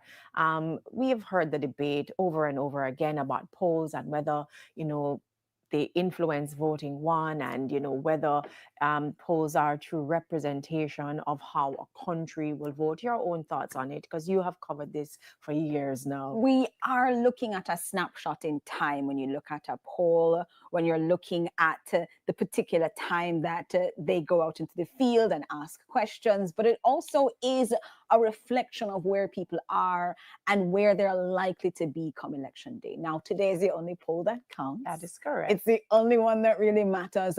But we have had on the show Don Anderson as he talks to us about the market research services, limited polls that have been done in conjunction with the RJ Gleaner Communications Group. He's gone out into the field twice in the month of August, first at the beginning of the month, second at the very end of August, giving us a reflection of what's there on the ground. And while the Prime Minister said he does not pay attention to those polls, there has also been information from market research services that shows how accurate they have been in their predictions over the past few elections. So it certainly will be instructive for us to look today to see, as they have shown here, very close poll, no calling there, 3.1% divides both political parties with a margin of error of plus or minus 3%, with a 95% confidence level that we are expecting to see very close numbers. Many of the seat predictions that we have show us very close numbers. Political organizations will say, and they must, Janella, that they are confident that they're going to be winning, but it is likely to be close. Now, all that said, we don't know what happens until later tonight. That is correct. And unlike other countries where they wait for their polling results and they wait for their election results, we expect to go to bed tonight, thanks to the hard work of the Electoral Office of Jamaica and the Electoral Commission of Jamaica, to go tonight with a declared winner when we go to our bed. So tonight, we'll find out if those polls really did tell us where we would be. And I think it also boils down to organization, because as you would have observed, both parties over the past few weeks, certainly, they have been able to pull large crowds. And so, but crowds don't win elections. At the end of the day, it is going to boil down to which party was most organized on the ground, which party was able to get their people out and as early as possible, because that is very important, because persons might be turned off. Just say, for example, if it rains or whatever the case might be. But organization is extremely important. And I was told, Jody, we're going to come back to that point. I was told that we now have Kirk, right, who is in St. Thomas. Kirk? Thank you very much. So we're here in Eastern St. Thomas, and we're behind the licensed primary school is behind me. That's where the PNP's Rosemary Shaw is expected to vote. Now, we saw her on her way here talking to her supporters, but she's not here. We're not sure what time she'll be voting, but earlier on, we were at the New Pira community where Dr. Mitchell Charles voted, and we were told that's where she's from. Now, voting is progressing very slowly. We were there for about maybe an hour and a half, and for as long as we were there, only 3 persons voted, Dr. Charles being the 4th person. We got a chance to speak to her, and she was beaming with confidence that she would win. She told us that she's hoping that persons would think about getting water, road, a clinic. Those are the things that she's hoping that persons will consider and vote for her. Nevertheless, she said whatever their decision, she's willing to accept. But I'll let you hear exactly some of the other things that she said to us today when we spoke with her. Any at all? You know, I'm not nervous. I'm a child of God, and I believe that the Lord has a plan for my life, and I know that I have done my very best over the past 5 years. I have truly enjoyed being a member of Parliament. I have a very special love for St. Thomas Eastern, and I'm not nervous. I'm not nervous at all. Now, when we spoke with Rosemary Shaw on nomination day, she, as I said before, was confident that, she'd be victorious. And, let me remind you that she is a councillor and she won in the last by-election. And based on that, she says, she thinks she has the momentum and that she will be victorious. So it's left to see at the end of the day what will happen. So we're waiting to get a chance to speak with her as soon as she votes here at the licensed primary school. And then we'll be in touch and we'll keep in touch and give you the latest here at Eastern St. Thomas licensed primary school. Thank you so much, Kirk, right here in Eastern St. Thomas. Very interesting race, two very good candidates, and it's one of those seats that can go either way. Again, Jody, let's go back to polls. Well, let's talk about St. Thomas Eastern first, because it's also a place with that third candidate that you were talking about, that space for a third candidate. We have an independent candidate for St. Thomas Eastern, Claudius Wong, who's also on the ballot there. And so that, again, gives persons an opportunity to incorporate third parties if they want to. And then we've spoken about the challenges of being able to do so. Part of what we see, though, in our polling when we get to these poll numbers is that there is no space in this polling for third parties to be represented. Right. So the poll questions, for example, speak about whether or not you're going to be voting for the JLP or the PNP and your reasons for doing so. We don't even have on our minds independent candidates or third party candidates, especially from the United Independence Congress and the Jamaica Progressive Party. JPP has fielded, in fact, enough candidates that on technicality, they could form the next government. They have enough people for the 32 seats, but we don't have that sort of discussion. And our polling, therefore, reflects the way that we see governance here in Jamaica. A two-party process, and one where both political organizations have to vie to the very, very end. But, as I said, the poll that matters is today. The poll that matters is today, and we are going to see, or I think that we have already seen, where you have the political runners. We did a feature a few weeks ago on the runners and the important role that they play in terms of getting the elderly out, getting the persons who are disabled out. There is a well-oiled system, and I don't know if Krista has that feature there, but it would be interesting for persons to take a look at the fact that, again, it goes down to organization, and these are people who are from both political parties. Their role is so critical, and I think that is the feature. I want you to take a look at it. Can we go to it, Krista? Because we want to put it in context, the importance this role plays. So if we can cue this feature, we're going to run it. Okay, let's take a look at the role that runners play in getting people out to vote. Meet 68-year-old Cherry Brooks, more affectionately called Miss Cherry, a Jamaica Labour Party loyalist since the 1970s. Miss Cherry says her love for politics started with her grandfather. So you've been around politics for a while. I remember one time them election, I made a picnic. I was on assembly the other day, and down high school voting day. And so I dash upon the wall. I will dip my finger in it and go over to them and vote. And you were not old enough to vote at the time, right? No. Her house in Kidston, St. Catherine resembles a constituency office, an open-door policy to JLP supporters. Inside, a green sanctuary where the decor is the envy of Mother Nature. Oh, the curtain green. No, I saw this house green. Ever since. So describe to me all the green stuff that we have in here. You list them out. Show me from the curtain. This is the green curtain. Mm-hmm. This is the green spread. Mm-hmm. These are the green handbags and cups. So you don't have any other handbag? No. In every nook and cranny, photos of her party's leaders as if they were her own family. Her accolades carefully positioned as centerpieces.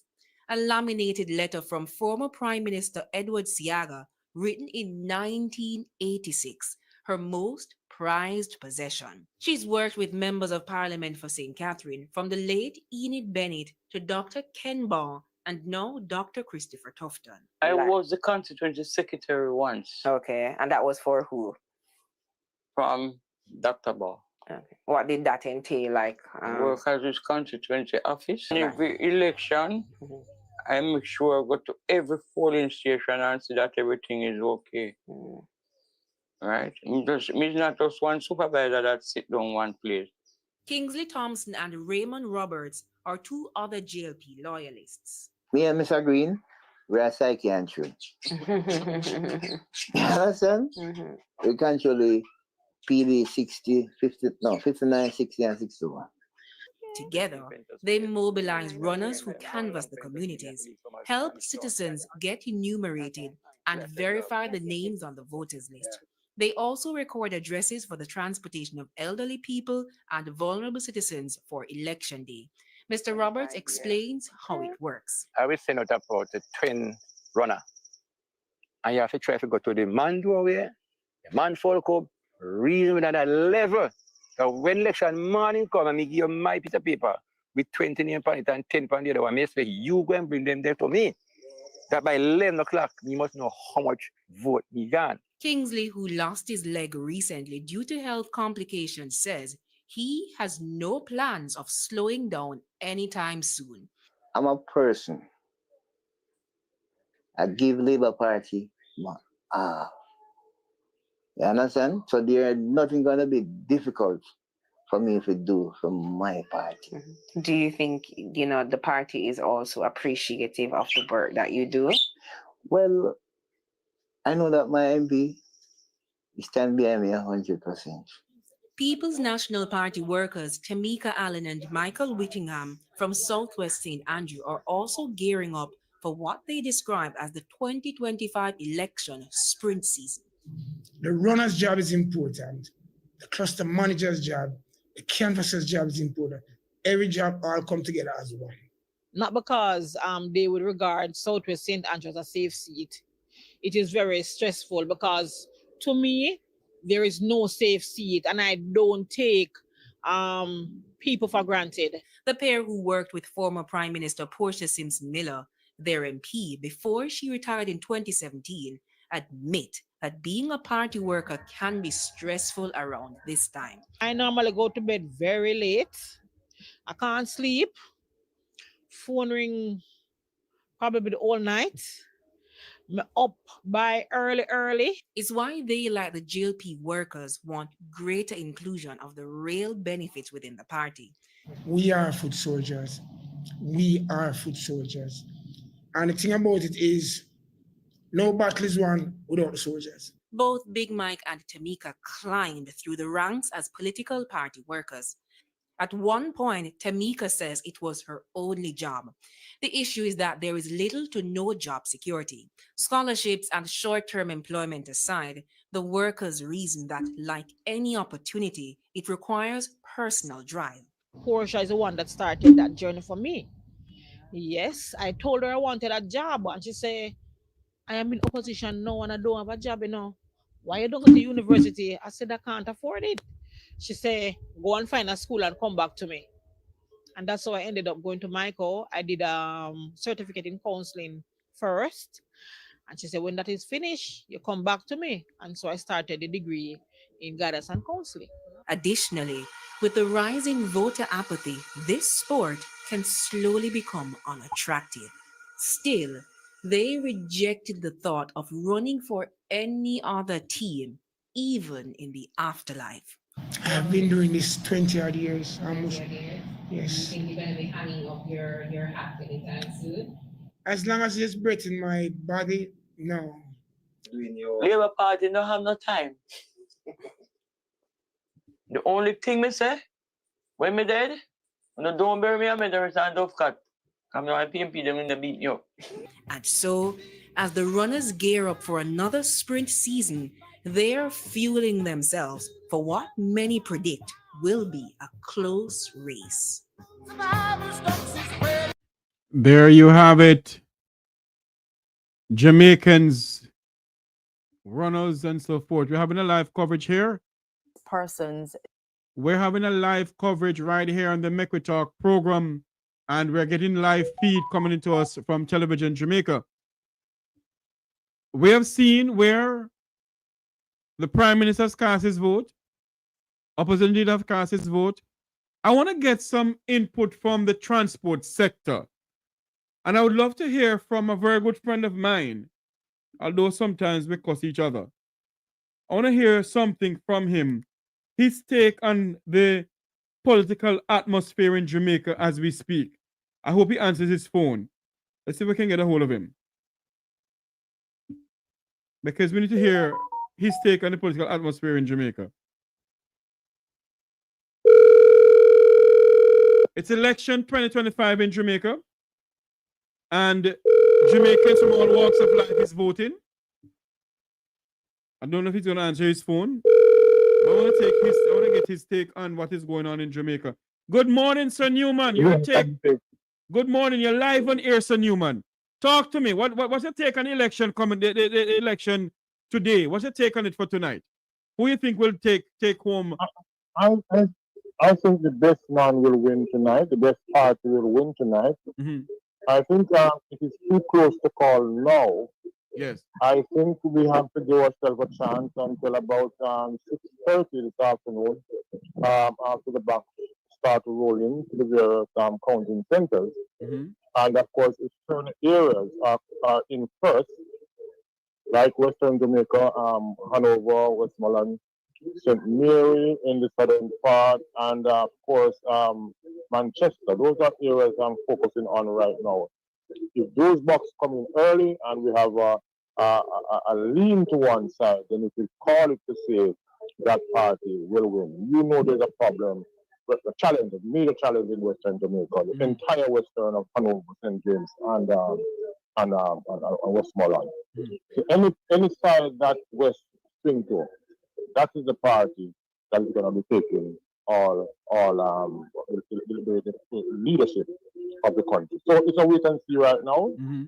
I think voter turnout, especially in my area, was very slow this morning, a couple of hitches. But of course, that I think things are looking well, and people are out early, they're casting their votes, especially the elderly. In my PD this morning, I was surprised with the amount of elder people who are coming out to cast their votes. Most of the young people that you see jumping around and on the various campaign trucks and cars and vans, they are young people without a vote. And that's why I always say, crowd does not tell you who will win election. It's today, the vote today will tell you who's going to win. Mr. Newman, you're the president of one of the major taxi groups in this country. What is your take on, are you seeing an influx of taxi drivers and bus drivers going out to vote?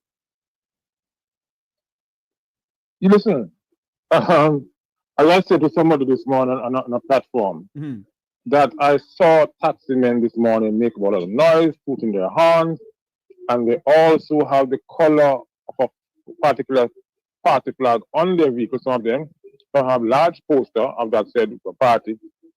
But I'm worried about them having a vote. Why is that? And that's a problem. I spoke to one taxi man on my way to the polling region. He said, you know, and I use that to say it could be the same for others.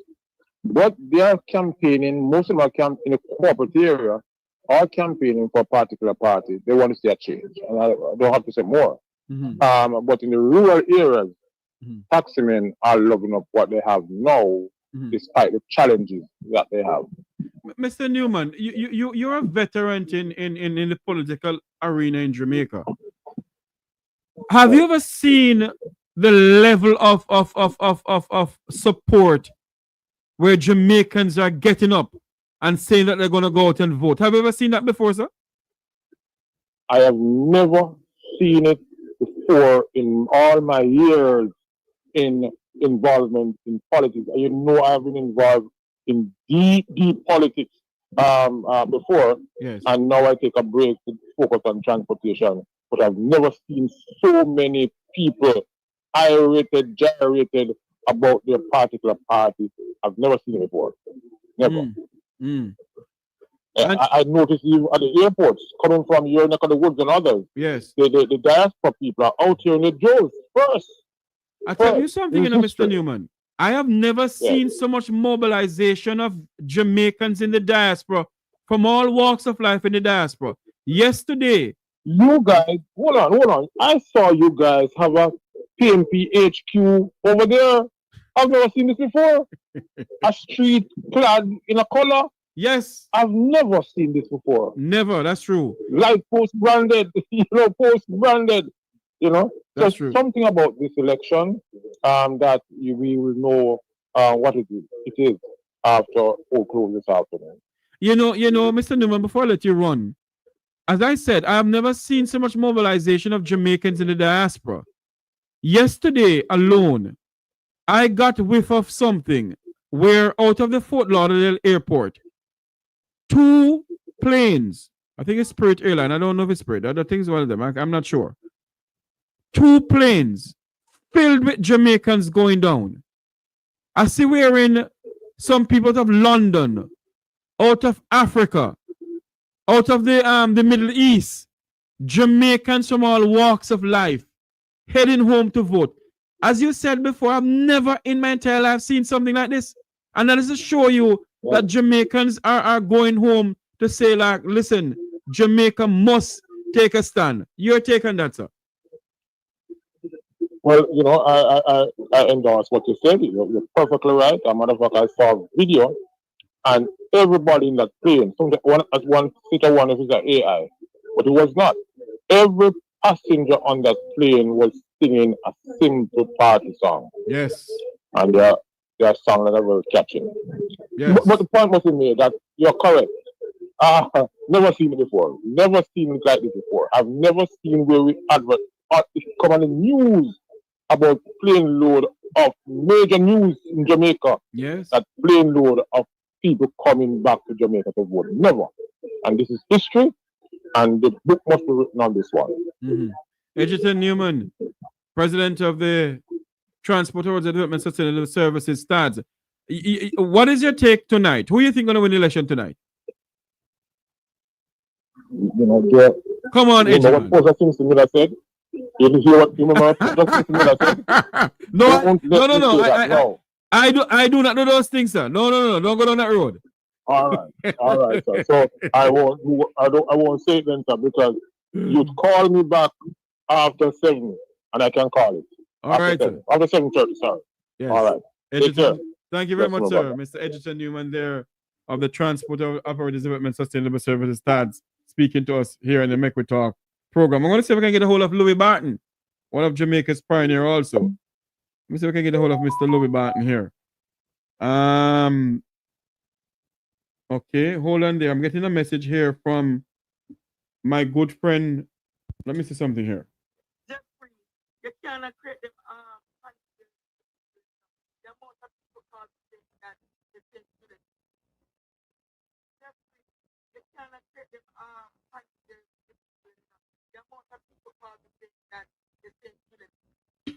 Saying Juliet what? What kind of panic I'm creating? Said Juliet what? What are you talking about, Andre? Please tell me what you're talking about. I'm trying to figure out what you're talking about. What did I say about Juliet? I said nothing about Juliet this morning.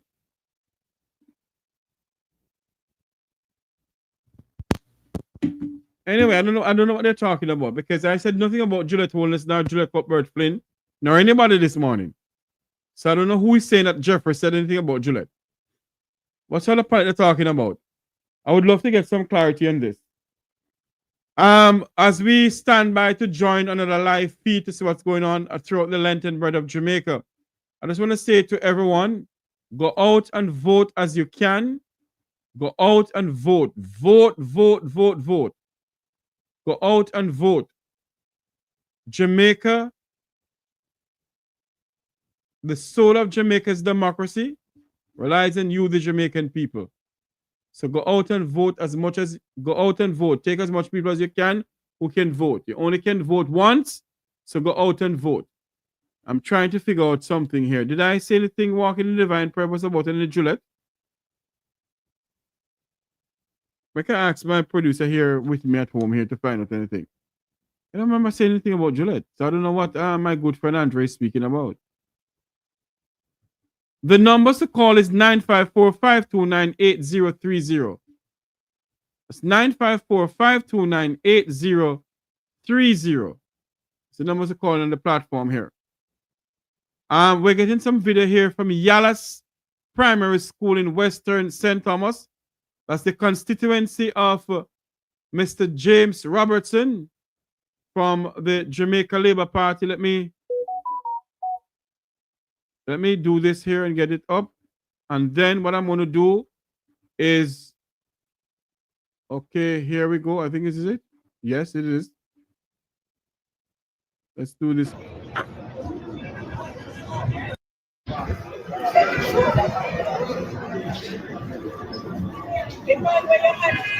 There you have it.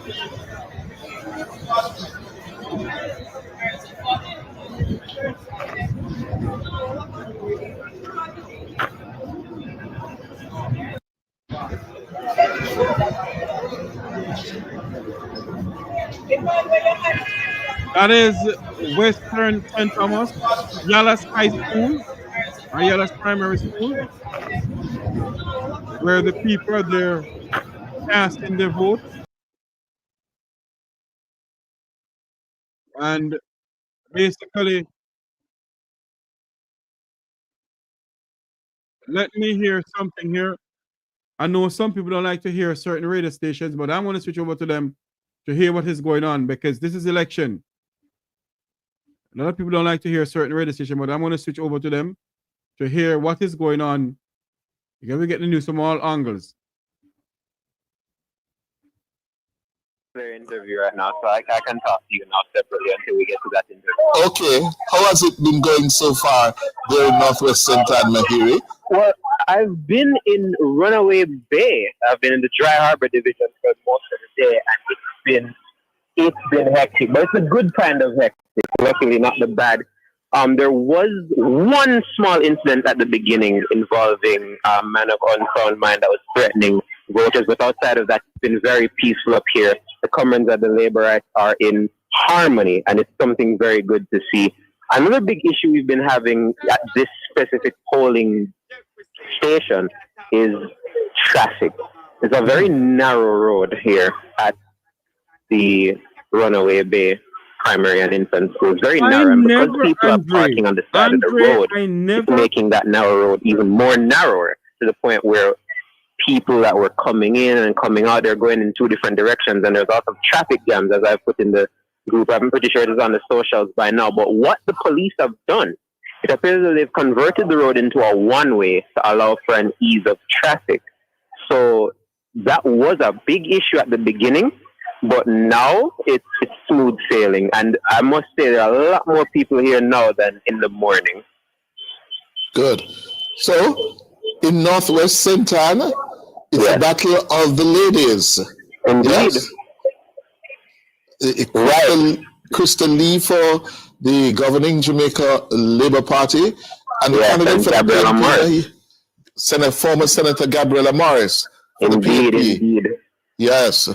Well, go ahead, Mahiri. Yeah, I was going to say it's an interesting contest. It's the first time in the 21st century that two women are vying for the seat. And I must say, I've seen both women so far today, and they both seem very, very confident in victory, but it can only go to one of them. But I must say, it's going to be an interesting thing for Crystal Lee this time around, because when I was doing my research, I realized something, sir. All of the winners before Crystal Lee in the 21st century, so from 2002 to now, all of the winners won by as high as 850 votes, but maybe as low as 202 votes. But when Crystal Lee won the seat in 2020 against Dr. Dayton Campbell, she won by over 2,000 votes. It's one of the biggest margins we've seen here in a while. And I'm still trying to get voter turnout. They're having an issue in terms of getting the numbers because Runaway Bay has, I believe, 6 or 7 polling divisions inside the polling station. So even both parties that I'm speaking to are having trouble with the numbers. But one thing I've noticed in my research as well is the voter turnout in Northwest St. Ann tends to it's been declining year after year after year. In 2002, it was 64. Then 07, it dipped to around 62. Then 2011, it went into the 50s. Then 2016, it was in the 40s. And then obviously, we know it with COVID, it got to 39%. So the last normal, unaffected by COVID election around here was around 49%. So that's the number I'm working with to see if it dips underneath that and goes lower as it's been projected to, or if we've seen a more resurgent voter base in Northwest St. Anne. Well, Mahiri, it's an interesting point you raised with the margin of victory for Krista Lee in 2020. 2020, yes. She won by more than 2,000 when she defeated a very unpopular Dr. Dayton Campbell. In fact, she chased him out of St. Anne. He has now taken refuge in eastern Westmoreland, where he's having problems. Yeah. Really? Well, yes. He's going up against Danny Lawrence, yes? Yes. So we are watching that one because Northwest St. Anne is usually safe PNP territory. Yeah. And it has now been going to the Labour Party. It's now trending away from the PNP to the Labour Party. So it will be interesting to see what happens tonight if Krista Lee is able to hold on to it again.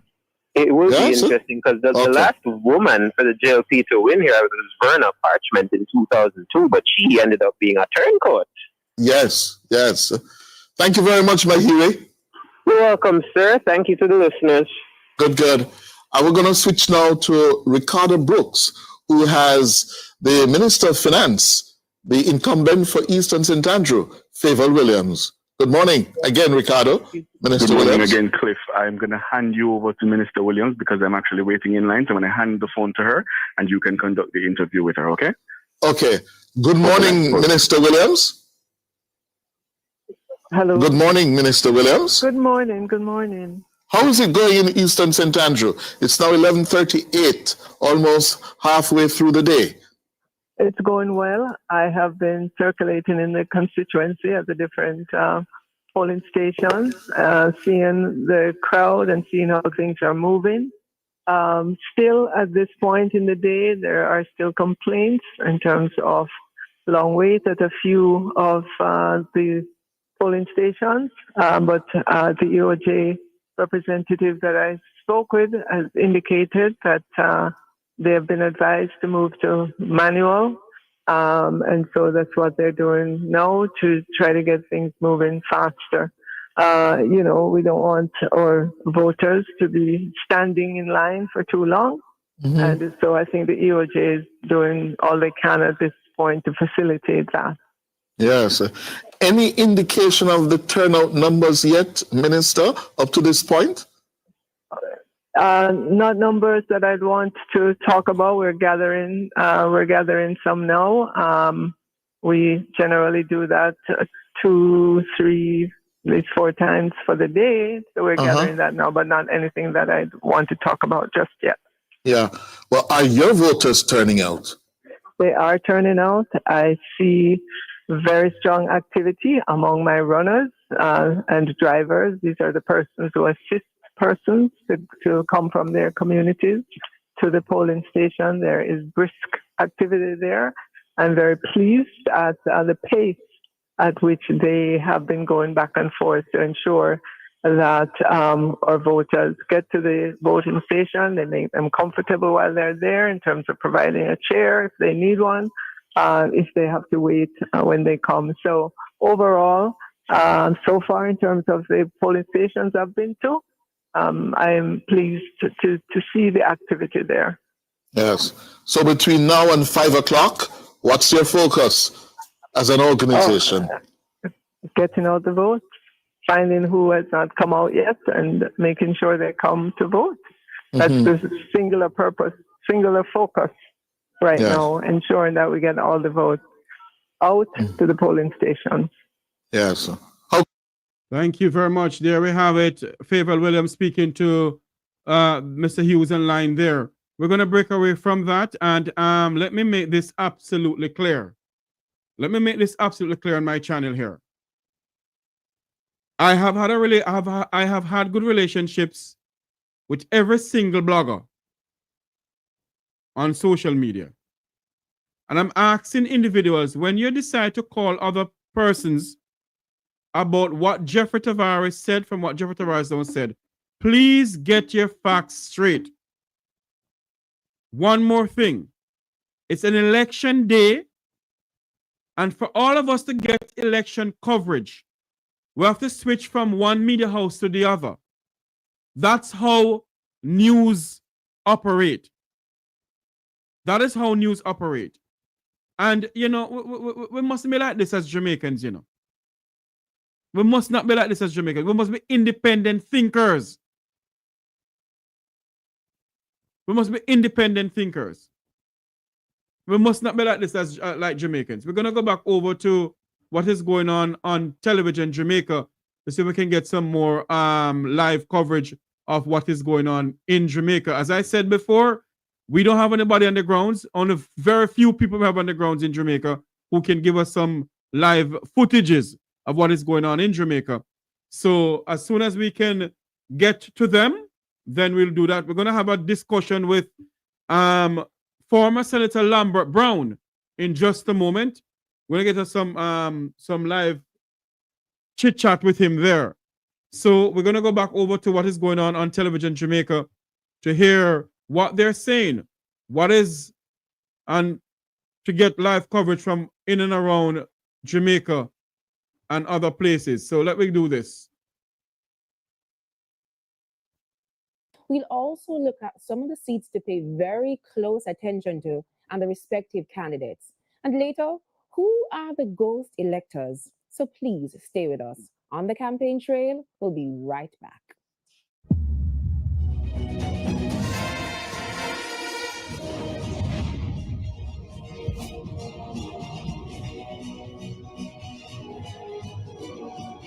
Hello, good morning, Mr. Talk, you're live. One moment, please. Hello?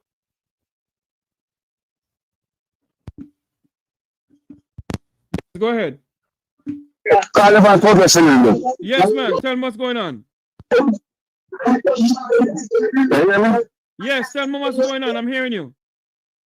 Yes, well, I mean, things looking good down here. You know, I say I vote at the I just cast my vote at PD 31. Yes. All right, my friend. At the Brompton Bakery School. All right, my friend. Thanks much. But you have 30 PD 30 moving slowly though, but 31 A and B moving a bit faster. But 30 moving slowly. But I mean, we can actually say them things that looking good on the other side, the green side, the card. That thing was a handful of them, you know. All but right. We are going on, sir. So we're talking from Southwest but back of the division. Thank you so much, my friend. Okay. Keep me posted, all right? All right, I will. Thanks, man. Thank you so much. There you go. People calling us to us and giving us the news report from Southwest. Let's go back over to what TVJ is doing. 2020. From how the general election date was announced to campaigning and the celebrations thereafter, the 2020 election cycle was anything but ordinary. It was held nearly 6 months after the country went into a tizzy when it recorded its first COVID-19 case. With that came restrictions on how people interacted. I not really like it. I notice me get up and all these things. I've been preparing from before the virus was confirmed. So mask wearing, hand sanitizing, and social distancing became the new normal. Or was it?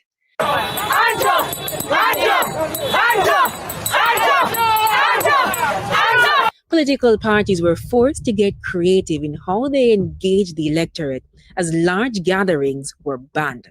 Spot meetings were made popular as they tried to limit the spread of COVID-19. Arguably, the fear of contracting the virus was seemingly spreading more than the virus itself. It was reflected in the September 3 polls. Only 37% of the 1.9 million registered voters participated. A lot of the elderly people in the Norman Gardens there, Springfield, they're afraid to come out, even with our urgings. According to the Electoral Office of Jamaica, it's the lowest voter turnout since 1983, when the People's National Party did not contest the election.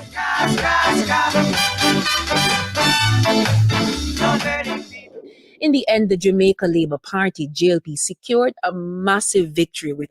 There is indeed cause for celebration, but there is also, I would believe, significant cause for consideration. There are many Jamaicans who did not participate. Were you shocked by the results, sir?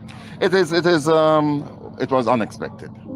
The landslide victory triggered the resignation of then PNP President Dr. Peter Phillips, and then came a contentious leadership race for the helm of the party.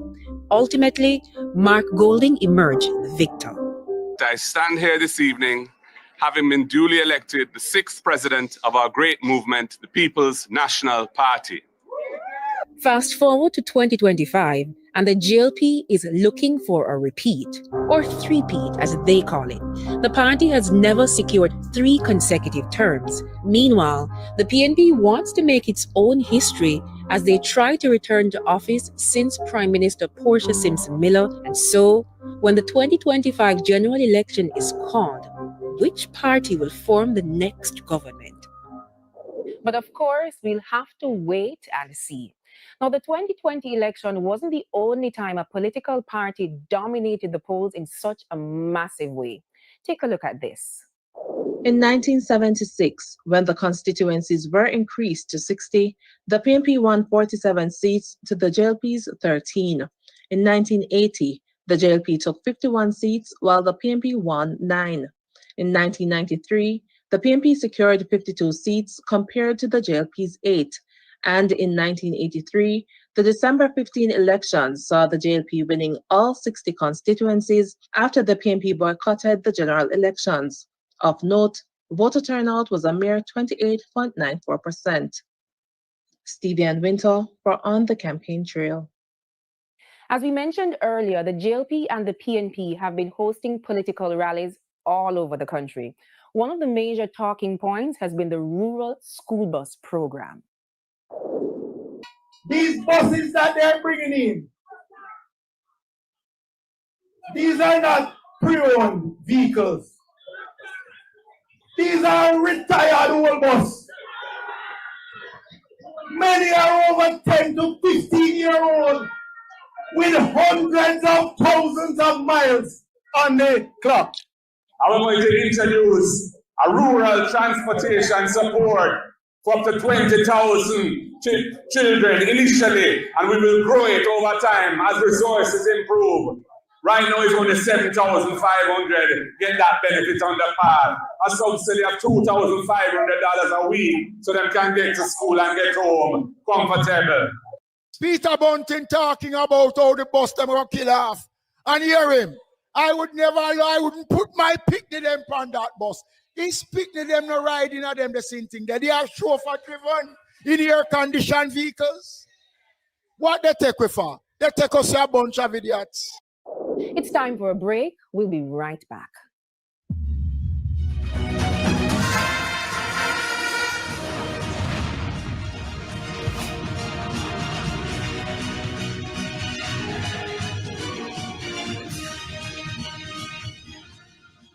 Some 2.1 million Jamaicans are registered to vote in this year's election. That's according to the Electoral Office of Jamaica.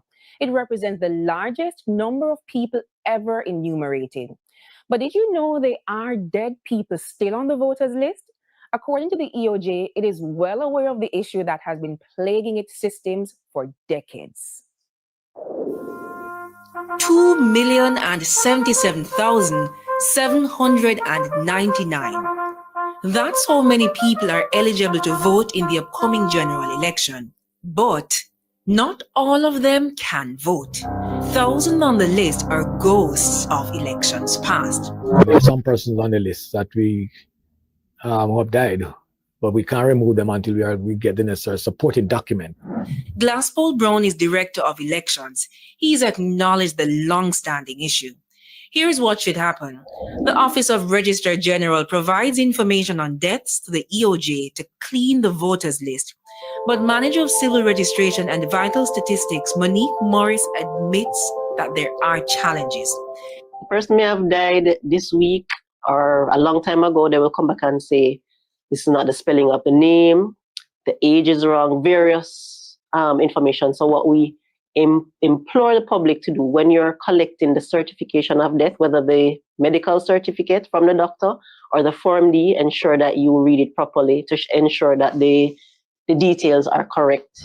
Data from the Office of the Registrar General shows that between 2002 to 2024, it recorded 409,542 registered deaths. Since 2005, the EOJ removed 285,949 dead people from the list.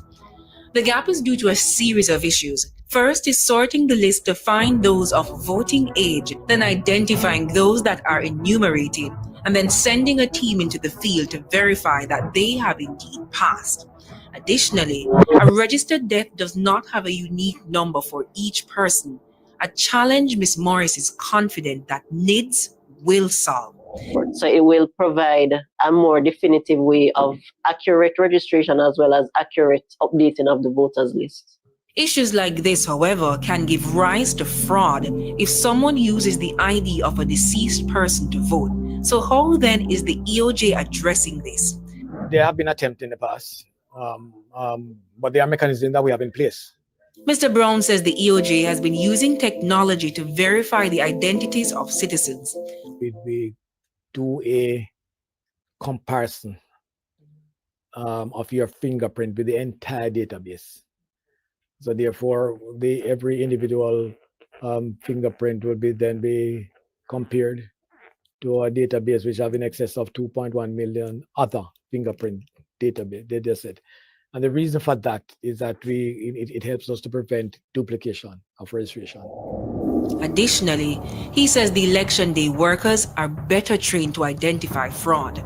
If found guilty of impersonation, aiding, abetting, counseling, or procuring the commission of the offense of impersonation, citizens can be fined between $10,000 and $40,000 or sentenced to up to 5 years in prison by a resident magistrate. If found guilty in a circuit court, the fines are between $50,000 and $250,000 or at least 5 years in prison. That aside, there are concerns that an unclean voters list negatively impacts voter turnout.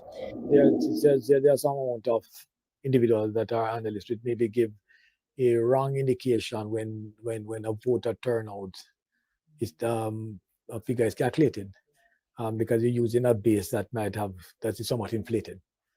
Senior PNP member Peter Bunting argues that the voter apathy being reported, while true, is overly exaggerated, adding that Jamaicans who've migrated are still on the list. I would estimate that somewhere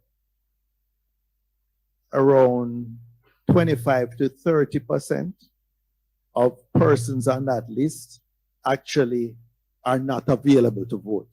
Equally challenging are those who've migrated and have died overseas.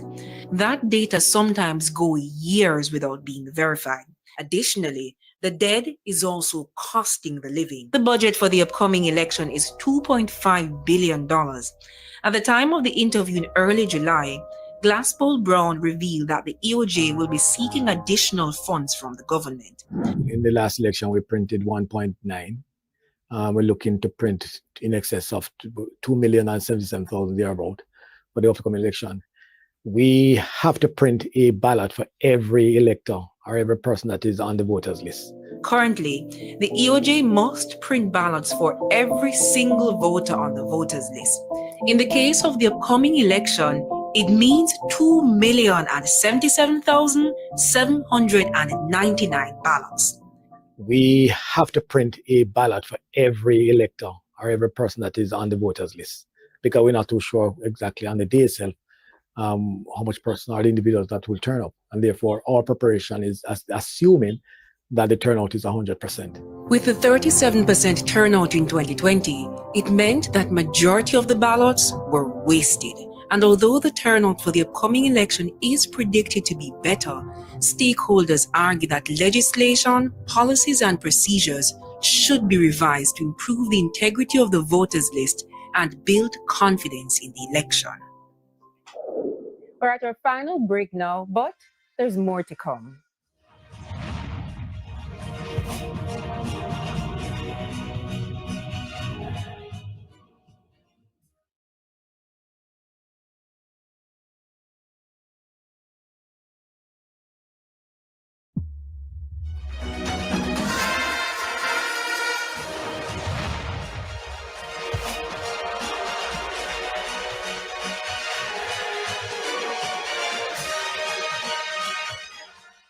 Welcome back to On the Campaign Trail.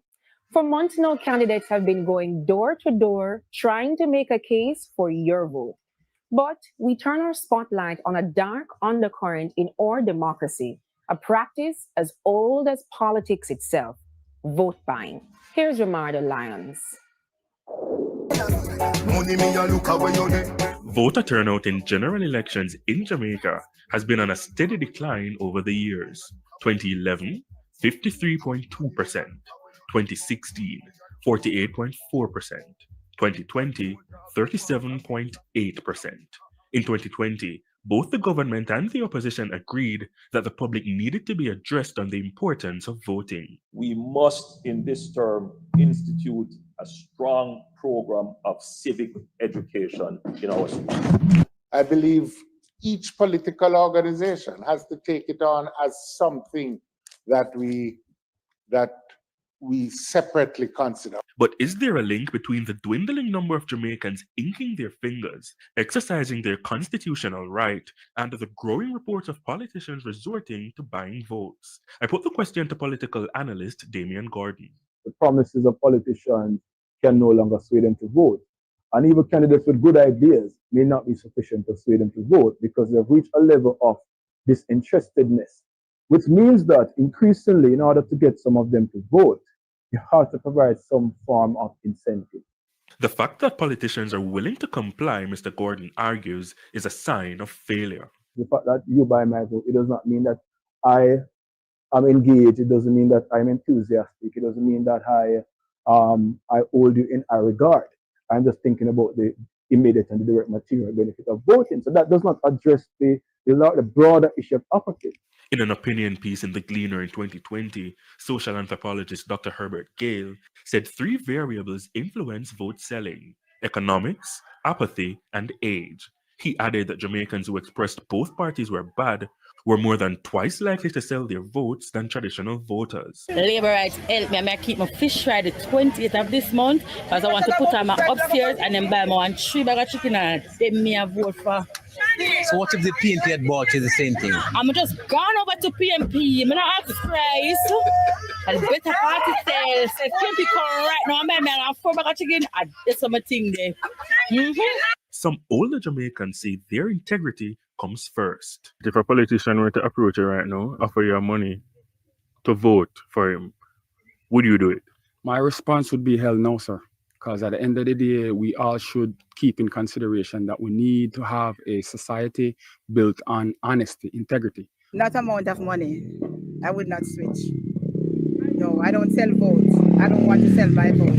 On the flip side, Daniel Archer, Principal Director of the National Integrity Action, says vote buying isn't limited to giving someone cash in exchange for a vote. Our voting buying is not just to tell you to go and vote, you know.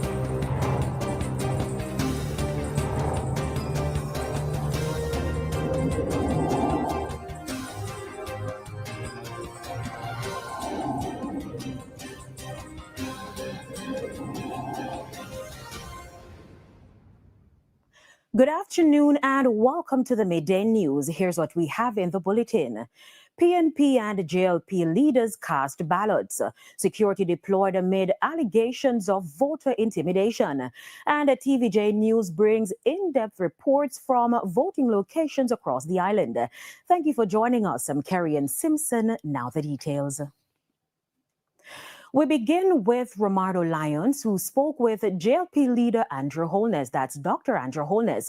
Dr. Holiness cast his ballot earlier this morning. Romardo, how has it been going so far? So as you heard earlier, I spoke with opposition leader Mark Golding, and he's very confident about the potential outcome of this general election. Well, so too is Dr. Andrew Holiness, leader of the Jamaica Labour Party. He showed up moments ago here in St. Andrew Eastern to cast his vote right here at Mona High School. Now, this constituency is being contested by the JLP's Favour Williams, the PNP's Patricia Duncan Sutherland, and Carl Cargill from the JPP. I spoke with Mr. Holiness after he cast his vote, and this is what he had to say. Dr. Holiness, Romardo TVJ, the latest Don Anderson poll shows the opposition ahead. He contends that his predictions have been accurate. Don Anderson predicted in 2007, 2011. He predicted in 2016, and he predicted in 2020. Come on. You know, I'm not going to discredit any poll. Let me say that. But I don't listen to Don Anderson's poll. This campaign trail has been clouded with talks of corruption. Do you think that will affect how some Jamaicans vote? Without question. I mean, there are Jamaicans who will listen to the headline and not necessarily read the story. So that's something that we factor in. I think the challenge with corruption in Jamaica is that it has focused heavily on the name and shame and you know, using bureaucracy to try to prevent corruption. I think there's another model, which is a model that actually works. And I've said it before, I say it again. Efficient systems can't be corrupted. So if you're trying to deal with corruption, you have to make systems efficient. And to make systems efficient, you want quick delivery of results, you want systems that are integrated, you want transparency, and you want a fair process of adjudication. So we are looking to, as we have announced, our speed program and increasing the efficiency of our public bureaucracy. And I think that is where you're going to get the greatest gains against corruption. What I've observed at polling stations in both constituencies is people strolling in here and there. A lot of people who we spoke to said that they wanted to come out as early as possible, head to the polling stations, cast their votes, and head back home before the crowd. Got here a little after 7. There was no movement. I think because of some new arrangements. But after that, you know, things started to move and everybody cooled down. There was a whole lot of chatting, you know. We're wondering why we have to wait so long and all of that. But everything is going fine there now. And I'm happy I voted. Send a message to people at home who are undecided. They don't know if they want to vote. They don't know if they're going to do it. What would you say to those people? I tell them to come, you know, because it's peaceful. There's a whole lot of security people here. And everybody seems to be engaged. You know, there's no violence. You know, so come, do your vote and go home. Now, the presence of the security forces, as you can see behind me, is very noticeable. And I've seen representatives from the Jamaica Defense Force, the Jamaica Constabulary Force, even some officers from MOCA. Now, I'll continue to monitor the situation in both constituencies and provide updates. Now to opposition leader Mark Golding. He was in St. Andrew Northeastern earlier. Mr. Golding addressed an issue that has been plaguing elections in recent years after he voted. There's often concern about the number of youth showing up at polls to vote. Are you satisfied with your party's efforts to appeal to youth this election? Listen, one can always do better, but we have done a fair amount. It's been an issue of concern to us as well. So that is why, as leader of the party, I implemented an innovation by appointing a junior shadow cabinet drawn from young people in their 20s, early 30s, from the PNP Youth Organization and the Patriots, which is our young professional. And that has given exposure to the members of the junior shadow cabinet to speak on national issues and to raise the profile of the party among the youth to show them that we are a party party that respects young people and feels that their voice is important and that they should be given opportunities to be heard. We've also had 2 youth rallies specific to young people during this campaign, and those were very well attended, very full of energy and went very well. And on all of our major rallies as well, we have at least 2 persons who speak for young people, 2 young people. And we have a lot of young candidates who are very attractive candidates and can speak eloquently and have been speaking eloquently. So I think, you know, for those who follow the politics, they will see the efforts that we have made. The challenge is, of course, that many young people are just not at all interested in public affairs. And I think that's symptomatic of the world as a whole. That's not just a Jamaica thing. And I think it's to do with the way in which communication and information is shared nowadays and the sheer volume of things that people have access to. But, you know, we are doing what we can because we do see it as an important issue. And in the past 2 elections, we saw voter turnout dwindling. Is that a concern for the People's National Party? Well, we would like to see a high turnout. For one, I think a high turnout favors the opposition party in an election. 2020 was an aberration because it was during the COVID period. And indeed, it resulted in community spread occurring almost immediately after election day was announced. So that was an unusual situation. I don't think we can really give it too much statistical importance when it comes to voter turnout. But the polls have indicated an expectation that the turnout this time will be significantly higher than that. We now turn our attention to Central Kingston, where Halshane Burke is standing by with the latest on the voting activity. Halshane? We are here in the Central Kingston constituency, where the People's National Party's Steve McGregor is going up against the Jamaica Labour Party's Donovan Williams. We also have the UIC's Garth Barnett, who is contesting the seat. Now, the polling stations opened on time for the most part in the areas that we have visited. We have been seeing the feature of long lines, and let me tell you, the sun has been scorching. Persons have been in the lines for upwards of 40 minutes, but they are not daunted. Supporters of both major political parties say they are jubilant, they are expectant, and they are going to stick the course until the end. They are expecting that their candidate will emerge the victor at the end of the day. Now, we have noticed that members of the security forces are all around, dotting the constituency, keeping a keen eye on what is happening today. And so far, they are saying that it has all been peaceful. Right around the sound of vuvuzela, the sound of music, that has been punctuating the constituency because everyone in the constituency is expecting that their candidate will emerge victor when the last ballot is counted. Thank you, Halshane. Now, Shamela Pullen now gives us an update on what's happening in St. Anne. All polling stations across the parish of St. Anne opened promptly at 7 a.m. this morning. Voters were seen gathering as early as 6 a.m., determined to cast their ballots in this highly anticipated general election. St. Anne, which is divided into 4 constituencies, is expected to play a pivotal role in the national outcome. All eyes are especially on Northwest St. Anne, where People's National Party General Secretary Dr. Dayton Campbell, now the candidate in Eastern Westmoreland, was the MP from 2011 to 2020. Dr. Campbell cast his vote earlier in the constituency and expressed optimism about his PNP counterpart's chances of retaining the seat. You couldn't tell much from what has taken place so far this morning, but just based on the preparation that we've had. This is a constituency that we've won more times than we've lost. We have ensured that we've gone out there and that we've re-energized and re-engaged the members of the party, and they are enthused, they're excited. The level of excitement among the PNP supporters now is currently very high. And those persons who are in the middle, quite a few of them have seen some things that they personally want to vote for.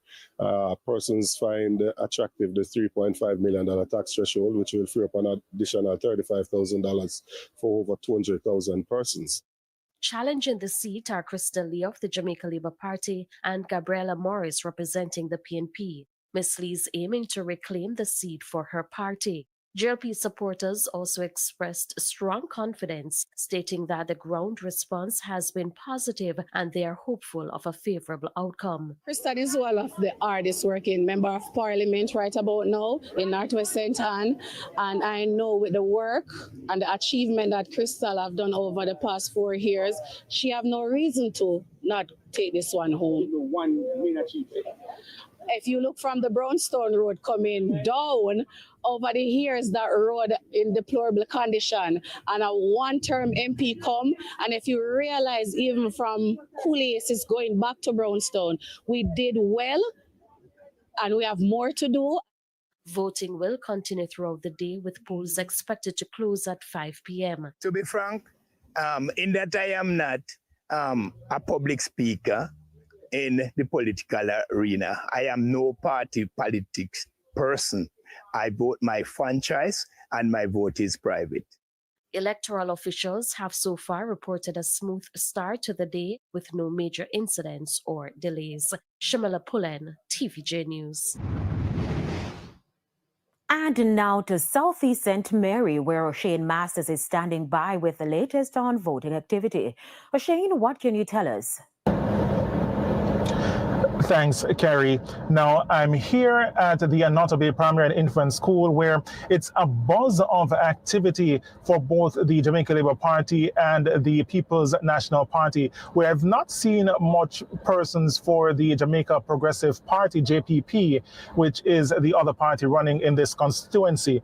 Now, on the JLP side, we have Dr. Norman Dunn. He is the incumbent. Now, he defeated the PNP's Dr. Shane Alexis in 2020. That was the election in the COVID-19 era. Now, that battle was known as the Battle of the Doctors. Now, Dr. Dunn is facing a new challenger in the person of Chris Brown of the People's National Party. Now, with a very vibrant lead up to this election, both parties are anticipating increased voter turnout and believe that the messaging of the respective parties has wooed their base. Now, in terms of activity at the polling divisions in Southeast St. Mary, things got off to a relatively smooth start, but some constituents complained of protracted wait times in the lines. Now, the newly formed Jamaica Progressive Party, as I mentioned earlier, is also fielding a candidate in that constituency. He is Mark Hutchinson. Now, in speaking with him earlier today at the Gibbs Hill Church of God, he said he believes the message of the party has resonated with its base. Now, let's go over to Western St. Mary. Things are also progressing smoothly.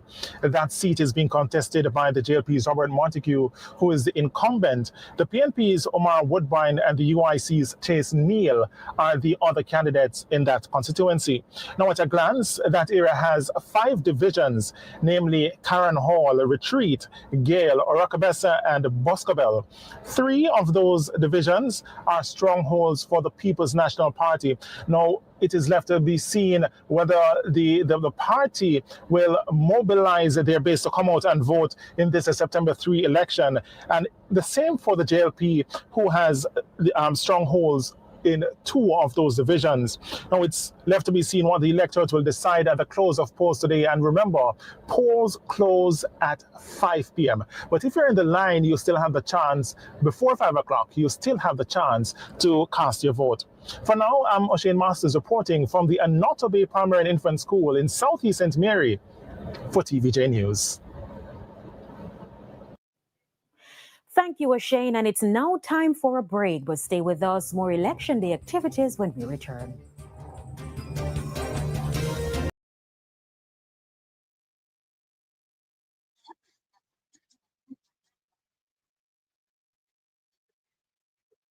Welcome back to the program. Welcome back. Welcome back. We're listening, watching from around the world and the Eastern Caribbean. It's election coverage right here on the Make We Talk program. Welcome to all those in the chat room, walking the divine purpose. Our moderator, Gigi. Welcome to everyone in the chat room. Please, I ask everyone in the chat room, we're all Jamaicans. We're all Jamaicans. Andrew and Mark living loving after this election. Even before the election, they live loving. We need to live loving.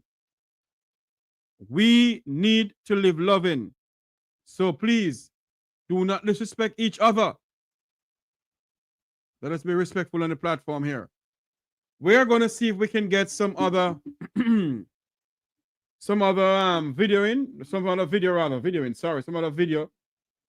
or live clippings of what is going on around Jamaica. I want to go over to East Portland for a moment. Let me figure out something here to get this over to East Portland. Let me figure out something here. One moment here, please. I saw something coming into us out of East Portland. Let me get it to the platform here. We're also seeing, okay. We're also seeing out of Central Manchester, Rhoda Moy Crawford. We're going to go to her right now. We're going to go to what is going on down there. Let me take this out of here. Remember to like, share, and subscribe. Like, share, and subscribe to the Make We Talk YouTube channel. I will be going off air pretty soon, not now, because I have to come back on at 7 o'clock this evening to bring you live coverage when the polls are closed. Who will be Jamaica's next Prime Minister?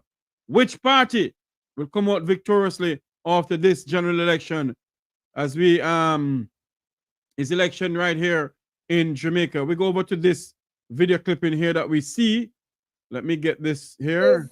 You know, for early snack, made sure that all day. So last night we were at the campaign office, making sure that all our workers got their files ahead of the day. You know, the file comprising of the voters list, their pens, phone cards, food packages, you know, for early snack. Made sure that all the drivers received their petrol. So that's pretty much how we spend touching base, especially with our outer town voters, making sure they know where to go.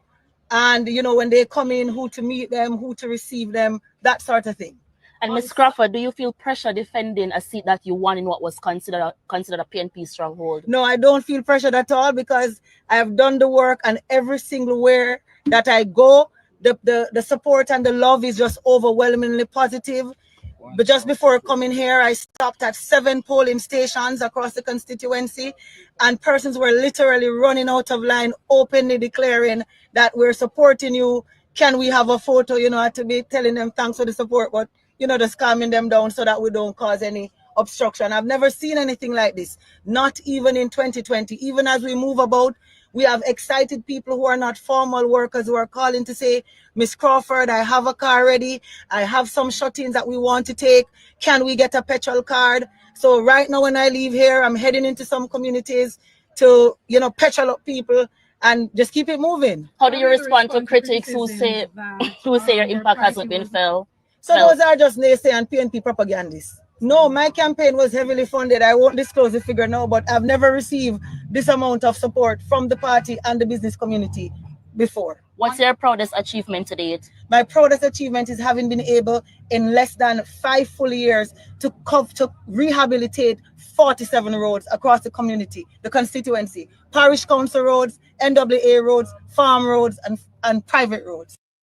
So there you have it. It's a damn disgrace that in 2025 rather, after 63 years of independence, the Jamaican people are still trying to get water on roads in their constituencies. A damn shame and disgrace. And I will apologize to nobody when I say this. We're going to go over to Portland now, where the man who believed that he is the bull duppy and duppy conqueror was speaking to the media. Let me get this out of the way and get it to that we can see what he was saying. We go over to Western Portland now. One moment here, please.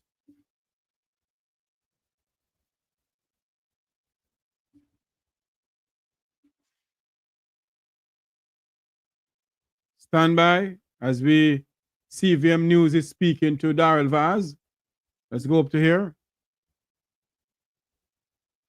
Here we go. We always have good organization and good workers, and that's what it takes to get out the vote. We know where our votes are, and therefore every election for the last 5 elections, we have come out on top. just because we have a good organization. And that's the most important thing. Getting the ballots in the box on election day is the only key to success and victory. And I've done it 5 times, 4 elections and 1 by-election, and I expect to do it exactly the same way this time. Let me say something to the people of Portland now. The people of East Portland, this man here, Darrell Vaz, if you put back in Darrell Vaz as member of parliament for East Portland, dog no nyamo no supper. Let me say this again. If the people of East Portland put back this man in for the 6th time, or the 6th time, remember I tell you no, you're not going to get no road. West Portland rather. West Portland, not East Portland, West Portland. With Miss Doreen Campbell. Jamaicans in West Portland. If you all put back in this despicable human being, that named Darrell Vaz, who described the woman yesterday.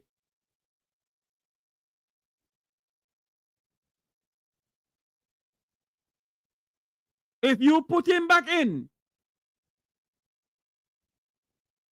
dog nyamano support in this country.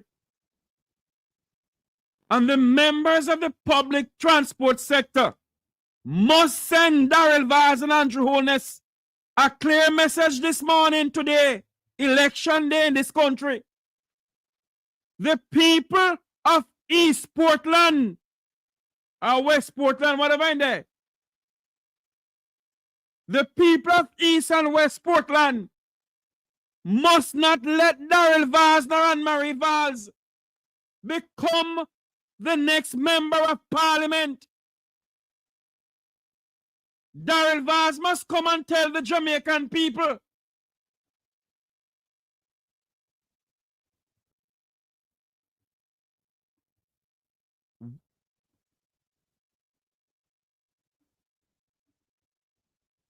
come and tell us how you spend $1.4 billion of taxpayers' money. If in any other modern democracy, there would be an investigation in this. And that is why I could go to Portland and describe the lady the way I describe her. Because all I don't believe on this bulldog and the conqueror.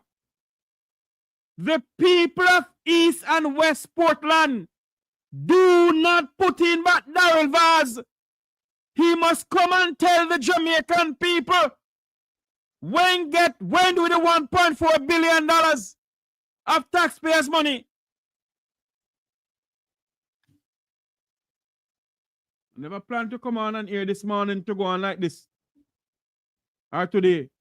It is now 12:24 in the land of wood and water. The people of Portland must send Darrell Vaz and Anne-Marie Vaz a clear message.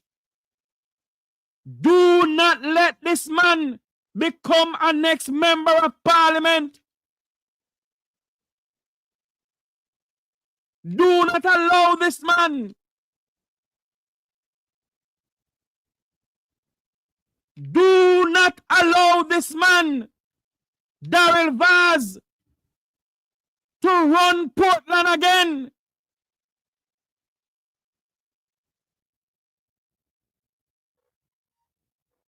I have nothing more to say. More than we better wake up in this country.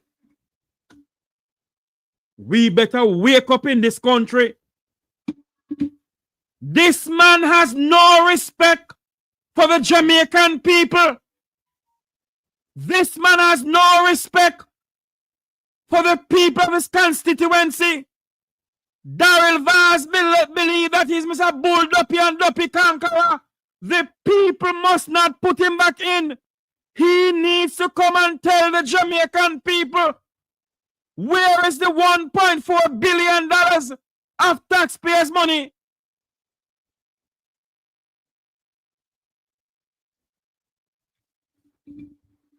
You, Daryl Vaz, must not be allowed in the Parliament of Jamaica ever again.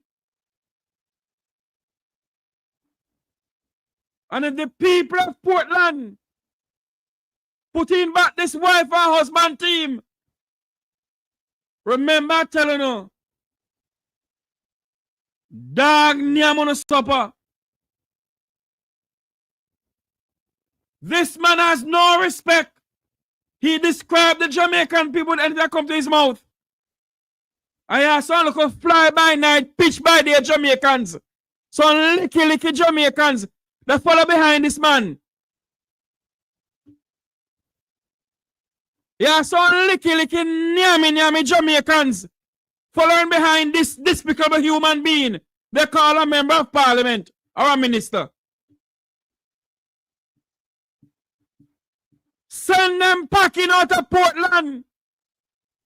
Jamaicans in Portland, the people of Portland, send Daryl Vaz and his wife packing tonight.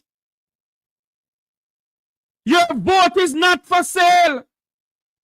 The people of East and West Portland, send Daryl Vaz packing tonight. Your vote is not for sale.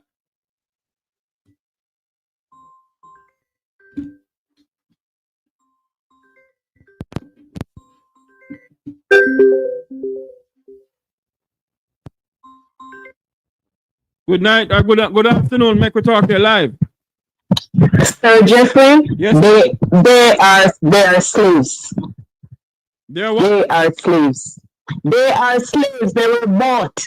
They don't remember that our foreparents were sent here as slaves and they were paid for. So the people of Portland are being paid for to be political slaves. So make them stay there. They better wake up. They better wake up. The people of West and East Portland, and now come off it today, Daryl Vaz must go home, go sit down. And the international court must come in. We want to know where the $1.4 billion gone. And if Mark Golding come in as Prime Minister, and if Mark Golding does not about this $1.4 billion, we shall take it to the International Court of Justice in America, wherever it is. The Jamaican people must get justice. This is wickedness. Daryl Vaz, come and tell the people of Jamaica, what have you done with the $1.4 billion this election day? Was some of the modern democracy prisoner miss you?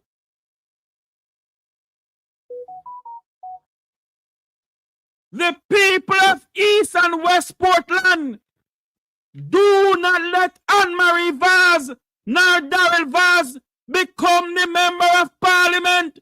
They must not be seen in the Parliament of Jamaica. They must not be seen in the People's Parliament.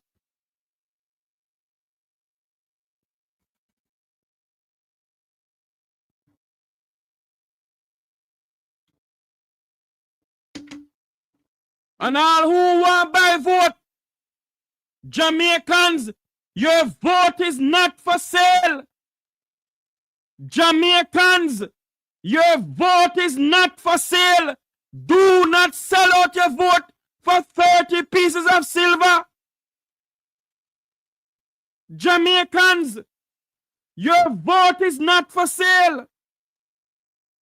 Do not sell your vote for 30 pieces of silver. Daryl Vaz, come and tell the Jamaican people, what have you done with taxpayers' money? A lie, you lie. You don't spend no $1.4 billion for no bus. Lie, you lie.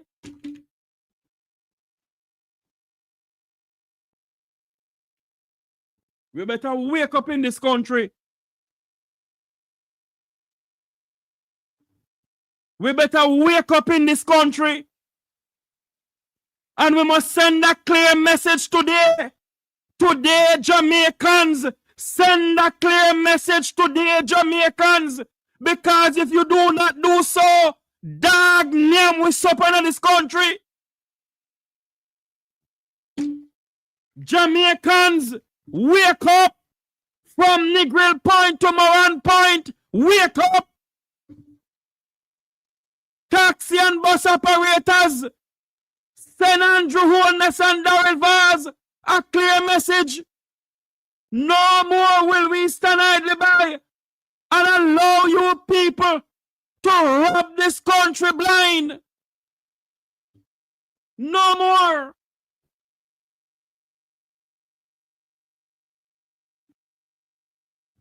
And I say to my fellow Jamaicans, remember Cornwall Regional Hospital.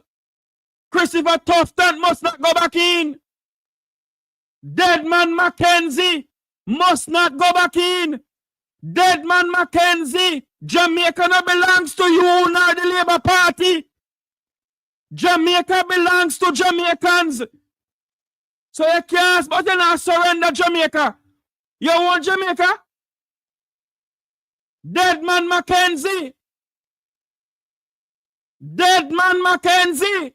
Jamaica no belongs to you, nor Andrew Holiness, nor Darrell Vaz. Wake up, Jamaicans. Darrell Vaz must not go back to the Parliament of Jamaica. Darrell Vaz must not go back to the Parliament of Jamaica. Good afternoon, you're live. Welcome to the program, sir. Hello, is this Jeffrey? Live in living colors. The people of Portland must not put in back Darrell Vaz. Go ahead for me, head boy. I'm giving you my midday report as promised. Yes, sir. Go ahead. So I've been across the length and breadth of the island. I've been from Portland to the east and as far as St. Catherine now in the center of the island. Yes. Yeah?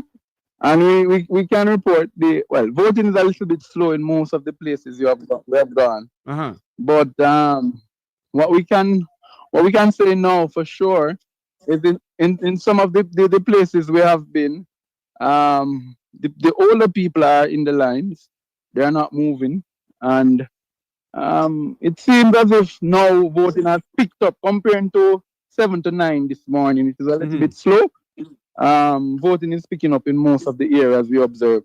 We saw a strong of supporters for the People's National Party in Old Harbour. Yes. Which was a little bit livelier than would have normally expected. So it seems as if Old Harbour is going to be very competitive.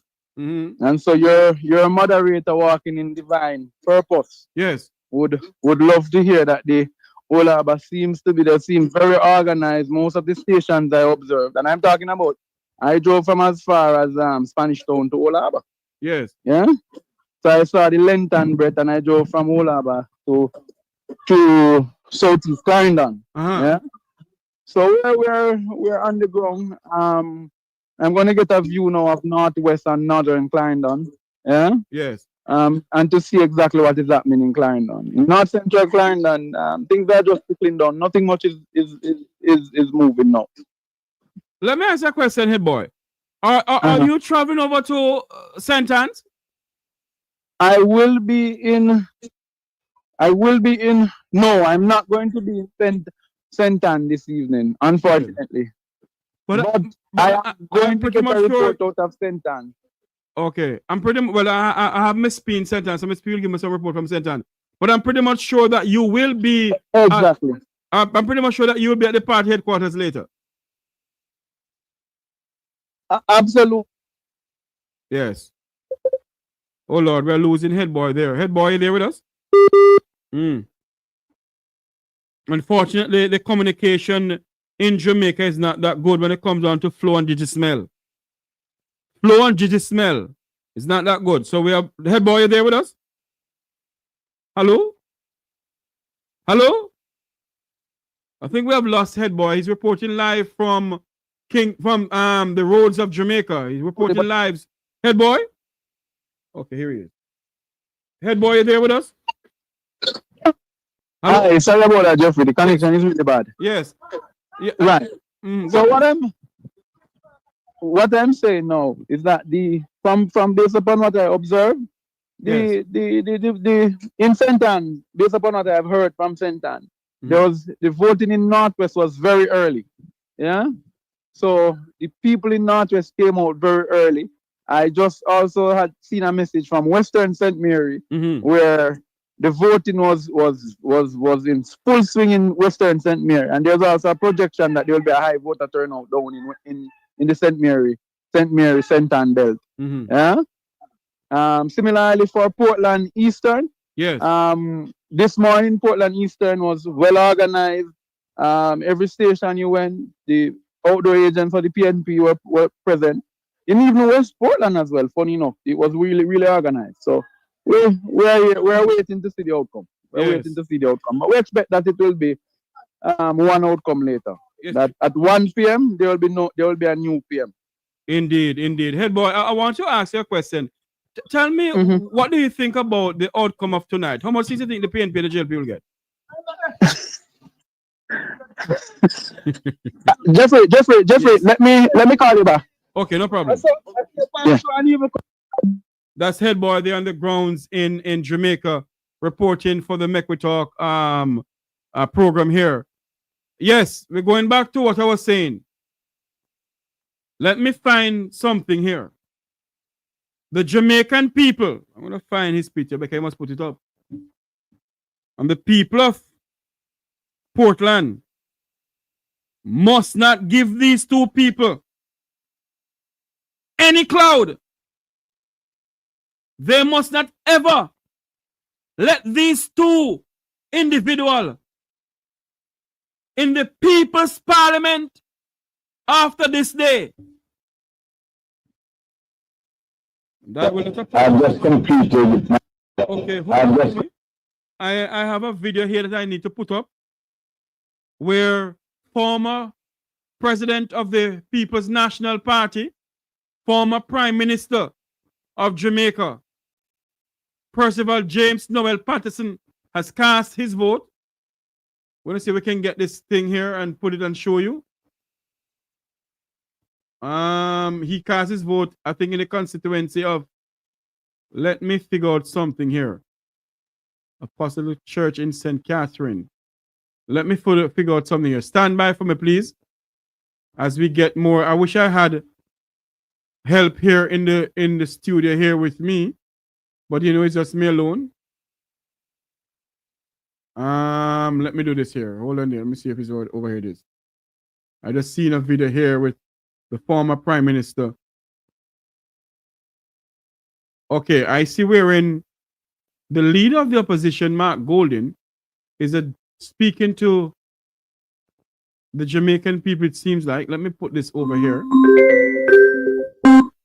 Hello, good afternoon. Make We Talk here live. Where are you reporting from? Hello?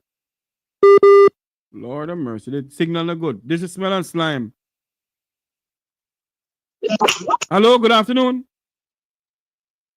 Hello? Good afternoon. Digital and Smile. Let me go back over here and see what Dan Anderson is saying, and we're going to try to figure this out. You have is within 1% of what Professor Carlstone has. We would like you to do some political polls for us. Fast forward to 2025, and Mr. Andrew. Hello, good afternoon. Somebody call you while I'm put out a call. Yes, go ahead. Talk. Good afternoon, Jeffrey. You're reporting from? Calling from Brompton Primary School. Yes. Southwest Seminary. Talk to me. We count on labor right under them booth. Nothing. All 15 of them underneath it. And one side over there, so right now, a peer come with, you know. So and then what is the vote? What is the voter turnout like? Yeah, man. When I say about we grant about 85% of the PD 31. Okay. 31. Yeah. All right, right? my friend. At the Brompton Basic School. Yeah, man. So they come with them come out, and them put the bag in our box. Okay, man. All right. Okay. Good afternoon, make we talk. Good afternoon. Lord have mercy. What happened here? The person was calling a while ago. I see that this call kicked out the person. I am trying to get the video of the former prime minister. The person was calling a while ago. Can you call back, please? 954-529-8030. Call back, please.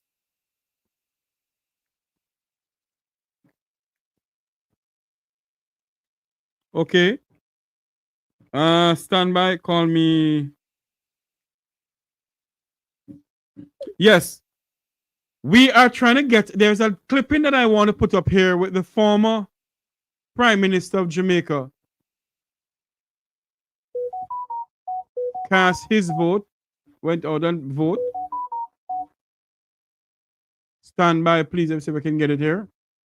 I don't know what thing it was on. I'm trying to figure it out. But anyway, this is what is going on right here on the Make We Talk program. Yes. Good afternoon, Make We Talk Live Election 2025. Yes, good afternoon. Good afternoon, sir. Turn up. Where are you calling from? You're in Jamaica?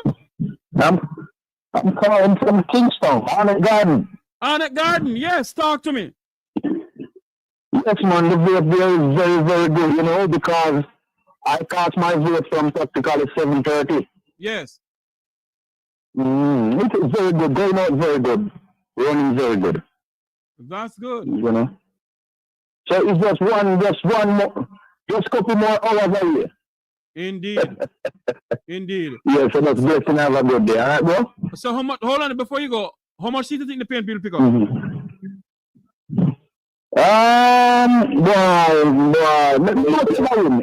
It's a win. All right, my friend. Thanks much. Listen, cool. Good afternoon, Make We Talk here live, election 2025. Go ahead. Yes, man. Reporting, well, I'm calling from Chicago. Yes, sir. Yeah, but I'm interested in Northwest Canada. You're not Northwest Clarendon, yes. Yeah, we're bringing back Richard Dunn, one of the hardest working. Indeed. Yes, man. Hold on for me, sir. I gotta switch over because the director of election, Glasswell Brown, is speaking on a major news network that I want to hear what he's saying. Just stand by for me, people. Want to hear what the director of election is saying, Mr. Glasswell Brown? He's speaking on a very famous radio station here. Here we go. There's some level of person not being, could have been a little bit more patient, but the process to move a little bit faster. Yes. Another thing we're learning from a number of people who have voted is that you possibly need to pay greater attention to make life a little easier for the disabled and the elderly. Yes, people were telling me, got a report out of St. Elizabeth, the elderly, the disabled, in the sun without any coverage at all. But we're trying. But the difficulty is getting locations in terms that can allow us for people to be seated in a covered area. That's a challenge. Remember, we have 7,294 polling stations across the island that rely on schools. So in terms of disabled, but we have improved this time in terms of approximately 98% of our polling stations are now on the ground level. Yes. We have started a few other locations actually putting ramps to assist those persons. So we're not there yet where we want to be, but as I said, the challenge is to find location that allows us to sort of put those that are comfortable for persons at a different location. Yes. And what is the rule concerning candidates moving about in and outside of their constituencies? I guess the legal person can tell you what is the legal ramification of it. Certainly for us, if you are not a candidate within that constituency, you're not supposed to enter the polling station because you have no right to be in that polling station. Because you're not a candidate in that constituency, your name is not on the list for that particular constituency. But outside of the station itself, that is for the legal people to tell you there's an issue with that. I'm not sure. Mm-hmm. Okay. And the constituted authority has been activated. Have they been meeting since? They have been meeting since morning. And they're, I think, an election center there where have been activated since 7 a.m. this morning, continue up to 5 p.m. So yes. To the constituted authority. Uh-huh. Okay. And remind us of the role of the constituted authority. What matters go before them, Mr. Brown? What they do is basically they take report from the election center, and there's a need for them to make any ruling. They have certain authorities. Certainly they can stop or halt voting in a particular area if there's for example, there's a riot, there's any act of God, etc. that prevents the voting from moving forward smoothly. They have such right. Mm-hmm. And who comprise the members of the membership of the constituted authority? The first selected commissioners of the Electoral Commission of Jamaica, or the independent commissioners, along with 2 other persons appointed by the Governor General, and is normally chaired by a retired judge. Yes. Okay. Mm-hmm. And tell us now, it's now 13 minutes going up to 1 o'clock, just under 5 more hours to go. Yes. What's your advice to people who might be in the line at 5 o'clock and still not had a chance to vote? As long as you're on the line, you will be allowed to vote. The process will continue, no matter how long it is or how late it is, until the last person in the line has been given a chance to cast his or her ballot. Mm-hmm. Okay. Thank you very much, Director. Anything else you'd like to share with us and the members of the public at 12 minutes to 1 in the afternoon? I'll just repeat what I said earlier on, that the process continues until the last person in the line is allowed to cast their ballot. We continue to appeal that for a person to be patient. We will process everybody who are interested in voting. Okay, thank you very much. That's Mr. Glasspool Brown, the Director of Elections. He's running Jamaica's election system, which is underway on election day. But the figures up to 11, not very encouraging. Let us see if they will pick up in the afternoon. So go out and vote. Go out and vote. Time for the break. There you have it.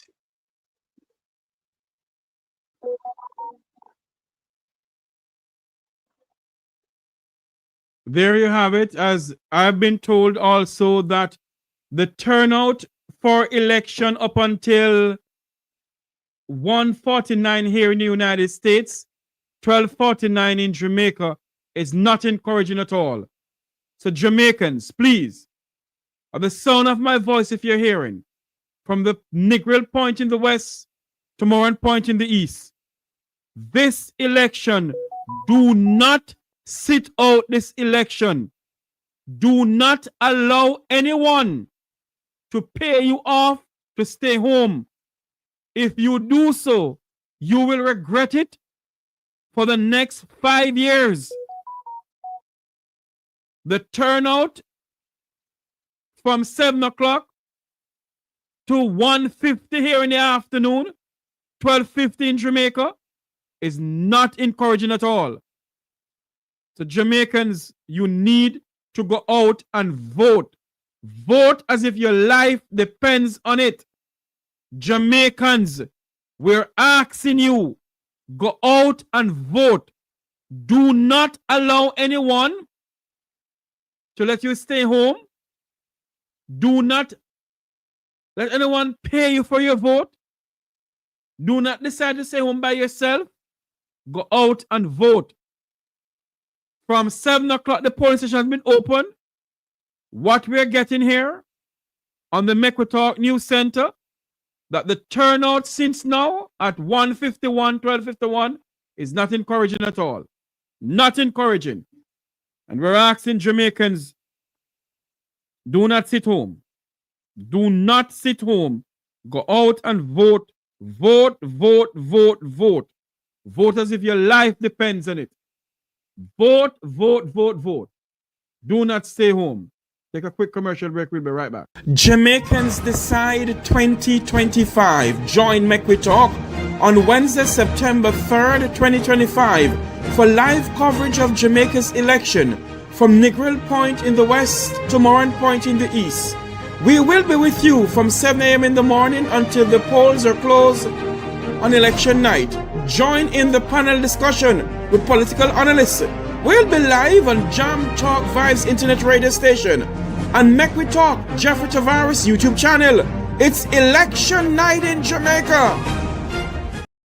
Jamaicans Decide 2025. Join Make We Talk on Wednesday, September 3rd, 2025 for live coverage of Jamaica's election from Negril Point in the west to Moran Point in the east. We will be with you from 7 a.m. in the morning until the polls are closed on election night. Join in the panel discussion with political analysts. We'll be live on Jam Talk Vibes Internet Radio Station and Make We Talk Jeffrey Tavares YouTube channel. It's election night in Jamaica. Welcome back to the program. We're going to go over live to what is going on television Jamaica. Here we can put them together, a different entity, even little classes, because you have kids who leave school right now who still can't spell them name, but they have to go. We need some people to have things where we can build and send out to other countries where we can get more manufacture in our place. But we don't have no factory. And so Kingston Central's to-do list will be lengthy for the upcoming Member of Parliament. The incumbent, the JLP's Donovan Williams, will face the PNP's Steve McGregor. The constituency is considered a PNP stronghold, as the party has won the seat in every general election except 1944, 1983, and 2020.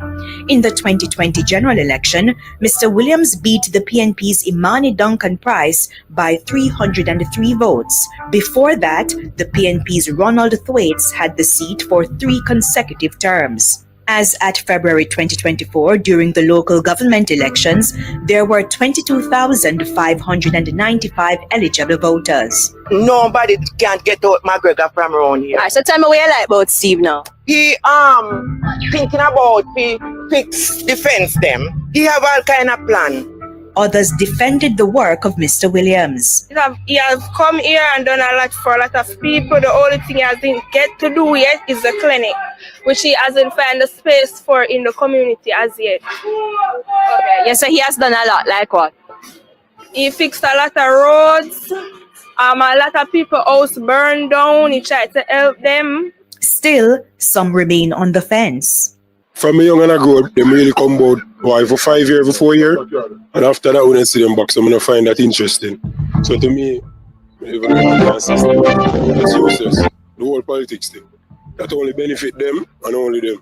The constituency of Central Kingston has 2 divisions, Allman Town and Ray Town. Residents I spoke with were not afraid to state which party they would vote for. Traditionally, the PNP gets the most votes in Allman Town and the JLP gets the most votes in Ray Town. But for this general election, the Lawrence Rowe factor will be on the minds of party workers. Lawrence Rowe, a former caretaker and campaign strategist for Central Kingston, switched from the PNP to the JLP, accusing the PNP of betrayal and hypocrisy for removing him as the party's candidate. For one JLP supporter, politics has shifted. We are not no Bustamante, nor Norman Manley politician again. We are politicians that who want performance and who want prosperity and a better life for we and our family. And so residents are focused on development. Here at the popular Raytown fishing village, dilapidated buildings need attention. Dirty drains serve as a buffet for chickens. Like these animals, fisherfolk are contemplating the next course of action. And the ranch, them not so right. Most of them are league people living there free. Where it's not supposed to do it's fisherman ranch and people just come take it over and are living there free. And we used to pay rent. And the rent used to maintain the beach, like clean up, fix the bathroom and tile it, Now everything going down. We need a proper management fee. That new management structure would include the collection of rental fees to maintain operations. Meanwhile, on the issue of crime and violence, all of the bad man they move run over dead, and police are control the place. Every 24/7 police they are to and from. So I just hope it stay the same way, quiet and a peaceful election, no war, nothing. Andrea Chisholm, TVJ News. Over now in Western Westmoreland, where roads and water are among the major issues. Here's Kimberly Petty. The parish of Westmoreland, approximately 312 square miles. Now that sugar is no longer king, tourism is the only crown jewel. Although slowly, more persons are turning to agriculture and fisheries. But these are not the issues some voters care about in communities like Aldeer District in the eastern end of the parish. It's water. This resident says it's been decades since she'd had running water in her tap. Like many in her district, she stores water in a drum, which she uses for domestic use. I need water in the community. When last you saw water in the district? I don't tell when. Me have to go over with bucket. Others opt to pay for the precious commodity. Who can't drink and bathe? And my skin catch me. Never use bleach in a heat. Me need water. I need pipe. No pipeline. Don't get water. So are you one of them who's gonna say no water, no vote? Yeah, vote. How me not get no me a vote? The current MP is Daniel Lawrence. He defeated the PNP's Luther Buchanan in the 2020 general election. It was the first time in decades that the JLP won the seat. The longest-serving MP was former Prime Minister P.J. Patterson, who first won in 1970, when the constituency was then called South East Westmoreland. The PNP's General Secretary Dr. Dean Campbell will be making an attempt to put the constituency back in the orange column. Some of the residents we spoke with say they intend to vote along traditional lines and hope that at some point they will get pipe water, darling, cool water. Cool and spicy. But they say me can't vote for Labour because me not have no head for me body. That we go to PNP. Over in central Westmoreland, voters point to clogged drains, a nightmare when it rains, and that's often. Not even the soldiers at this checkpoint are spared when the drain overflows. Supposed to see water get up and I come over when he yes maybe and when he come over is all straight in our house he come. Straight in our house. What do you have to do when it comes to your house? Jesus, me have to climb up, take up the things them and put them up on guy stool up on the table. It's a disgrace. It's a disgrace, man. The PNP's Dwayne Vaz is hoping to unseat the current MP George Wright, who also pulled a surprise win in the 2020 general election. But for people like Miss Henry, she remains undecided given the lack of progress. When me did say me not voting, no God know me I tell you the truth because me fed up by situation.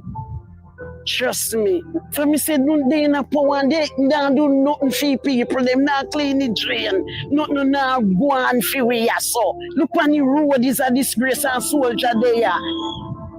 They nobody no business with nothing here, man. They don't go when election time come, you see them run up and down in our yard. Come at your yard. And when they get your vote, nobody no see them again.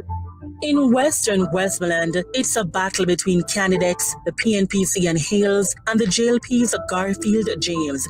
It's one of the constituencies where bike taxis are popular because of bad roads. Right, terrible.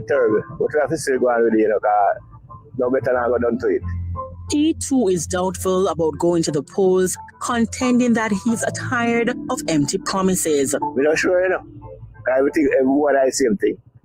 This I want to come make promise, I want to come make promise, so it makes sense. We've been suffering that road condition, low poor condition from the PNP negligence. Moreland Wilson came in power and his negligence was the same. Kimberly Petty for TVJ News. And that's it for On the Campaign Trail. I'm Jamila Maitland. Pleasant viewing. There you have it on the campaign trail. Let me speak about Western Westmoreland. What they're saying is the fact truth. And the negligence of the People's National Party, they allow the Labour Party to win down there. Let's see if they can pull off a surprise bid tonight. Let's see if they can pull off a surprise bid tonight. Let's go over to, we have some clippings coming into us of people voting in other parts of Jamaica. It is election 2025, and we are doing live coverage right here on the Mequitalk program. We can see wherein they went out and take out this elderly lady here to vote. And return them to power after 9 years in opposition. Among the country's elderly are listed among the thousands casting their votes in today's general election, which will choose to extend the current Jamaica Labour Party administration to a historic third term, or take the People's National Party out of political wilderness and return them to power after 9 years in opposition. Among them is 96-year-old Kathleen Allen, being assisted by her grandson, Murphy Campbell, and her 76-year-old daughter, Patrine Allen, to vote at the Mount Salem Primary School in St. James West Central. The JLP's Marlene Malahoo Ford and Dr. Andre Houghton of the PNP are the contestants for the seat. We also witnessed instances of persons being assisted by runners. Over in St. James Northwestern, an elderly woman was assisted by a family member to vote at the Flankers Primary and Junior High School. Michael Sutherland, who uses crutches, said he would not miss the opportunity to exercise his constitutional rights in St. Thomas Western. There you have it. We're going to go and get some more and give to you as we bring you live coverage of election 2025 in Jamaica. Here we go again. I have some more coverage here to give you.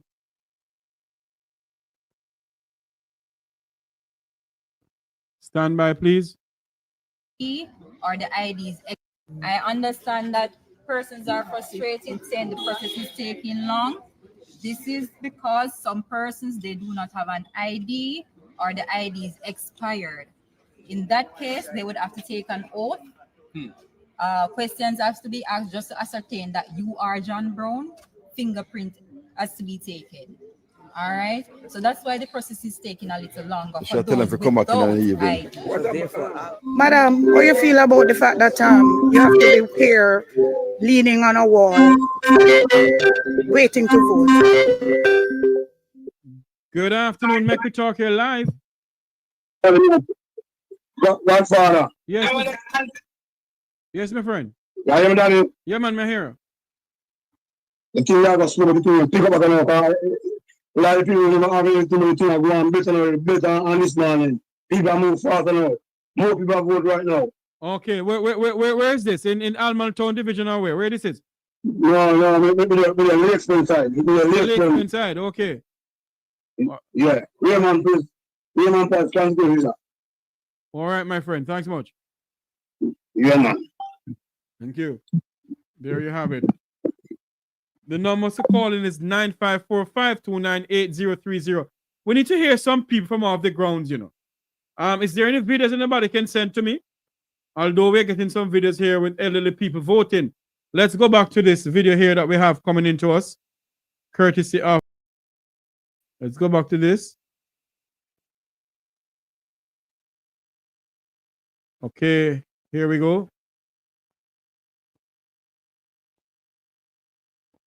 Well, the only problem is the sun. It's too hot? Yes, it's hot. Okay. How long have you been here waiting? For the past. When does first fire? Half an hour. Half an hour? Mm-hmm.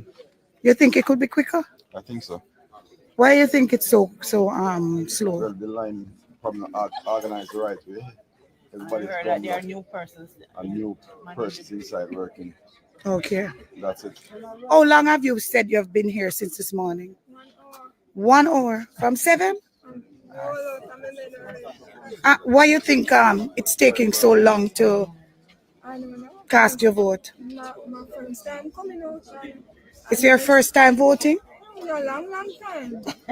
Yes, now. And I come out, I'm in bed. I'm reach before all of them. Are you still here?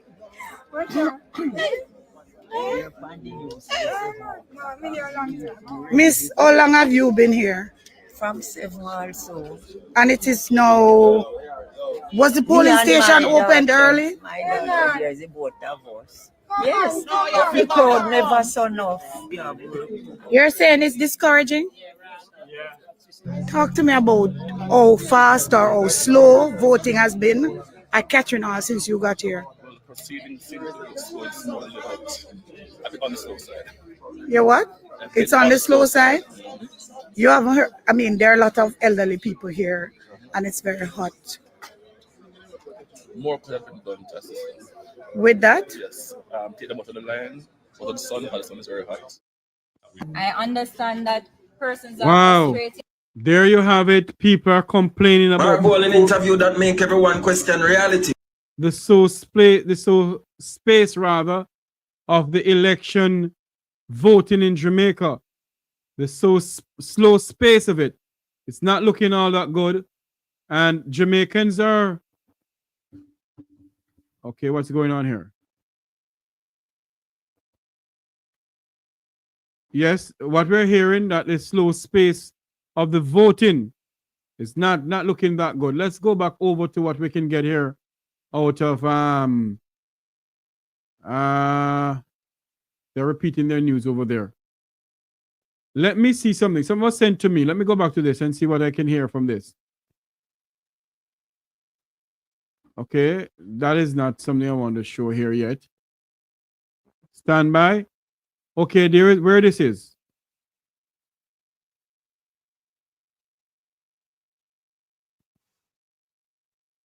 This is election. We're in Seaview Garden.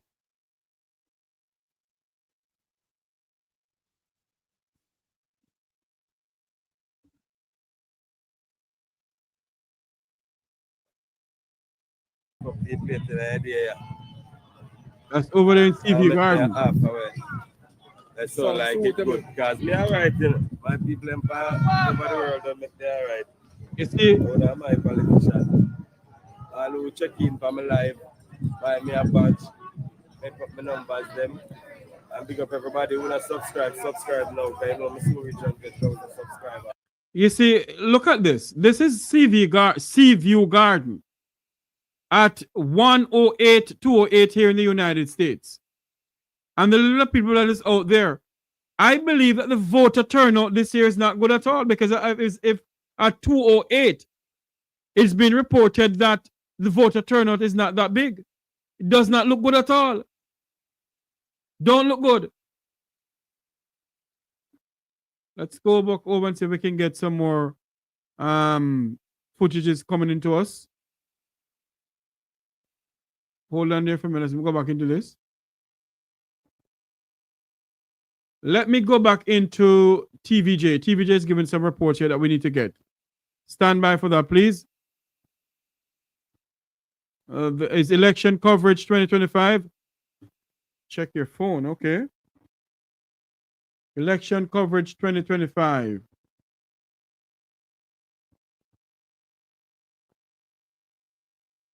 But I was told they're still working on it, and I'm hoping to provide you with that information as soon as possible. They'll also provide update at 3 o'clock as well, so I'll provide you with that information as soon as I receive it. And then the final voter turnout when all the results come in at 5 p.m. this evening. So far, I've been getting some complaints from persons in terms of delays at some of the polling stations, especially in the areas, the 7 constituencies where they have the EVIS system, that's the electronic voter identification system or verification system. Rather, some persons are saying that they're being told that they're not accepting the IDs, but the fingerprint scanners in some instances are not working. So there are some delays there.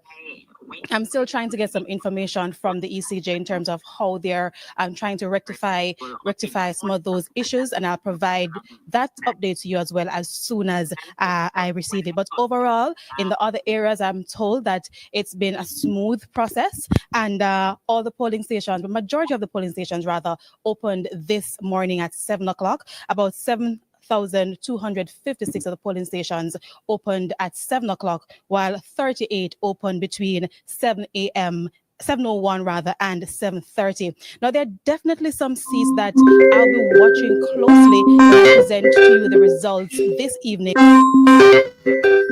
Stand by, please. Stand by. Stand by. Constituencies that the Jamaica Labour Party had not won in decades that they won in 2020. And leading up to the election, we've been hearing a lot of talk about whether or not the People's National Party will be able to reclaim some of those seats. So right now, again, as I said, it's pretty calm here, but the action will go down when the polls close at 5 p.m. this evening. And I'll have a lot of updates throughout the day right here. Just to tell persons as well that even if you're in the line at 5 p.m., you can still vote. So we are here at the ECJ, and I'll have more updates. Yes, caller, welcome to the program. You're live. Thanks, thanks. Mr. Jeffrey, how are you? I'm doing good, my dear. Thanks for calling in. Yes, I'm calling from Jamaica, right? Yes. Mona. What happened this morning when I went out to cast my vote was that... You voted at the Mona Primary School? I did vote at the Mona Heights Primary School this morning. So the lines were a little bit lengthy. And what I noticed was that they had to break up the lines in two. And while we go in, the senior persons, they didn't have anywhere to sit. And they were complaining that, boy, they have to be standing so long. And then they were like saying because they were using the biometric device, it should have been flowing a little faster. What I noticed with me when I went in to cast my vote, the device didn't recognize my finger, and it was a challenge. And then I had to use another finger to recognize, and so I came through. But the long-standing waiting and not being facilitating, having the seniors sitting down, I'm thinking that's another thing. I think that they should come and just assess what's happening and just make it a little bit easier. You know, just readjust and make it a little bit easier for the process to continue. Right now, rain is falling, so I'm really not sure how the situation is going now, because I went a little early and come back off the road. So one will think, ma'am, that at 63 years old, they would have updated our voting system in the sense of getting the people up and going and having facility areas for senior citizens. I don't know, that wasn't filtered in at all. That wasn't filtered in at all. And they are there, the lines are so long. A lot of people is at the site to vote, but it's just the slowness, man, that is causing them to become agitated, and they start to fuss, and that's something that they need to fix. But this has been going on for years, ma'am. Where the EOJ has been having problem with slowness of this thing, It's not now have been going on, eh?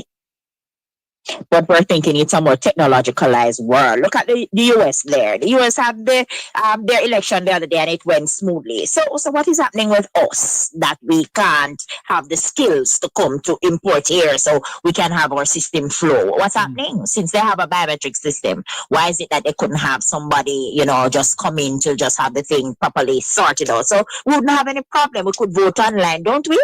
And all these things. Couldn't we do that? I'm pretty I don't know, maybe they didn't plan properly. Pardon? I'm pretty much sure that they could vote online, but they're spending over $1 point something billion or $5 billion on this election, and the process is slow.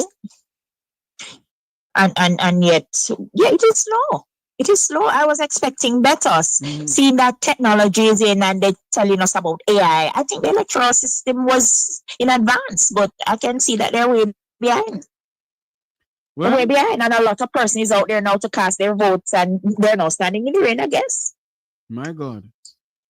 This is foolishness. So it is. They need to look into that. Indeed. Thank you so much. We just hope for the best later, though. Yes. We just hope for the best, sir, and continue to do your good work. I'm here watching you. Thank you so much, and please share the live feed, share the Meko Talk YouTube channel, and subscribe to it. Okay? I will definitely do that. Thank you so much, ma'am, for calling. Cheers. Thank you. Have a good day. Bye-bye. Bye-bye. I used to live in Mona, I used to live at Mona Great House. So I know Mona well. I know Mona Commons well. I know the entire Mona area well.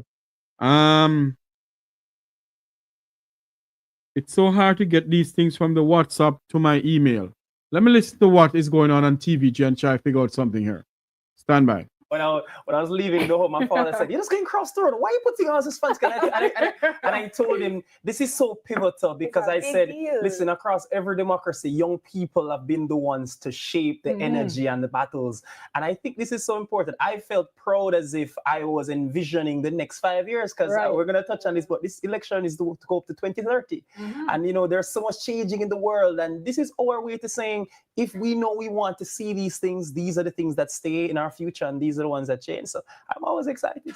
Wow, thanks so much, Shamar. And I relate completely to that as well. Walking in, I felt a sense of pride that I'm contributing to our country and our democracy. That being said, ladies and gentlemen, we are going to throw to a quick break, but be sure to join us right after.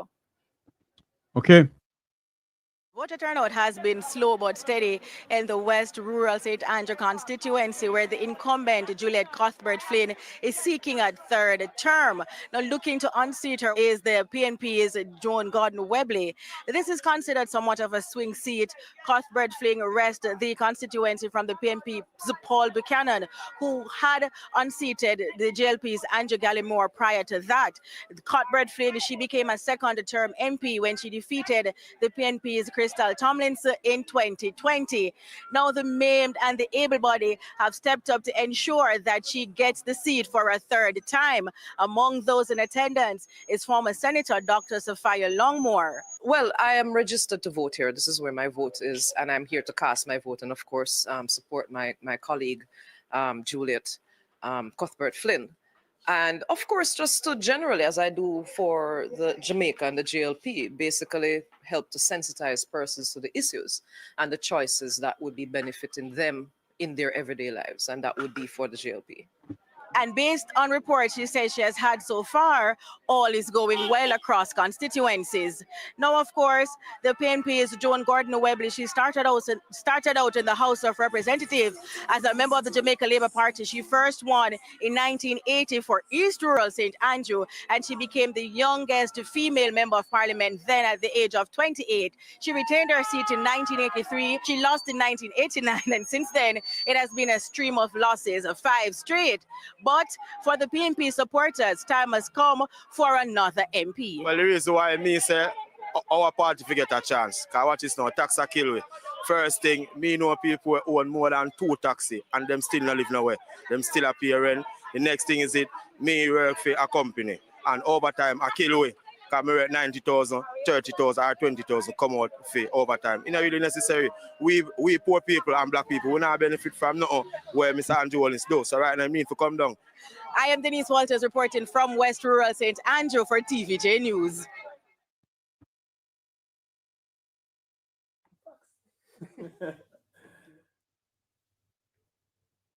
And we're back. So, ladies and gentlemen, we'd love to hear from our young people who are here right now. You know, looking at the last election versus this one, why might there be any difference in how young people engage with the elections? Just having the discussion. So let's pull it back now, back on TV. So I think one of the big things, and I'll mention this one, which is COVID.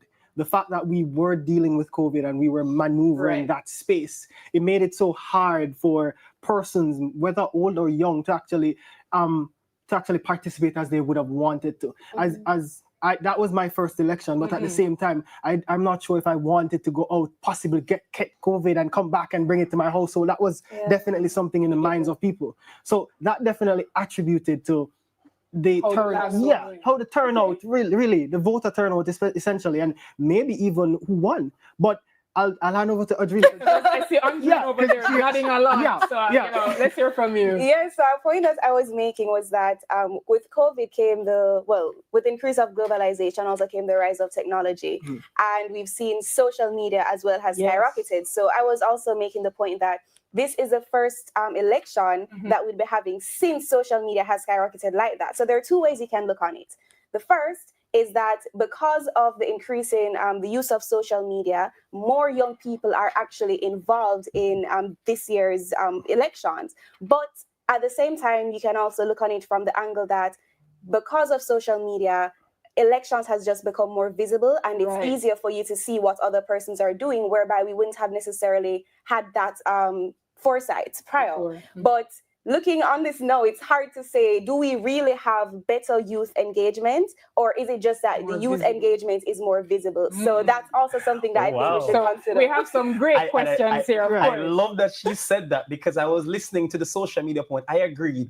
And it's why this one feels so special, right? Right. But I was just thinking, well, what a great opportunity. You know, with much young persons, they're seeing social media, it's in your faces. You can be involved. We'll yet know to see if that translates to voting. Exactly. But what a great opportunity, because I was just thinking that I've always said that young people are always at the forefront of this change. And I was just saying, no, perhaps is a time for us to decide what are these things old and new. All of us, we have goals, we have dreams, right? These are the point at which Caribbean young people want to envision their biggest dreams. And I think just being able to take up your phone, scroll TikTok, you can see the Prime Minister live touring, you can jump on one thing or another. I think is a great opportunity. I have to agree with that. We're going to break away from this. Polling stations close at 5 o'clock. If you're still in the line, you will be allowed to cast your ballot. Polling station in Jamaica close between 5 to 6 o'clock. But I think it's 5 o'clock it close. But if you're in the line, you'll be allowed to vote. And Jamaicans, the voter turnout so far, I've been told, is not that good. You need to go out and vote. Go out and vote as if your life depends on it. We're going to break away from this and give you some footage coming into us. The president of the People's National Party was speaking to some media personnel earlier on. Let's see if we can get this and have him put up here that we can hear what he's saying.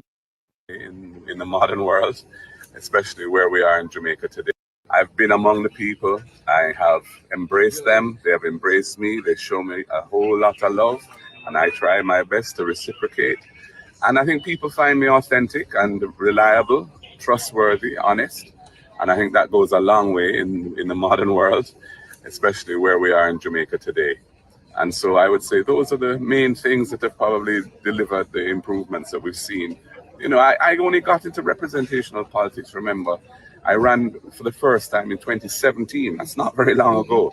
You know, for somebody to become the leader of the party 3 years late, 3 years later, and then, you know, the last 4.5, 5 years, I've just been doing the work to build back the party, unify the party, get Jamaicans to know who Mark Golding is.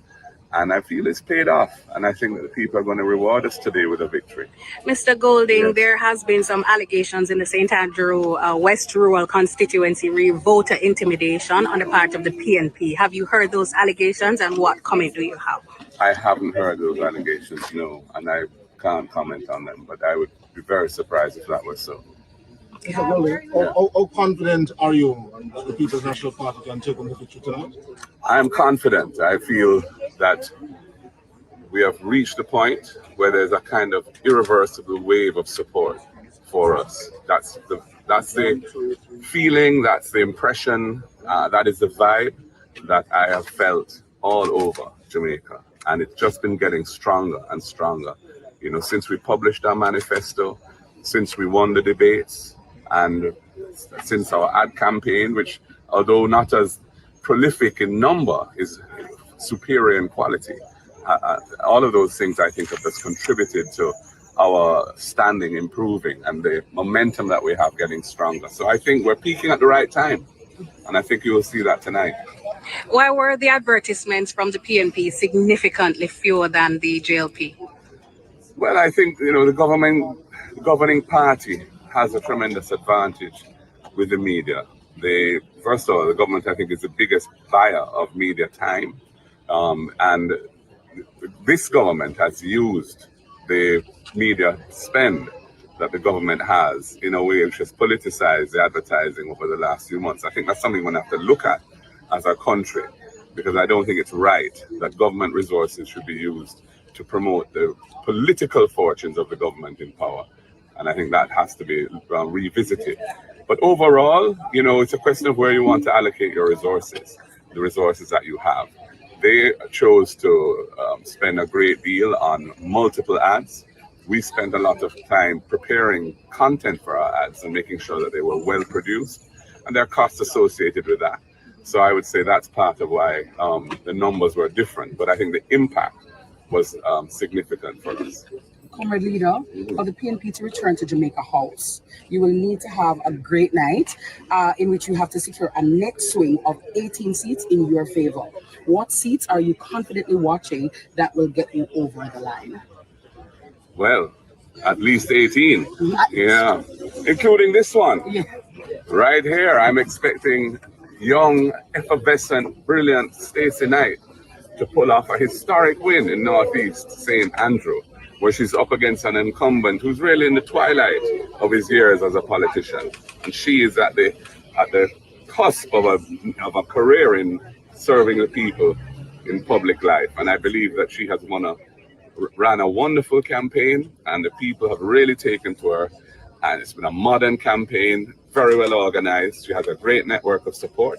And I believe she's going to be one of the, perhaps unlikely, given that this seat has been in the hands of the JLP for many years. But I believe she will achieve that. Stacey Knight, how are you feeling this morning? Buoyant, expectant, hopeful, confident. Excellent. Campaign has been tremendous. The support has been amazing. The groundswell in St. Andrew Northeastern. Up to last night, people visiting my constituency office to collect their things and find out where to vote. People really want change in St. Andrew Northeastern. I feel it, I see it every day. I'm hearing that people are glad that they finally have somebody to vote for who is promising some difference, not just the mundane patching potholes, but something new, initiatives that will leave a legacy. I'm looking forward to serving my first term, and then after that, the next one and the next one. Really looking forward to tonight, and I'm grateful that my party leader has cast one of the early first votes in, really giving me more confidence of what's to come for today. There you have it. Stacey Knight, the daughter of veteran politician, former minister of government, former senator, veteran politician KD Knight. That's his daughter, Stacey Knight, going up against Delroy Truck. So that's what we're having here. We're going to see if we can get a hold of Senator Lambert Brown for him to give us his take on what is going on. We just call it, we go to something else. Let's Lambert Brown. She's also an attorney at law. Yes, she is. This is Make We Talk, where we're listening and watching from around the world and the Eastern Caribbean. What we're going to do at any time now, okay, hold on for me. Hold on there. Okay. I'm trying to get the video. There is a video of former Prime Minister PJ Patterson casting his vote. Trying to get that video here, but it's a bit tricky to get that video. So what we're going to do, we're just going to go back over to here and give you some more video clippings. And then what we're going to do after that is sign off and then come back on at 7 o'clock. Let me do this. Hold on for me, please. I don't know what's going on here with this thing. Yes, we just see that. Let me go down to this. A member of the UIC has cast his vote too. UIC cannot vote in general election. Whoa, what's going on here? The UIC Independent Congress, that the United Independent Congress UIC candidate contesting the general election in the Eastern Hanover constituency does not have a vote. Bangarang. He has come, hold on there. He has come to the light that he's 22 years old. 20 years businessman, Jonah Cummins, who was nominated to represent the UIC in Eastern Hanover, is not on the current voters list. And so he cannot vote in this election. But Lord Jesus, have mercy upon me sinful soul, dear God. I must figure out something here. You can't see me, hold on there. This gentleman here, This person here, there he is. What they're saying is the United Independent Congress candidate contesting the general election in Eastern Hanover constituency does not have a vote. It has come to light that 22-year-old businessman Giovanni Cunningham rather, who was nominated to represent the UIC in Eastern Hanover, is not on the voters list, so he cannot vote in this election. One will hope, and one would have hoped that they would have confirmed that this man is on the voters list. I don't understand this. But there's the news coming into us that the UIC member don't have any vote. He's not on the voters list. That should not be. You should confirm before you jump out and want to represent anyone in any constituency. Make sure you're on the voters list. Jamaicans, you have 3, 4, 5, 6, 7, 5 hours more to go. Go out and vote. Go out and vote as if your life depends on it. Do not anyone pay you to stay home. Do not stay home. Go out and vote. Vote, vote, vote, vote. Please, we're asking you to go out and vote. Do not stay home. You stay home, you will regret what happened. So we're asking you to get up, go out and vote. Go out and vote. Vote as if your life depends on it. Do not sit this one out. All right. It is now 2:33, 1:33 in the land of wood and water. We're listening, watching from around the world. In the Eastern Caribbean, we're going to go over to St. James Central with Lady Janice Allen. Let's go over there to Lady Janice Allen, who's representing the People's National Party. Let's see if we can get a word from her.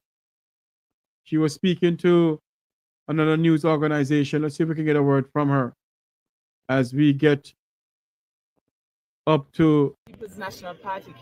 Hold on for me. Here we go. Candidate for People's National Party candidate for St. James Central, and I'm currently at the Lighthouse Faith Church here in Rosemount.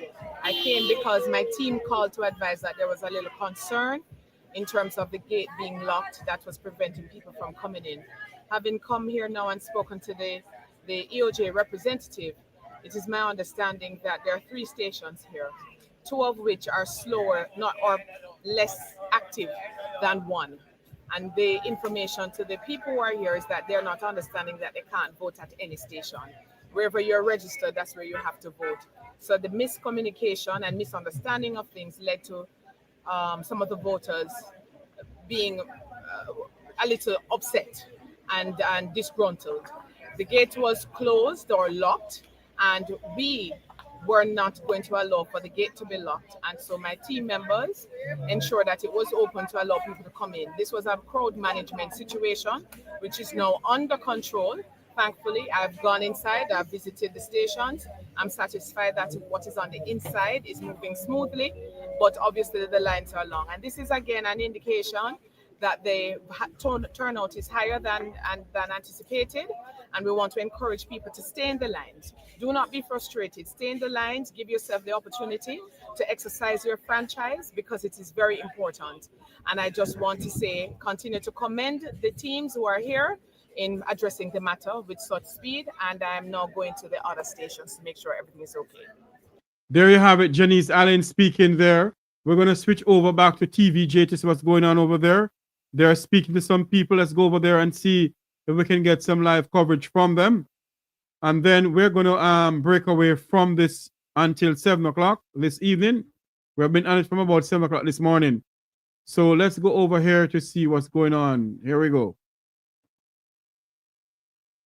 by-elections is 12.717%. Now to repeat, for the general election, as of 11 o'clock, the voter turnout was 14.8%, and for the local government elections, 12.17%. Now, for persons who remember, in 2020, the overall voter turnout was 37%. Now, we're almost halfway through, and we're seeing that it is just 14.8% so far. Now, in regards to the concerns we've been getting for persons complaining about delays in some of the polling stations, the ECJ said that it's aware of the long lines at some locations, and they're saying this is generally as a result of a significant number of electors who turned up to vote without their ID cards and have to undergo alternative verification procedures. So in my case, I was asked to affirm, or in some instances, persons can take an oath as well if you don't have the voter identification card.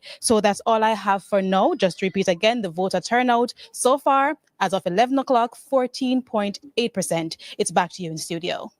Thank you so much, Kelisha. So we're Wow. hearing that That's voter not good. turnout is 14.8%. And Shamar, before we went to this feature, you were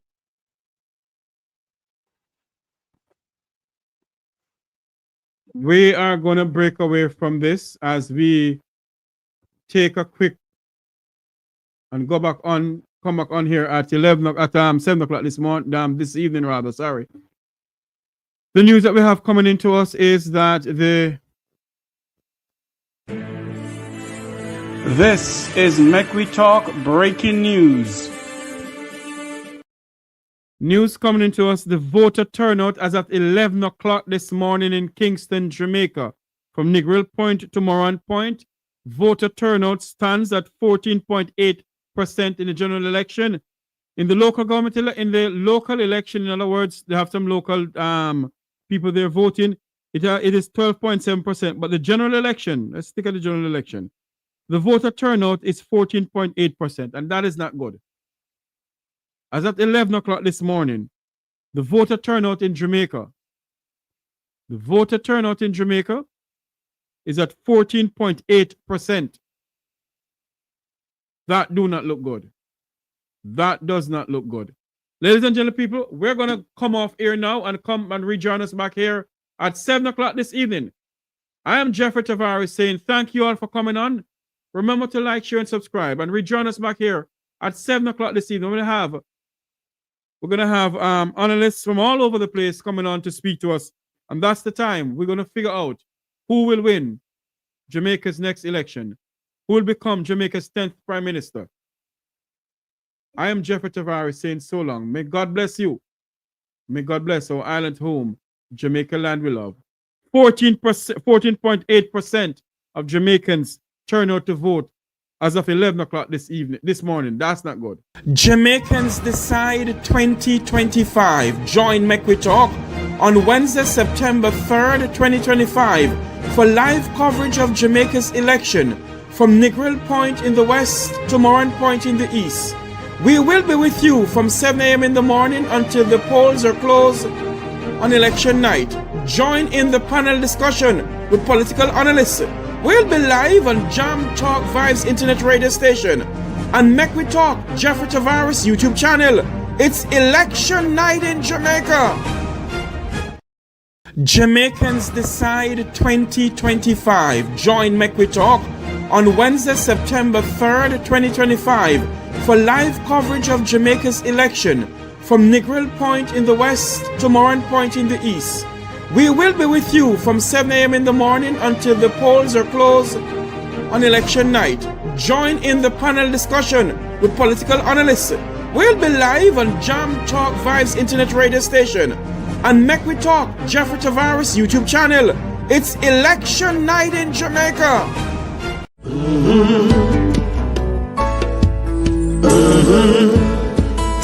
When the game gets rough and this life just seems so tough, make we talk, my people, make we talk. When this town becomes an ugly place, don't let it erase the smile from your face. Make we talk, people, make we talk. Conversation is the key, a guiding light for you and me. Spark a talk and you will see. Conflict solver A to Z. World leaders master the art of self-defense just by talk. So people, make we talk. Hey, we're living in a world that on ourselves we must depend. Make we talk.